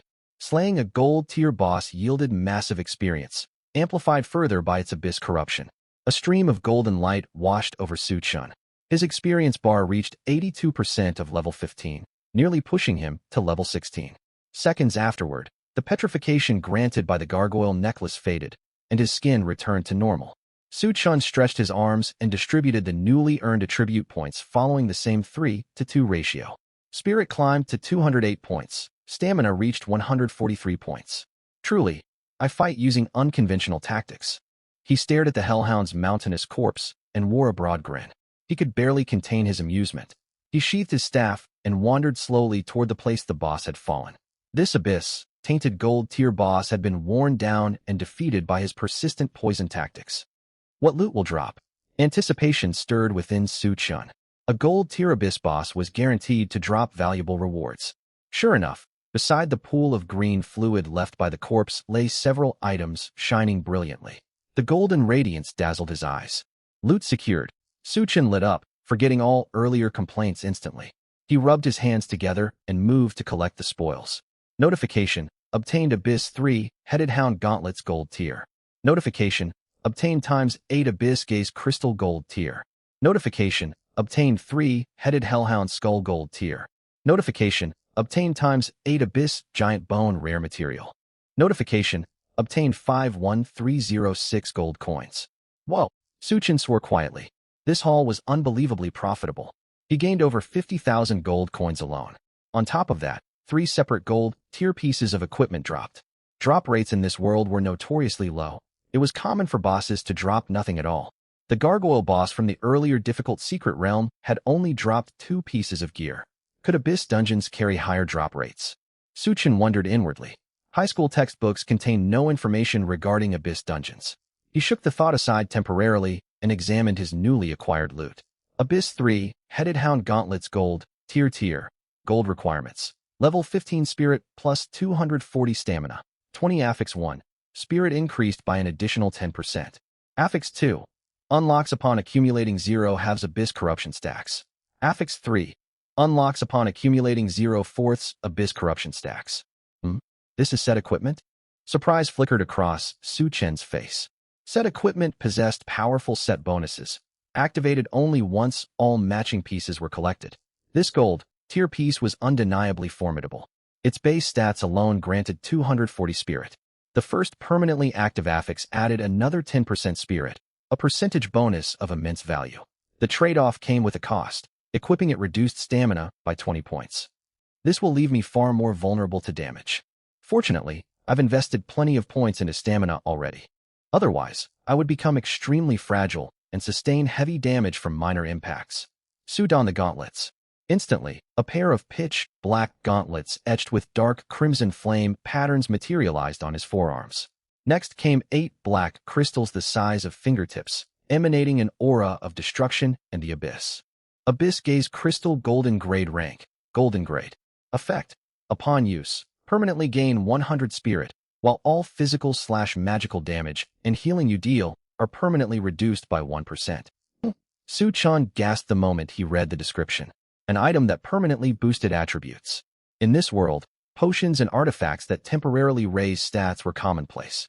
For instance, special cuisine crafted by high-ranked chefs could temporarily bolster combat power for Awakened. He'd heard that Sky Vault Academy housed a high-grade feline chef whose special cat-themed meals offered various buffs and were perpetually in short supply. Yet he had never once heard of anything granting permanent stat boosts. However, every power comes with a price. The strength of the abyss is never free. The cost was plain to see. A permanent 1% cut to all physical, magical damage and healing output. 100 spirit points in exchange for a permanent 1% damage reduction. It's worthwhile at low levels, but a terrible trade in the long run. This crystal would only benefit ordinary mages and priests in the early stages. For powerful warriors with thousands of spirit points, it was practically poison. Warriors and archers barely suffered the penalty, yet they had little use for spirit anyway. But this seems to have almost no downside for me. Su Chen muttered, his eyes lighting up more and more. He relied entirely on poison to deal damage. Lower direct damage wasn't just a minor inconvenience. It meant practically nothing to him. Moreover, the description stated damage was reduced by 1%, not set to -1%. Different wording meant different calculation mechanics. In other words, each crystal stacks a separate 1% damage reduction, and damage will never drop to 0. Su Chen scratched his head. If I consume 100 of these, my direct attacks will never break an enemy's defenses. My build grows stranger by the minute. No more hesitation. Time to consume them. He picked up one abyss crystal and swallowed it whole. Down they went, one after another. Notification. Successfully consumed Abyss Gaze Crystal Golden Grade. Spirit plus 100. All physical/magical damage and healing dealt permanently reduced by 1%. Notification. Successfully consumed Abyss Gaze Crystal Golden Grade. One after another, he swallowed all 8 crystals. His spirit surged by 800 points, reaching an astonishing 1248. These stats are utterly outrageous. Su Chen drew a sharp breath. He suspected his spirit now surpassed that of most level 40 mages who invested all their points into spirit. No wonder people said the abyss could grant immense power. Next was the final glowing golden piece of equipment. Hellhound Skull Golden Grade Rank. Golden Grade Special Waist Accessory. Provides no base attributes. Affix 1. Abyss Flame C. Unleash an Abyss Flame Blast covering a 50-meter radius, dealing magical damage equal to spirit times 10 and inflicting burn for 60 seconds. Cooldown, 120 seconds. Usable 3 times per day. Affix 2. Hunger Meter, 17/100. When Hunger Meter hits 0, the Hellhound Skull will wither and break permanently. Wow. He'd looted the actual head of that beast. Su Chen stared at the 3 canine heads in his grasp, dumbfounded. The trio looked lifelike, a miniature replica of the former 3-headed hellhound he'd fought. Even now, the creature still seemed resentful. All three heads snapped toward his fingers, trying to bite. Hey, cut that out. Suchin pulled his hand away and tapped each head lightly. One tap for each snarly maw. Instantly, it fell quiet. A special equipment piece. This world truly holds endless oddities. It's fairly useful. No raw stats, but 3 massive area of effect casts every single day. Suchin still vividly remembered the skill the beast had unleashed earlier. A towering wall of flames spreading 50 meters forward was a rare asset. Best of all, it synergized perfectly with his class traits. Any enemy touched by the flames will get poisoned automatically. I've become even more annoying to fight against. Suchin clipped it onto his waist. At once, 3 canine heads hung beside his left hip like a set of keychains, snapping continuously at thin air, locked in pointless bickering. After tallying all his spoils, Suchin opened his status panel. Suchin class, Venom Mage SSS Unique Hidden Class Level, 15 Strength, 24 Dexterity, 42 Constitution, 123 Spirit, 1248. Exclusive class traits. All things corrode, God of Venom, Misfortune Siphon Skills, Appraisal Basic, Corrosive Serpent Guard Active Poison Stacks, 2195.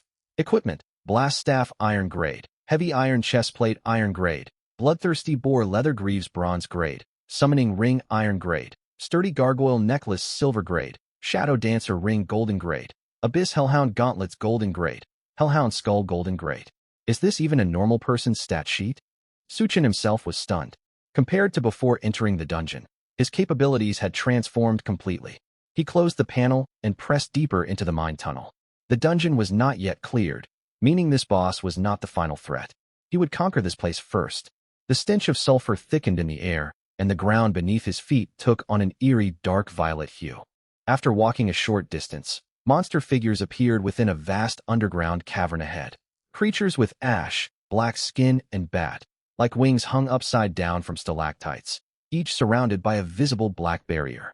Suchin cast Appraisal casually.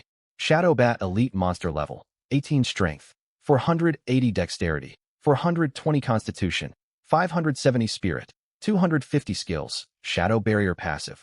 Absorbs magical damage equal to 200% of maximum HP. Petrifying Gaze 5% chance to petrify targets on attack. Agonize amplifies pain received threefold. Cannot be negated or resisted. Special. Temporary empowerment. This unit's attributes are enhanced. Suchin halted and frowned at the stats. Something was off. Even for an Abyss dungeon, these values were absurdly inflated. Typical level 20 elite monsters rarely exceeded 200 in any single attribute. These shadow bats possessed 420 dexterity and an intimidating 570 constitution, paired with a barrier that absorbed twice their maximum health and magic damage. Worst of all, hundreds of these elite creatures hung from the ceiling of this hall, clustered like a swarm of enraged hornets. And then there was Agonize. The skill dealt no extra damage, but forced targets to feel triple the pain of every blow. Beyond numerical health values, Awakened possessed a hidden spirit resource. Once spirit was overwhelmed, unconsciousness followed, much like the fate of Kakashi under the Tsukuyami. Suchin furrowed his brow. I recall fragments from textbooks. The vicious demon kind of the Northern Waste specialize in shattering the spirit. Their attacks inflict amplified pain. Could these be demons? He quickly shook off the thought with a chuckle. Demons were humanity's mortal enemies. Even newly promoted demons boasted terrifying combat prowess. How could they appear in a level 20 dungeon? I'm letting my imagination run wild. Suchin patted the hellhound skull hanging from his waist and shook his head. Barriers mean nothing to me. I don't rely on magical direct damage anyway. Suchin yawned and pointed his bronze staff forward. Clear them out. Boom. 100 corrosive serpent guards erupted from the ground. With his spirit now vastly increased, he could summon more than 2,000 serpent guards at once. His attribute growth had finally caught up to the maximum summon count. The days of rationing mana and carefully calculating every summon were long gone. The 100 serpents raised their heads simultaneously. Streams of sickly green venom arced upward like anti-air artillery, blanketing the space beneath the cavern's ceiling entirely. Squeal. The shadow bats let out piercing cries. Their famed high agility was meaningless in the face of total area saturation. The moment venom touched them, their shadow barriers did not even flicker before vanishing. Notification. Trait All Things Corrode activated. Notification. Trait God of Venom activated. A flood of glaring red damage values burst across the ceiling. -2739360. -2739360. Instant kills. Nearly 3 million damage per strike. Even these empowered Abyss elites could not endure a single hit. One after another, hundreds of high-tier elites plummeted from the stalactites like falling fruit, dissolving into puddles of green sludge before hitting the stone floor. Notification: slain level 18 Shadowbat, empowered Abyss elite. Level gap bonus. Experience plus 10,800. Notification: slain. His experience bar jumped sharply. Elites grant far more experience. At this pace, I'll hit level 16 soon. 10,000 experience per kill, amazed Su Chun. A single elite equaled dozens of ordinary monsters from the outside world. Eyes gleaming, he charged straight into the remaining monsters. I won't leave a single one alive. Staff in hand, Su Chun eliminated shadow bats as he advanced deeper. The cave stretched far, lined with countless oddly shaped stalactites. Suddenly, Su Chun froze and frowned. The hair on his neck stood on end. Awakened with high attributes, especially elevated spirit, gained a vague precognition of incoming danger. He cast multiple appraisal scans toward the seemingly empty tunnel ahead. A sharp breath escaped his lips, and a chill ran down his spine. The passage appeared vacant, yet hundreds of shadow bats clung unseen to the ceiling above. Over 500 in total. Without careful scanning, any traveler would stumble blindly into their territory. Truly underhanded. A regular awakened would die without understanding what hit them. Su Chun felt a twinge of unease. This abyss dungeon was fiendishly designed. These bats shared a collective aggro pool. One wrong move, and all 500 would attack at once. Time for you to earn your keep. Su Chun lifted the hellhound skull hanging at his waist. Woof! The three-headed hellhound let out an unwilling yelp. The maws of its three abyss heads glowed with menacing dark crimson light. Boom! A towering wall of flames surged forth, covering 50 meters ahead. Screech! The shadow bats were caught completely off guard. Hundreds took flight in panic, yet the sea of fire swallowed them instantly. -12,480, -11,694, -24,362 critical hit damage values streamed forth. As an accessory, the Hellhound's skill damage now scaled with Su Chen's spirit stat. The 5-figure damage was not enough to slay the shadow bats outright. They shrieked and dove straight towards Su Chun. Su Chun simply smiled. The fire damage had done its job. It had applied poison. -2745600. -2746848. Wave after wave of massive damage numbers appeared. The bats rained down from the sky without pause. Su Chen's experience bar surged forward like a rocket. Notification: slain level 18 Shadowbat, empowered Abyss Elite. Level gap bonus. Experience plus 10,800. Notification: slain. Notification: obtained Shadowbat wing rare material. Notification: obtained system notifications flooded his vision. 1 second later, brilliant golden light flashed. Su Chun rose to level 16, his experience bar halting at 3%. What a rush. One ability wipes the entire field. This is proper monster farming. Though the experience requirement skyrockets after level 15. Su Chun sighed. He'd hoped to gain multiple levels at once. He allocated his new stat points following his usual 3-to-2 ratio, then tossed several shadow bat carcasses toward the Hellhound skull. The accessory had no picky appetite, crunching through the bodies noisily. The three heads began squabbling over food portions. Fighting over your meals. I'll separate your food rations if you keep this up. Su Chun tapped each head gently. They quieted down eventually. Before long, the hunger meter filled to 100. What a handy piece of gear, and it doesn't occupy an equipment slot. The rewards of this abyss dungeon are incredible. Stepping across pools of green venom, Su Chun continued deeper. He encountered no further monsters along the way.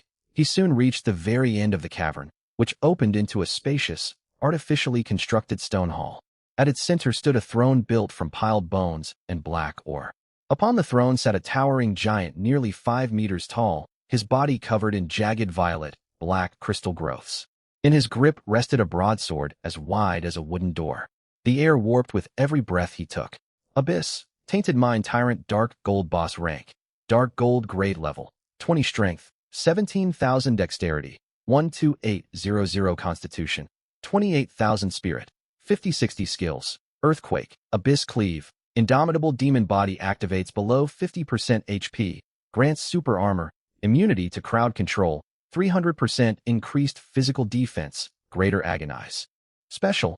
Temporary empowerment. This unit's attributes are enhanced. 28,000 Constitution. Su Chen stared at the ridiculous stat sheet, too stunned to even complain. There was no point commenting on the inflated numbers. Even so, his sharp combat awareness remained intact.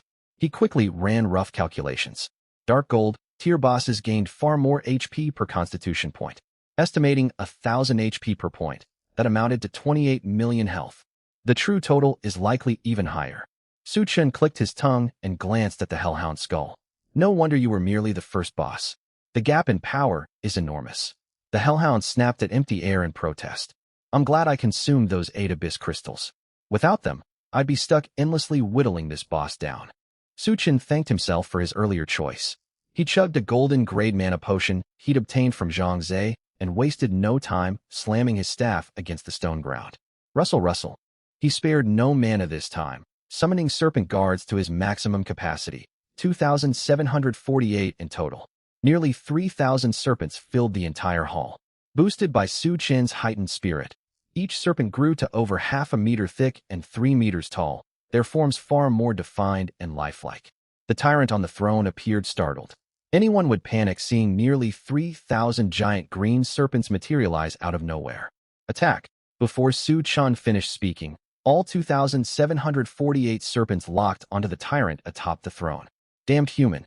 The Mind Tyrant surged to its feet and raised its broadsword to charge. A storm of venom hit him square in the face first. Venom spread outward. In the next instant, sickly green light burst across the tyrant's body. 3,451,488. 1256 by 2748 inch. The giant's massive frame stiffened, and a tenth of its health bar vanished instantly. He has an absurd amount of health. Su Chen murmured in awe. Roar! Enraged, the tyrant swept its broadsword forward, unleashing a whirlwind slash. Crack! Dozens of serpent guards shattered and dissipated. My summoning ring is completely outmatched for fights on this scale. The extra 100 HP it provides might as well not exist. Su Chen grumbled. Then his eyes narrowed. Much like the Hellhound before it, the tyrant ignored the serpents and charged straight towards Su Chen. Can't you fight the summons instead? Su Chen twitched his lips, yet he felt no panic. The gargoyle necklace's cooldown had long expired. Boom. The tyrant moved at terrifying speed, covering dozens of meters in a single second. Its massive broadsword swung down towards Su Chen's head. Bang! Su Chen was sent flying by the blow, crashing hard against the stone wall. 1. The giant's strength was undeniable. In the corner of the hall, Su Chen watched calmly as the tyrant relentlessly pursued a phantom copy of himself, conjured via the Shadow Dancer ring. It seems these phantoms barely take physical damage, only receiving 1 damage per hit. I'm honestly starting to feel bad for whoever fights me. Su Chen twisted the shadow, gray ring on his finger. The phantom created by the Shadow Dancer ring was indistinguishable from the real Su Chen, and suffered only 1 point of damage from every incoming strike. It was an incredible ability. Time ticked onward, and the tyrant's health slowly drained away. While it possessed basic intelligence, it lacked the reasoning of an awakened. It never realized it was assaulting nothing more than an illusion. In less than 10 seconds, the crimson light in the tyrant's eyes faded. Rumble! The 5-meter giant crashed to the ground, shattering the bone throne, before dissolving into a pool of foul-smelling green sludge. Notification: Slain level 20 Abyss, Tainted Mind Tyrant Dark Gold Boss. Massive level gap bonus. Experience plus 27,500,000. Notification: You have risen to level 17. Notification: You gain 5 free attribute points. It's finally over. Su Chen let out a long breath and touched the gargoyle necklace around his neck. He allocated his attribute points casually, then turned his gaze toward the tyrant's corpse. Several dazzling dark golden rays of light flickered right there. Dark gold tier equipment? Not bad. Su Chen's eyes lit up, and he stepped forward to collect the loot. Right then, something unexpected happened. Space in the center of the hall split open as if sliced by a sharp blade, accompanied by an ear-piercing tearing sound. A dark red spatial rift materialized out of thin air. Shortly after, a shadow draped in tattered black robes drifted slowly out of the crack. There was no physical body beneath the robes, only a swirling mass of black mist emanating an intimidating aura. Shadow Rift Wraith Special Avatar Level. Class. Su Chen halted his steps and raised an eyebrow. The robed shadow hovered mid-air, looking down at Su Chen, and let out a low, hoarse cackle that sounded like scraping metal. Hee hee, what a surprise. I used a legendary item to boost those bats and this tyrant boss, amplifying their stats dozens of times over. Yet they were slain by a newly advanced ant. The Shadow Rift Wraith's voice echoed across the hall, steeped in arrogant condescension. A human like you has emerged. I don't know what cheap trick you used to defeat my empowered servants, but that no longer matters. Your existence is a variable, and variables must be erased. Su Chun was stunned. No way, there really were demons pulling the strings? No wonder the Shadow Bats and this Dark Gold tier boss possessed such absurd stats. It seemed their temporary enhancement came from the demon before him. Su Chun raised his brow and asked, "Are you a demon?" "Precisely." The Shadow Rift Wraith nodded haughtily. Su Chun frowned. "How did you get into someone else's instance?" "I thought every person's instance space was independent. Villains talk too much. I won't waste words with you." The moment his words fell, the Shadow Rift Wraith stretched out an arm condensed from black mist, pointing its fingertip straight at Su Chun.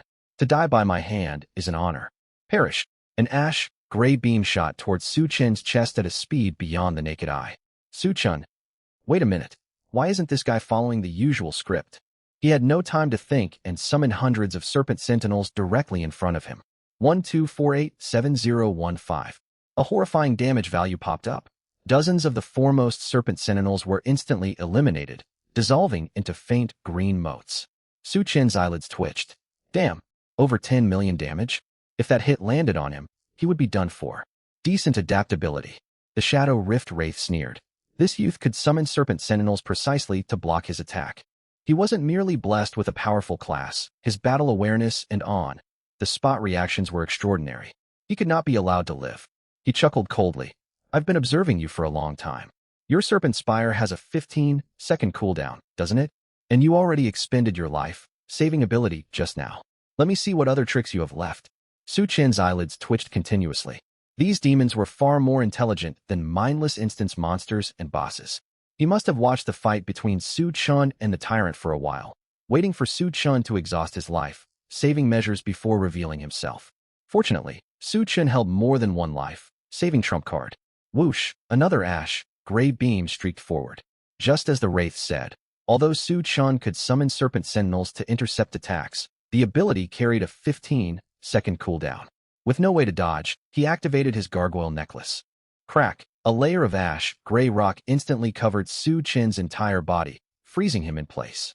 Even his impassive expression solidified within the stone sculpture. 18. A 2-digit damage figure floated upward. Foolish human. The Shadow Rift Wraith sneered, and the mist beneath his robes churned violently. Turning yourself to stone? I've seen such tactics countless times. How long can you maintain this? It's nothing but futile resistance. Yet his smirk lasted less than half a second. He suddenly noticed that although Su Chun was petrified, the more than 2,000 strange green pillars behind him remained unaffected. Worse still, the triangular eyes on all the pillars locked onto him simultaneously. Corrosive serpent sentinels were fixed turret units. They only acted based on distance and aggro, regardless of whether their master was turned to stone. The instant the Shadow Rift Wraith appeared and attacked Su Chun, he had drawn the hatred of every serpent sentinel in the hall.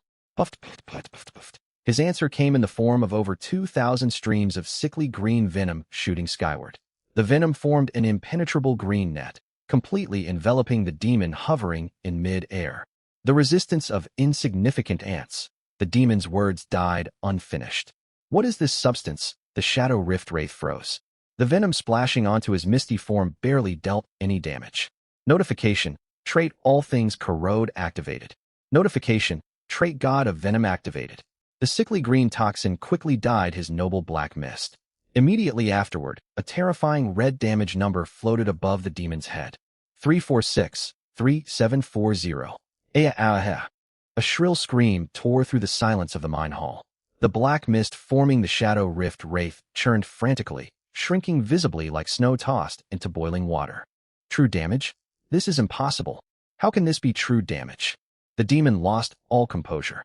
Every trace of his prior arrogance vanished, replaced by unbridled terror and despair. After merely 1 second of toxin activation, the health of this avatar was nearly depleted. He sensed that 1 more second here would fully disperse his avatar. The rule backlash triggered by the avatar's destruction would collapse every node he established across other planes. Even his true body would suffer repercussions. Damn it! What kind of monster is this? The Shadow Rift Wraith shrieked. He did not even bother leaving a final threat. He poured all remaining power into escape. Sizzle, the spatial rift behind him stretched wide. The demon transformed into a green, tinged stream of light and scrambled into the crack. The rift sealed shut at once, as if he had never existed. Silence fell once more over the hall. A second later. Damn this repulsive skill. Why can't I dispel the toxin? How could you play such a dirty trick? Petrifying yourself while poisoning me. The wraith's roar echoed through the hall. Luckily, Su Chun was trapped in stone form. Otherwise, he would have been grinning widely. He broke the demon's confidence completely. The poison he inflicted could not be dispelled, not even by powerful demons. Several more seconds passed. Dead silence lingered in the air until the system notification chimed. Notification: killed Shadow Rift Wraith special avatar. Poison stack limit +1. Once the system prompt faded, Su Chun frowned slightly. Only one poison stack gained, no experience points. It seemed killing demons worked the same way as slaying other professional cultivators. They only increased his poison cap and granted no experience. The petrification wore off soon after, and Su Chen's skin returned to normal. He stretched his arms and strode forward to retrieve the spoils left behind by the tyrant boss. Notification: obtained Abyssal Doom Hood Dark Gold tier. Notification: obtained Abyss Gaze Crystal Dark Gold tier ×2. Notification: obtained Giant Abyss Bone Rare Material ×8. Notification: obtained Demon River Water Legendary tier ×2. Notification: obtained Gold Coins ×127536. The first item was pitch black, shrouded in drifting black mist like a ghost. Abyssal Doom Hood Dark Gold tier. Dark Gold usage requirement. Level 18 Spirit plus 460 Stamina. 40 Affix 1. Additional 20% Spirit Affix 2. Unlocks after Abyss Corrosion 0 half stacks. Affix 3. Unlocks after Abyss Corrosion 0 fourth stacks. Another Abyss set piece. This single hood provided a whopping 460 Spirit points. If Dark Gold gear is this formidable, I can't imagine how powerful epic or legendary equipment would be. Su Chen wondered. It's a shame I can't equip it yet. I'm dying to see the set bonuses for Abyss Corrosion. Su Chen felt frustrated. He was only level 17 and could not wear the hood for the time being. He stored it in his backpack and continued examining his loot. Abyss Gaze Crystal Dark Gold tier. Dark Gold effect. Permanently grants 200 spirit upon consumption, but permanently reduces all physical, magical damage and healing output by 2%. A Dark Gold crystal. Su Chen's eyes lit up. A fantastic treasure. Too bad only 2 dropped. He swallowed them without hesitation. Notification: successfully consumed Abyss Gaze Crystal Dark Gold tier. Spirit plus 200. All physical, magical damage and healing output permanently reduced by 2%. Notification: successfully consumed Abyss Gaze Crystal Dark Gold tier after ingesting both crystals. Su Chen's spirit surged by another 400 points. He paid no mind to the 4% damage reduction. Recent battles had proven that his direct damage, as well as that of his Serpent Sentinels, was negligible. His true power lay in poison. He only needed to apply toxins, and the poison would handle everything else. The giant abyss bones were rare materials. While the quantity was low, materials originating from the abyss always fetched a high price. Lastly floated several strange black droplets suspended in mid-air, dark and glossy as jade, defying gravity without any container. Demon River Water tier, legendary effect, special material originating from the Demon River. Rumored to temporarily boost combat power upon consumption. Legendary tier. Su Chen's pupils constricted upon seeing the rank label. Epic tier equipment was treasured as heirlooms from major clans. Legendary tier items were rarely seen on the market. Every time one appeared, even low-level variants triggered fierce competition among all major forces. Could these black droplets be the legendary item the Shadow Rift Wraith used to empower the Shadow Bats and the Tyrant? Su Chun carefully stowed the Demon River water in his backpack. It was demon-related, and its description was vague. He dared not consume it casually. Time to leave. I need to get out quickly. Su Chun did not dare linger. Who knew if the Shadow Rift Wraith might return for revenge? Wait. Just as Su Chun prepared to step into the teleportation portal, he spotted a small black card lying where the Wraith had vanished. He walked over and picked it up. Soul Thief Codex tier, legendary effect, steal one skill from a target. The stolen skill does not occupy a skill slot and lasts permanently. Cooldown, 10 years. Su Chen's eyes widened abruptly. Something like this exists? The Soul Thief Codex's effect was brutally straightforward. Steal another person's skill. What an outrageous treasure. Once cultivators advanced to their chosen class, their combat style was fixed.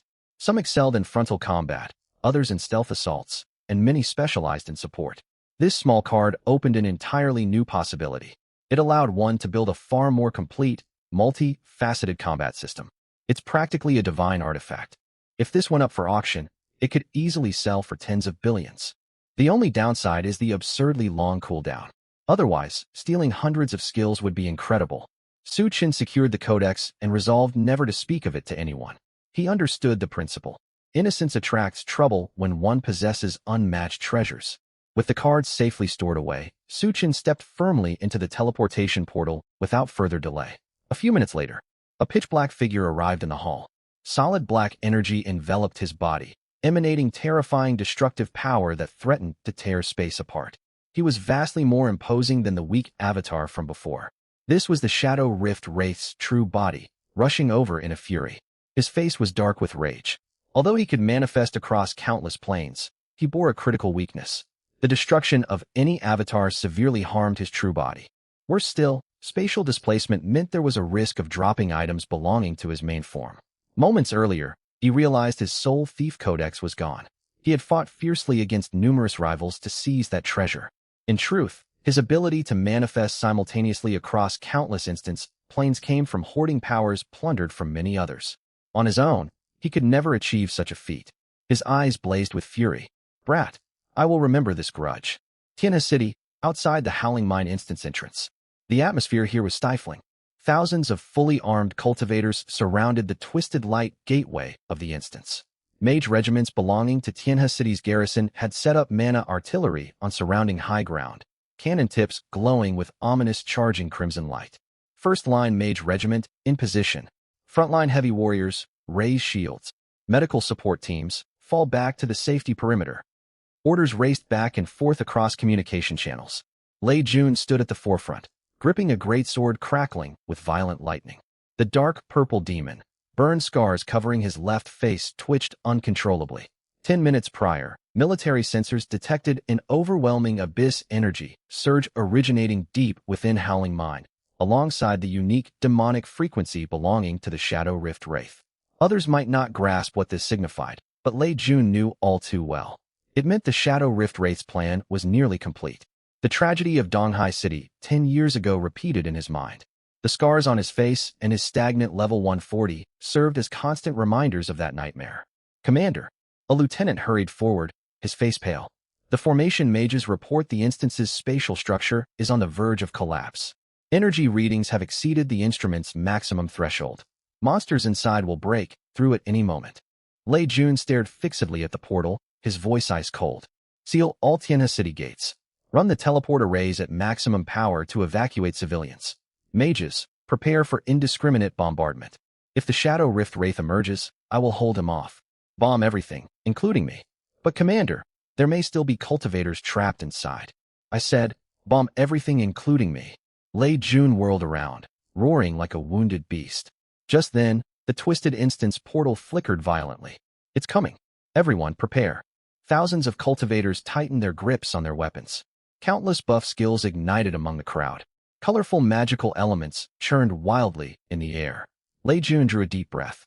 Lightning surged across his greatsword. His body coiled like a drawn bow, ready to charge into battle. A beam of white light erupted from the portal and landed in the center of the encirclement. Everyone's breath caught. The mages were nearly finished channeling their spells. The light faded. A young man wearing black chest armor and clutching an iron, great staff stood casually in place. Dead silence. The thousands-strong military encampment fell into bizarre quiet. Su Chen froze where he appeared, staring at the army pointing countless weapons and artillery straight at him. What on earth was going on? All he did was clear an instance. Was dispatching an entire military blockade necessary? If he saw correctly, those cannons were epic, tier siege weapons removed from Tianhe City's city walls. An accidental shot would obliterate him instantly. Su Chen swallowed hard. I haven't broken any laws, right? What's happening? Lei Jun stared at the youth who should have perished deep inside the instance. His eyes twitched violently. The lightning swirling around his body flickered, then fizzled out. You. Lei Jun strode forward. His scarred face carried immense pressure. Did you escape from inside? You survived. Su Chen recognized the man and cast detect. Lei Jun level. Class. Commander Lei. Su Chen exclaimed. No wonder he looked familiar. This was the garrison commander frequently featured on Tianhe City's broadcasts. A towering figure. Rumor claimed his strength reached level 140, powerful enough to crush He Kaishan, a level 60 cultivator, with a single palm. Su Chen forced a dry laugh. I suppose I'm still alive? Impossible. The lieutenant beside him could not hold back his shock. Abyss energy readings inside the instance maxed out. All monsters were corrupted by the Abyss, and a powerful demon avatar may be present. Even a level 42nd turn elite would die instantly inside. You're only a newly awakened. Wait, level 17. Before the lieutenant finished speaking, he caught sight of Su Chen's level.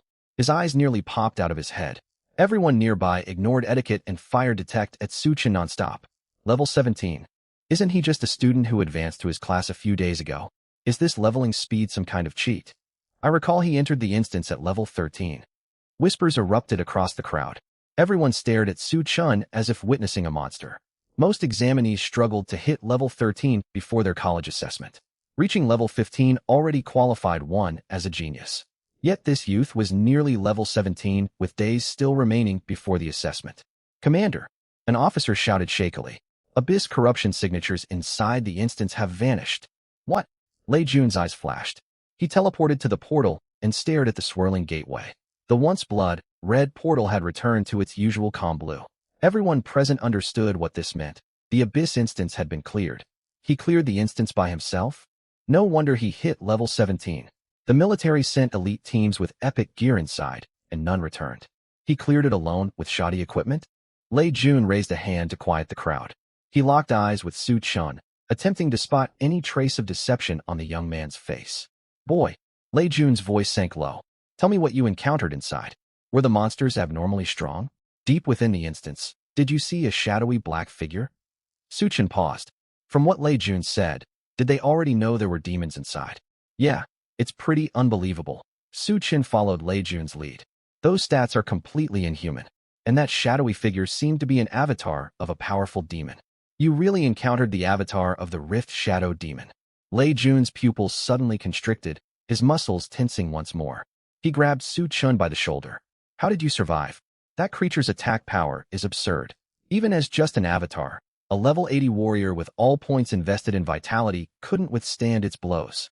Lei Jun's grip was incredibly tight, sending sharp pain shooting through Su Chen's shoulder. Su Chen winced, quickly scrambling for an explanation in his mind. He couldn't exactly say he'd overwhelmed the Rift Shadow Demon with the true damage from his deadly poison, could he? I have no idea myself. I'd just reached the final boss chamber when that rogue demon showed up and ambushed me out of nowhere. I thought I was a goner, but then, Su Chen spread his hands, putting on an innocent expression. For some reason, it suddenly let out a shriek and died on the spot. Su Chen spoke with the most sincere tone, telling a half-truth. He really had been attacked, and the demon really had perished. He'd merely omitted that minor detail of drowning it in venom. Died on its own. Lei Jun frowned, clearly finding this account hard to believe. Yet staring at Su Chen's mere level 17 stats, he had no choice but to accept it. How could a level 17 newcomer possibly fight against the avatar of the Rift Shadow Demon? Could the creature have run into some trouble and been repelled by the dungeon's rules? That was the most reasonable explanation Lei Jun could come up with. He let go of Su Chen's shoulder and let out a long breath. Regardless, the worst-case scenario had been avoided. The tragedy that struck Donghai City would not repeat itself in Tianhe City. You've got incredible luck, kid. Lei Jun looked at Su Chen, his gaze layered with complex emotions. There was shock, scrutiny, and a trace of barely perceptible admiration. To solo all the way to level 17 inside a corrupted Abyss dungeon and survive an encounter with an avatar of a powerful demon. Whether by luck or something else, this young man named Su Chen was anything but ordinary. Very well. I declare the Tianhe City crisis resolved. Lift the blockade. Lei Jun turned and waved at his adjutant. At the order, the fully armed soldiers around them collectively relaxed, the unbearable tension finally easing. They had prepared to defend Tianhe City to their last breath. Troops began to withdraw in orderly fashion. Lei Jun turned back, saw Su Chen standing dazed, and pulled him aside. Su Chen, right? The military will suppress news of what happened today. The matters involving demons are far beyond what you can handle right now. Lei Jun's tone turned cold and rigid, typical of a soldier. But that demon, the Rift Shadow Demon, bears an immense grudge. You disrupted its plans and survived before its eyes. It has most likely marked your aura. Lei Jun pointed to the demonic rune on his left cheek. 10 years ago, I was only a corporal. I received this mark back in Donghai City. This brand can never be erased, not for the rest of my life. Su Chen stared at the horrifying scar, inwardly alarmed. He would have to stay vigilant from now on. If this demon acted unpredictably and held such long grudges, it was like a venomous snake, ready to strike without warning at any moment. Still, Su Chen wasn't sure whether the Rift Shadow Demon had memorized his aura, but he knew for certain the creature had been infuriated by his poison. I will be careful, Commander Lei. Su Chen nodded obediently. Caution alone won't suffice. You need overwhelming strength. Lei Jun fixed his eyes on Su Chen. At your current leveling speed, the standard college entrance examination holds little meaning for you. Have you heard of Sky Dome Academy? Su Chen nodded. The highest institute of learning in the Great Hua Empire. I was planning to apply there. Good, Lei Jun said. Within its grounds stands the Tower of Ascension, where the Academy's most abundant resources are concentrated. However, the threshold to enter the Tower of Ascension is extremely high. Lei Jun paused, locking eyes with Su Chen. Only the provincial top scorer of the college entrance examination qualifies. With your hidden class and your current level, claiming the city top scorer spot will be no trouble. But I hope you strive for the provincial championship and secure entry to the Tower of Ascension. Su Chen nodded. Provincial top scorer? He would do his best. This world held countless wonders and endless opportunities. Who knew how many monstrous talents lurked out there? Possibly even stronger than himself. Also, you are level 17 now, drawing near to the level 20 advancement threshold. Lei Jun lowered his voice. Do not use ordinary advancement shrines or regular advancement stones. They will cripple your potential. 20 kilometers south of Tianhe City lies the coordinate to a special secret realm. Clearing this secret realm unlocks a special class advancement, which can greatly amplify your class's exclusive traits and further empower your abilities. That said, the secret realm is brutally dangerous. No one has ever cleared it in decades. I hope you will give it a try. Once you reach level 20, come find me, and I will hand over the coordinates. Su Chen was faintly stunned. A special advancement? In this world, every warrior had to undergo class advancement at level 20. Otherwise, their level cap would be sealed. There were two paths to advancement: challenging a dungeon within an advancement shrine, or using an advancement stone directly. For ordinary people, neither option was easy. The dungeons inside advancement shrines were brutal, nearly impossible to conquer without teammates. Most had to pay staggering sums to hire powerful allies. Advancement stones carried an astronomical price tag, completely out of reach for the average person. For that reason, countless people remained stuck at level 20 for their entire lives. Most of those who ventured outside the cities to gather materials for a living fell into this category. And this advancement secret realm Commander Lei spoke of, it could actually strengthen class traits? Su Chen's eyes lit up. Now that's interesting. His god of venom and doom siphon were already overpowered as they were. What heights could he reach if they were enhanced further? He quickly spoke up. Thank you, Commander Lei. Lei Jun said no more. He waved for his adjutant to bring over an exquisite small box. Then he snapped to attention and saluted Su Chen with a flawless military salute. Tianhe City owes its survival today to your decisive intervention. On behalf of the Tianhe City garrison and the Huagua military, I offer you our highest respects. Take this. It is the reward officially granted to you for resolving the Tianhe City crisis. Whoa, Commander Lei, you're far too kind. I was only doing what I ought to. I really shouldn't accept this. Su Chen stretched out his hands without hesitation, taking the box and opening it immediately. Inside rested a small badge shimmering with purple radiance. The front bore the official national emblem and military insignia, while 4 characters, military forged, were engraved on the reverse. Mind Veil badge dark gold tier. Tier, dark gold. Requirements to equip, none. Trait, Mind Veil, blocks detection arts cast by practitioners below level 100. A priceless treasure. Su Chen had long been troubled. Everyone in this world wielded detection arts, leaving him as exposed as if he wore no disguise. With this badge, no practitioner below level 100 could freely view his stats. Lei Jun froze mid-gesture, the corners of his mouth twitching. This youth was not nearly as honest as he appeared on the surface. Perhaps that was for the best. He clapped Su Chen on the shoulder and said in a low voice, "You stand out far too much. Now that demons have set their sights on you, you must exercise extreme caution in all you do from now on. Rest assured, Commander Lei, I've taken your words to heart. Suchin wore a receptive expression. Lei Jun suddenly recalled another matter and asked, by the way, Abyss dungeons drop Abyss crystals. You haven't used any, have you? He warned gravely. The Abyss tempts people with power. To seek the strength of the Abyss is akin to drinking poison to quench your thirst. Sooner or later, you will lose yourself and become a pawn of the Abyss. Suchin smiled sheepishly. Of course not. Those pitch black crystals look menacing. I tossed them right away. Is that so? Lei Jun's expression softened slightly. Can they be sold? How much do they go for? Lei Jun's lips twitched. Abyss crystals are classified as top-tier contraband in Huagua, more strictly regulated than all narcotics. Anyone caught trading them will have law enforcement at their door within 10 minutes. Disappointment washed over Suchun. What a shame. He had wondered if he could get his hands on more. If he could consume thousands of them directly, his power would skyrocket instantly. Lei Jun did not linger any longer and departed by jeep. Suchin melted into the crowd and slipped away quietly. In a secluded alley, he opened his status panel. Suchun. Class. Venom Mage SSS Unique Hidden Class. Level, 17. Strength, 26. Agility, 44. Vitality, 129. Spirit, 1660. Exclusive class traits. All Things Rot.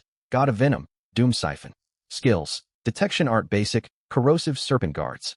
Current Venom Stacks, 2750. Equipment, Explosion Staff Iron Tier, Stout Iron Breastplate Iron Tier, Bloodthirsty Boar Hide Leggings Bronze Tier, Summoning Ring Iron Tier, Hardy Gargoyle Necklace Silver Tier, Shadow Dancer Ring Gold Tier. Abyss 3, Headed Hound Gauntlets Gold Tier. Hell 3, Headed Hound Skull Gold Tier, Mind Veil Badge Dark Gold Tier. These stats are absolutely monstrous. Suchun was startled by his own attributes. 1,660 Spirit. Even pure Spirit mages who allocated every point to Spirit would struggle to reach a fraction of this number. That Abyss dungeon run was an enormous windfall. I need to clear more of those if I get the chance. He closed the status panel. Feeling decent overall, he skipped returning to the city and headed straight into the wilderness to grind levels. With his current attributes and skills, his monster-slaying efficiency had multiplied many times over. Hundreds of serpent guards moved under his command, attacking dozens of targets simultaneously. Kill notifications flooded his vision in an instant. Notice, slain level 17 Bloodthirsty Shadow Wolf. Earned 170 experience points. Notice, slain level 18 Venomfang King Serpent. Earned 180 experience points. The experience gain is far too low. Hunting nearly 100 wild monsters barely matches a single foe inside the Abyss dungeon. Suchin sighed. Once you have tasted the best, ordinary things lose their appeal. Wild monsters yielded negligible experience. After fighting foes within the Abyss dungeon, these meager rewards felt like crumbs. Even at his current grinding pace, it would take 5 or 6 days to level up once. Still, every kill allowed him to stack more venom. This was the cheat code of limitless growth. Even if he hunted level 1 slimes, he would continue growing stronger bit by bit. Several hours passed. His experience bar had only crept up a few percentage points, yet his venom stacks climbed to an astonishing 4,000. Perfect round number, such a satisfying sight. I can't stand messy numbers. Time to call it a day. I'll dump all my gear and materials at the Professional Practitioners Guild, then head home to sleep.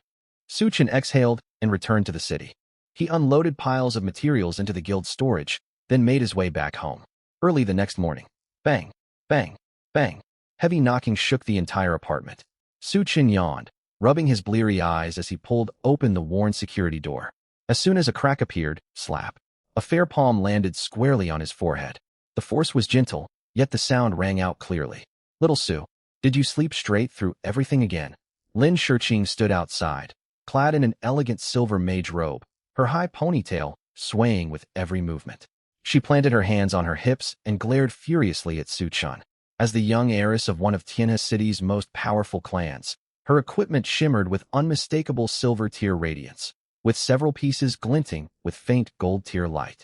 Suchun rubbed his forehead and stared at the young lady, letting out a helpless sigh. It's barely morning. Are you trying to break down my door? Barely morning? It's 12:30. Lin Shurqing pushed past him without invitation. Principal, he reserved a spot for you in the gloomy thicket dungeon. The instance unlocked in the early hours today. Did you completely forget? Oh, that one. Su Chun paused as he recalled the special dungeon constructed by the Provincial Education Department that Tian Shan had mentioned. He walked to the sink and splashed water on his face. Does it give good experience? If the rewards are mediocre, I might skip it. My level is high enough already. High enough for what? The college entrance examination starts tomorrow. Don't get cocky just because you hit level 13. Lin Shiqing paced behind him, growing anxious. Let me tell you, heirs from powerful clans all across the province have used their family's resources to reach level 14 and above. You're just wait. Lin Shiqing's words died in her throat. She stared at Su Chen's back, her eyes widening further and further. After washing up, Su Chun had put on his combat gear, making no effort to hide the glow emanating from his equipment. The golden radiance emanating from his abyss three-headed hound gauntlets blazed vividly inside the cramped rental home. What stunned her even more, her detection art revealed nothing about Su Chen's level. This little Su was keeping secrets from her now. She puffed out her cheeks and repeatedly cast detection art. Notice, Lin Shiqing's detection art has been blocked by your Mind Veil badge dark gold tier. Notice, Lin Shiqing's detection art has been blocked by your Mind Veil badge dark gold tier. Su Chen fell silent. The corners of his mouth twitched. That's incredibly rude, you know. He rolled his eyes and temporarily removed the Mind Veil badge. Instantly, Su Chen's information appeared in her sight. Su Chen, class, Venom Mage, level 17. Level 17. Lin Shiqing's voice shot up an octave. She jumped as if a cat had stepped on its tail. You leveled up so fast. You were only level 13 yesterday. How are you level 17 today? Su Chen grabbed a towel to dry his face. Pulled an all-night grind. Pretty standard pace, wasn't overly difficult. Difficult? Lin Shiqing stared in shock, her worldview trembling. Even with endless experience scrolls and high-level practitioners escorting her to farm monsters, she had only just reached level 13. After the initial shock, a look of dread swept across Lin Shiqing's face. She rushed forward, grabbing Su Chen's arm tightly and fixing him with an intense stare. I heard news from my family. The military sealed off the whaling mines yesterday, and Commander Lei Jun personally arrived. Rumors say an avatar of a powerful demon descended there. Lin Shiqing's voice trembled, her grip tightening unconsciously on his arm. You were inside at that time, weren't you? Su Chen felt the pressure on his arm. Seeing the undisguised worry glinting in Lin Shiqing's eyes, his heart softened slightly. This young lady spoke sharply, yet she truly cared for him. Still, Commander Lei stated that news of the demon's appearance would be strictly contained, yet this heiress knew every detail. The Lin clan's influence extended far deeper than he had imagined. Yeah, I ran into it. But that demon wasn't all that tough. It fled in the end. Su Chen spoke casually. How can you stay so calm? Lin Shiqing's eyes grew watery as she pulled her hand away abruptly, only to grab the hem of his robe the next second. Do you have any idea how dangerous demons are? A newly advanced mage like you wouldn't leave so much as bone fragments if you crossed those ancient fiends. She bit her lip, moisture glistening in her eyes, yet her tone remained firm. I've made up my mind. Until the college entrance examination finishes, you stick by my side. You're not allowed to go anywhere alone. As she spoke, she pulled a pill glowing with rich golden radiance out of her storage bag and pressed it straight into Su Chen's palm. Double experience pill, dark gold tier. All experience gained is doubled for 24 hours after consumption. Crafted by the famed imperial alchemist Jin Buhuan. Can only be consumed once in a lifetime. See this? I borrowed it from Old Man Jin's storage vault. Lin Shiqing tilted her chin upward. I'll take you dungeon farming. If you refuse to come with me today, I'll be furious. Su Chen's eyes widened. A pill personally crafted by the legendary alchemist Jin Buhuan. Jin Buhuan was the most celebrated alchemist across Huagua. Pills he forged were priceless commodities beyond reach for most. Rumors circulated that some could surge a warrior's attributes, while others even possessed the power to reverse death. He also held another title, chairman of the Professional Practitioners Guild. Su Chen stared at the invaluable double experience pill in his palm, then glanced at Lin Shiqing, who hovered beside him like a protective hen. He couldn't help smiling. This young lady certainly had an unusual way of showing concern. Still, with this pill, he could push for several more levels before the examinations. Once he hit level 18, he would be able to equip the dark gold tier gear he had obtained the previous day. Perhaps, he might even reach level 20. If he hit level 20, he might not have time to attempt the advancement secret realm Commander Lei mentioned before the exams, but new skills unlocked every 10 levels. The serpent guards he gained at level 10 had already proven how overpowered his class was. What ability awaited him at level 20? Very well. Since young Miss Lin has extended such a warm invitation, I suppose I can tag along. Suchin shrugged. Good to see you know what's best. Lin Shiqing huffed, though a faint smile tugged secretly at her lips. She grabbed Suchin's wrist and dragged him off. Hurry up. This dungeon is managed by the education department, on the outskirts of the provincial capital. It's quite a distance away. We need to take the teleportation array. Teleportation arrays connected all major cities in this world. A ticket to the provincial capital cost 1,000 huayuan, a sum many ordinary citizens could not easily afford. During the journey, Lin Shiqing chattered non-stop, explaining details about the dungeon. This dungeon differs from the rest. You gain experience from slaying monsters and defeating bosses, but you also receive a large experience reward upon full clearance. That means we need to clear it as quickly as possible so we can run it multiple times. Experience awarded upon clearing the dungeon? Suchin nodded with understanding. All dungeons and secret realms he had encountered previously only granted experience from monster kills, with no rewards for full completion. This world was vast and full of endless surprises. Half an hour later, the outskirts of Jiangnan City, the entrance to the gloomy thicket dungeon. A crowd thronged outside the dungeon entrance, filled with constant shouts and chatter. Forming a party. Needs strong damage dealers, preferably mages. The top talent from Wenshui City is starting a hard mode run. Seeking level 12 plus powerful teammates. Tanks or hidden classes welcome. All varieties of potions for sale. Matching guild prices, guaranteed authentic. Selling complete guides for the dungeons, first third. Fully accurate. There were student practitioners seeking parties alongside sharp-eyed merchants. Every school only received 2 entry quotas, yet the world spanned an enormous landmass. Jiangnan province alone contained over 100 prefecture-level cities and countless schools. Little Su, listen carefully. This dungeon is extremely challenging. Lin Shiqing walked alongside him, speaking earnestly. The monsters inside are highly agile and no poison arts. Stay behind me once we enter. I'll cast stealth on you, and don't rush into danger. Shiqing, I knew you'd come. A youthful voice cut through Lin Shiqing's instructions. A young man with a buzz cut, round cheeks, stubble along his jaw, and white socks stepped forward, accompanied by 3 similarly dressed attendants. Player, Zhao Qua. Class, Gale Warrior. Level, 13.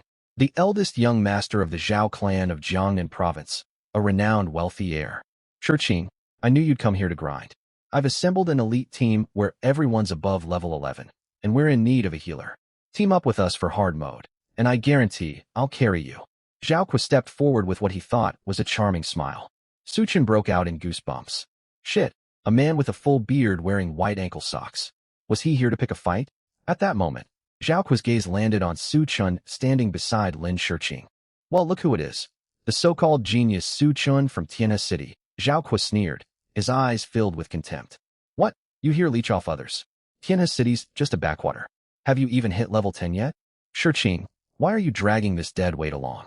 He'll just get us killed inside the dungeon. Lin Shiqing's expression darkened, ready to retort. Zhao Qua, watch your mouth. Suchin gently pulled her back a little, a look of disgust on his face as he asked. Are you from Bashu?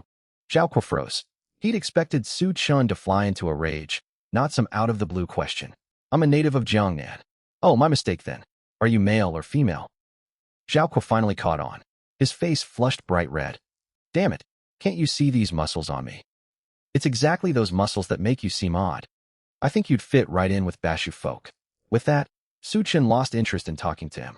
He brushed past Zhao Qua and headed toward the dungeon portal. Zhao Qua stood there dumbfounded. He'd prepared a whole string of mocking remarks, yet it felt as if he'd punched a pile of cotton. What are you acting so smug for?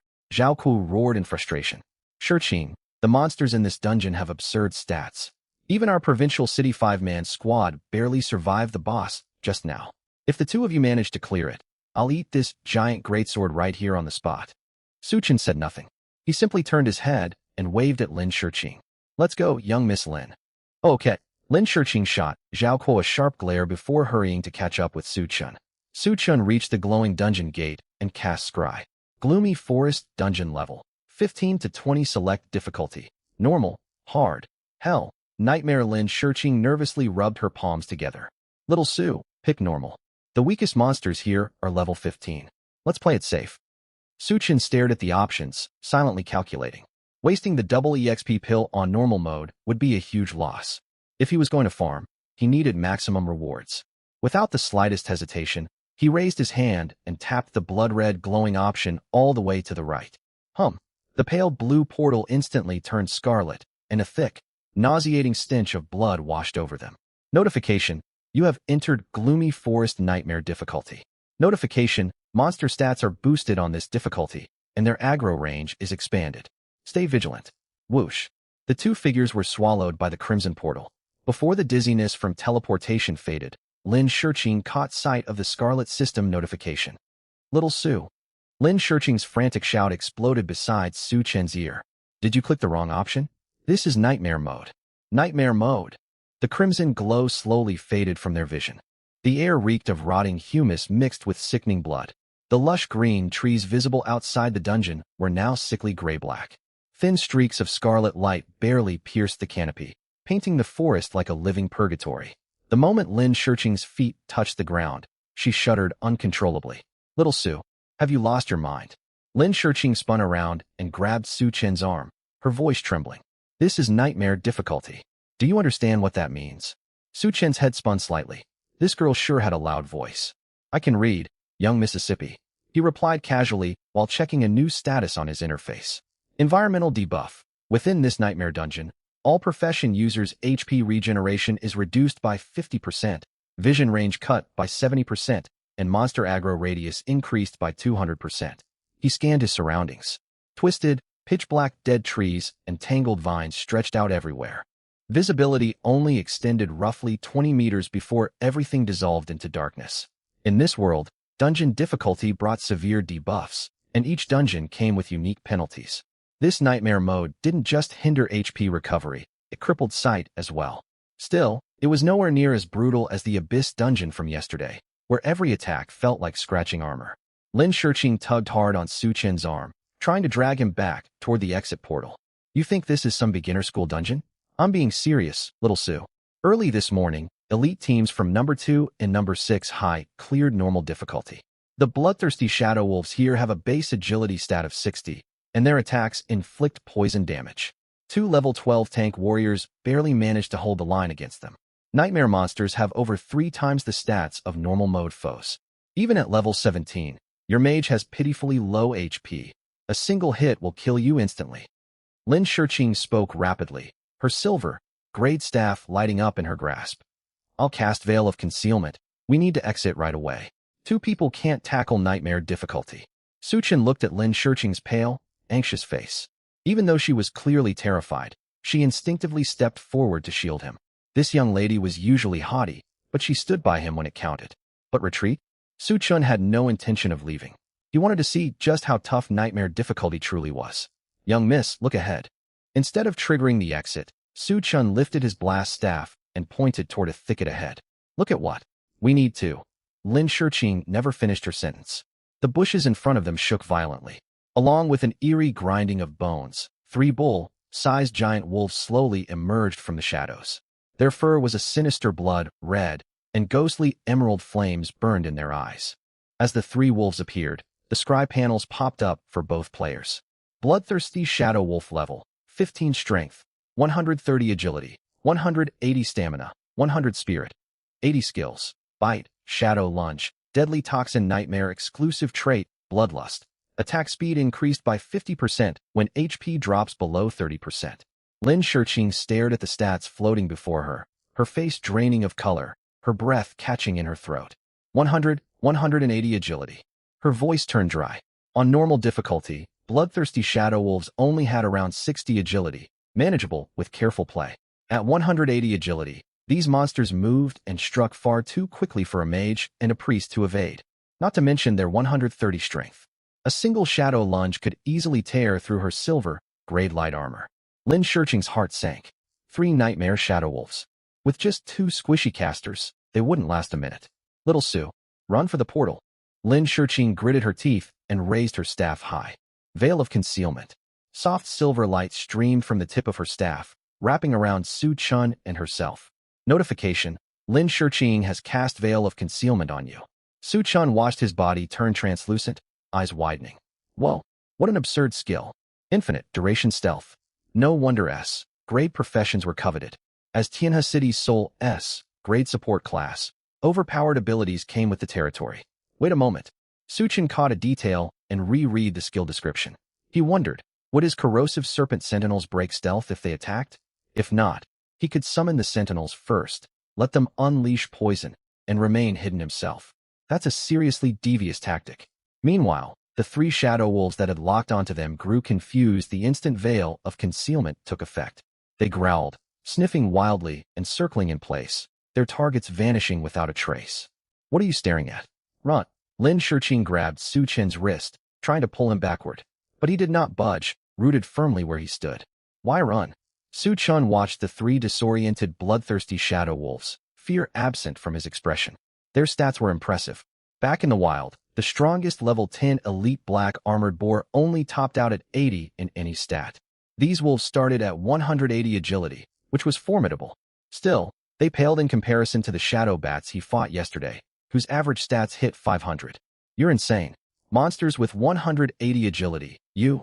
Lin Shiqing's words were cut short. Su Chen lifted his blast staff. Notification, you have voluntarily broken stealth. Corrosive serpent sentinels. At Su Chen's calm command, boom. The earth at his feet exploded. 100 writhing sentinels covered in dark green mucus and toxic spikes surged forth, filling the narrow forest clearing.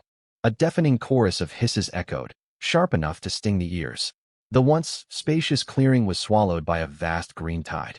The fearsome, bloodthirsty shadow wolves looked tiny by comparison, like three chihuahuas facing the serpent horde. Lin Shiqing froze mid-tug, mouth hanging open. What even is this? The three bloodthirsty shadow wolves' hackles rose in terror. They instinctively sensed mortal danger, whimpering and trying to flee. But it was already too late. Su Chen effortlessly directed the sentinels to target all three wolves at once, roughly 30 sentinels focusing fire on each beast. The 100 corrosive serpent sentinels struck. Sizzle, sizzle, sizzle.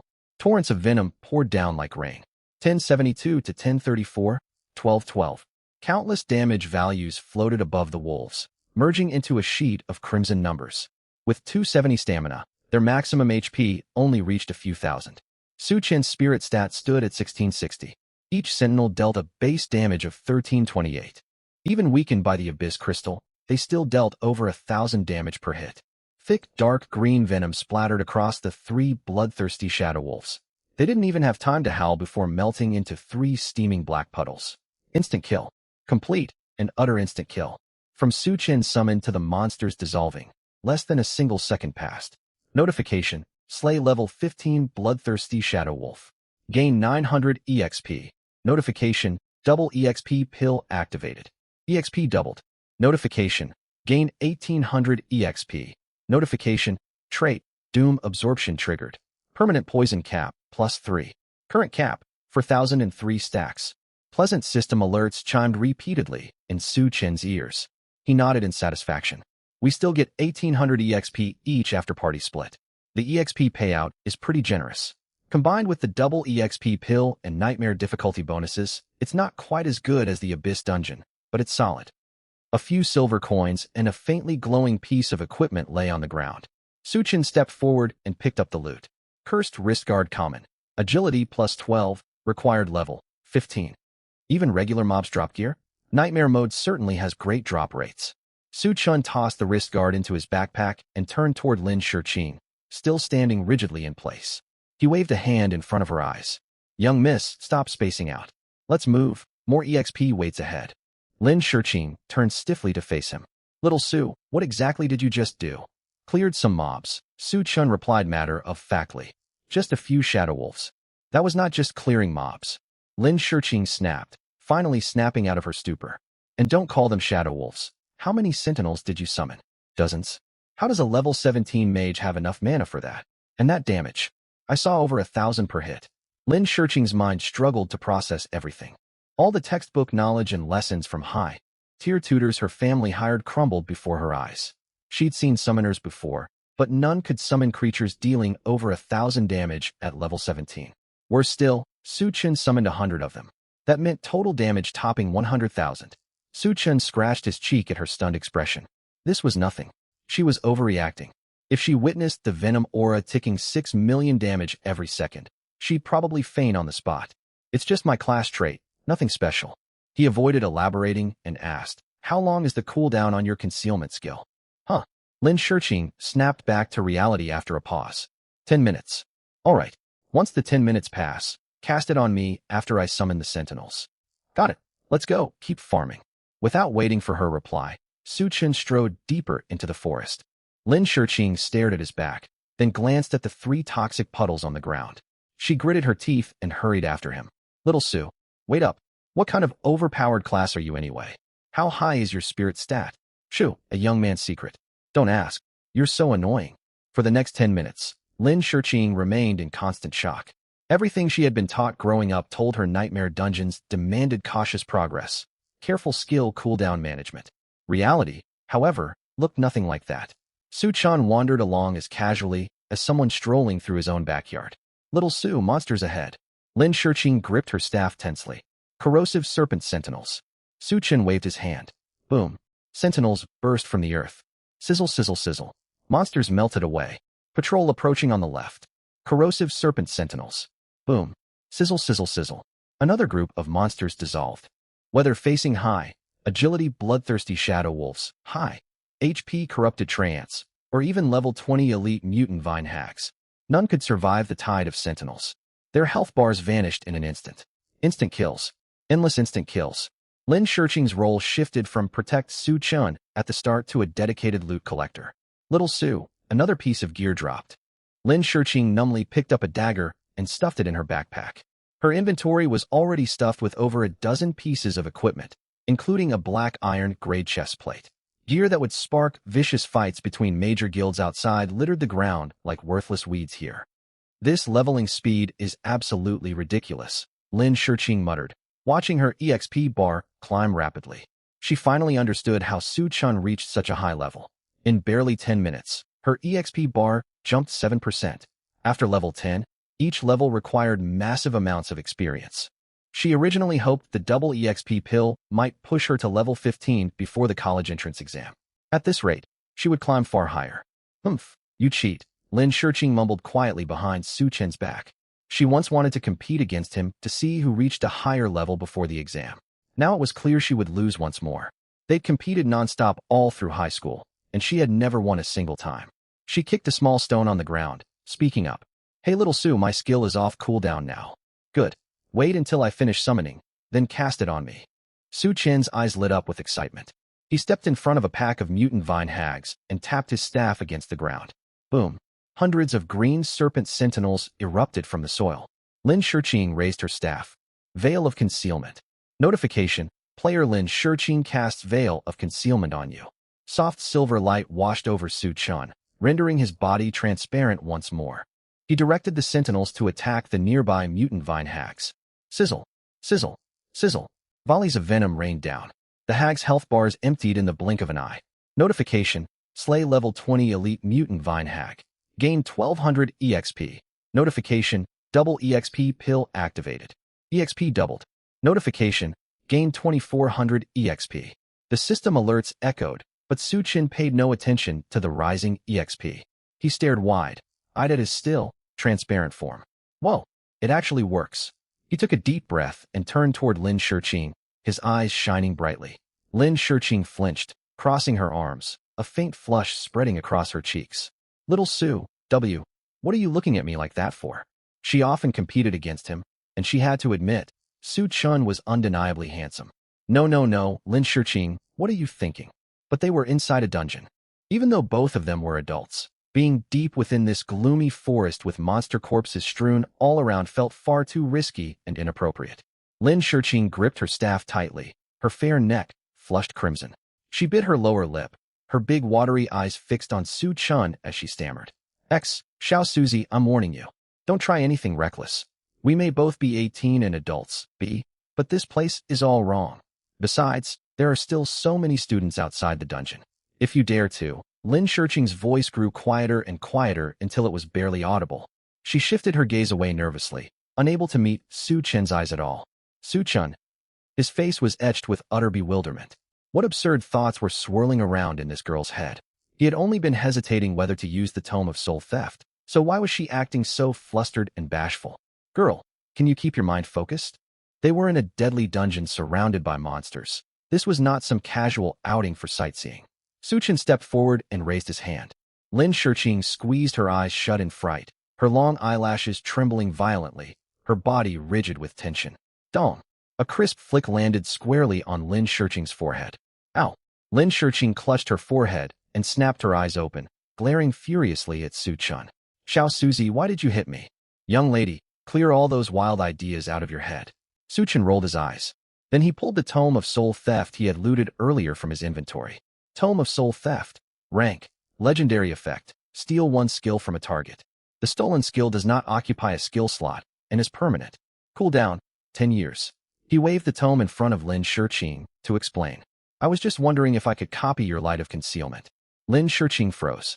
She glanced at the dark tome in Su Chen's hand, then back at his completely calm expression. The flush on her cheeks instantly turned into red, hot embarrassment and anger. You stared at me for ages just to steal my skill. Lin Shiqing stamped her feet in frustration. What else did you think I wanted, young lady? I just tested it. My Serpent Guard's attacks and poison damage don't break stealth. Su Chun stroked his chin, the excitement of a veteran player discovering a gameplay loop shining in his eyes. That means later on, I can summon my Serpent Guards, hide in a corner, and let them farm monsters automatically while I passively earn experience. Seeing Su Chun completely fixated on game mechanics and experience gains, Lin Shiqing seethed. How could she have momentarily expected something else just now? Su Chun. Lin Shiqing ground out his name between her teeth. What? Su Chun snapped back to reality, looking completely innocent. You blockhead. Lin Shiqing lifted her staff and struck Su Chun firmly on the head. Bang! Su Chun took the blow full on, clutching his head and yelping. Ow, what was that for? This young lady packed quite a punch. If his stamina stat had not been high, he would have taken actual damage. The strike had not fully calmed Lin Shiqing's temper, but the outrageous stats of the Tome of Soul Theft quickly drew her attention. She huffed and asked, where did you get a legendary grade item? A legendary item. Even the powerful Lin clan possessed very few of them. How had Su Chun, a penniless mage, gotten his hands on one? Su Chun answered casually. It dropped from the Abyss dungeon. Lin Shiqing fell silent. Most Abyss dungeons rarely dropped anything higher than gold-grade equipment. A legendary item? What exactly had this blockhead encountered in yesterday's Abyss run? She sighed softly without pressing for more details. Are you really going to use it? The Tome of Soul Theft was incredibly powerful, but its 10-year cooldown meant it was a one-time treasure. Yeah, I'm using it. Su Chun nodded. Lin Shiqing held an S-class occupation. S-class talents were extremely rare across all of Huagua. Besides, most other people's skills would not fit his playstyle. His combat build had become highly unconventional. He could not rely on Lin Shiqing to stay by his side as a dedicated healer forever, so stealing the stealth skill for himself made perfect sense. As for the 10-year cooldown, he would figure out a way to find special items to reduce item cooldowns later. He had taken Commander Lei's warning seriously. No one knew when the demon race might strike without warning, so the more survival skills he had, the better. Without further hesitation, Su Chun activated the Tome of Soul Theft. In the next instant, dark purple light burst forth from the tome, engulfing Lin Shiqing's entire body. System notice. Successfully used Tome of Soul Theft. Learn skill. Light of Concealment. System notice. Tome of Soul Theft enters cooldown. Countdown. 315,359,999 seconds. Once the system notification faded, the tome in Su Chen's hands lost all radiance, turning into a dull black book. At the same time, a brand new skill appeared within Su Chen's skill panel. Light of Concealment, mana cost, 400 per person cooldown, 600 seconds duration, unlimited skill effect, render up to 4 targets into supreme stealth. Cannot be detected except by highest tier detection skills. Stealth breaks upon attacking or casting spells. A perfect skill steal. A grin tugged at Su Chen's lips. With this, his battle strategy had become even more shameless. Lin Shiqing poked his arm. What are you grinning about? Did you learn it? Cast it and show me. All right. Su Chen focused, raised his staff, and cast Light of Concealment on the two of them. Immediately, their bodies turned translucent, blending seamlessly into the dim surroundings, identical to the effect when Lin Shiqing cast it. Xiao Suzy. Lin Shiqing stared at her translucent hands and pouted. You're such a cheat. Same to you. We're both tricky players. Su Chen rolled his eyes and looked toward the deepest part of the forest. Let's go. The boss chamber should be straight ahead. There lay an open clearing shrouded in thick black mist.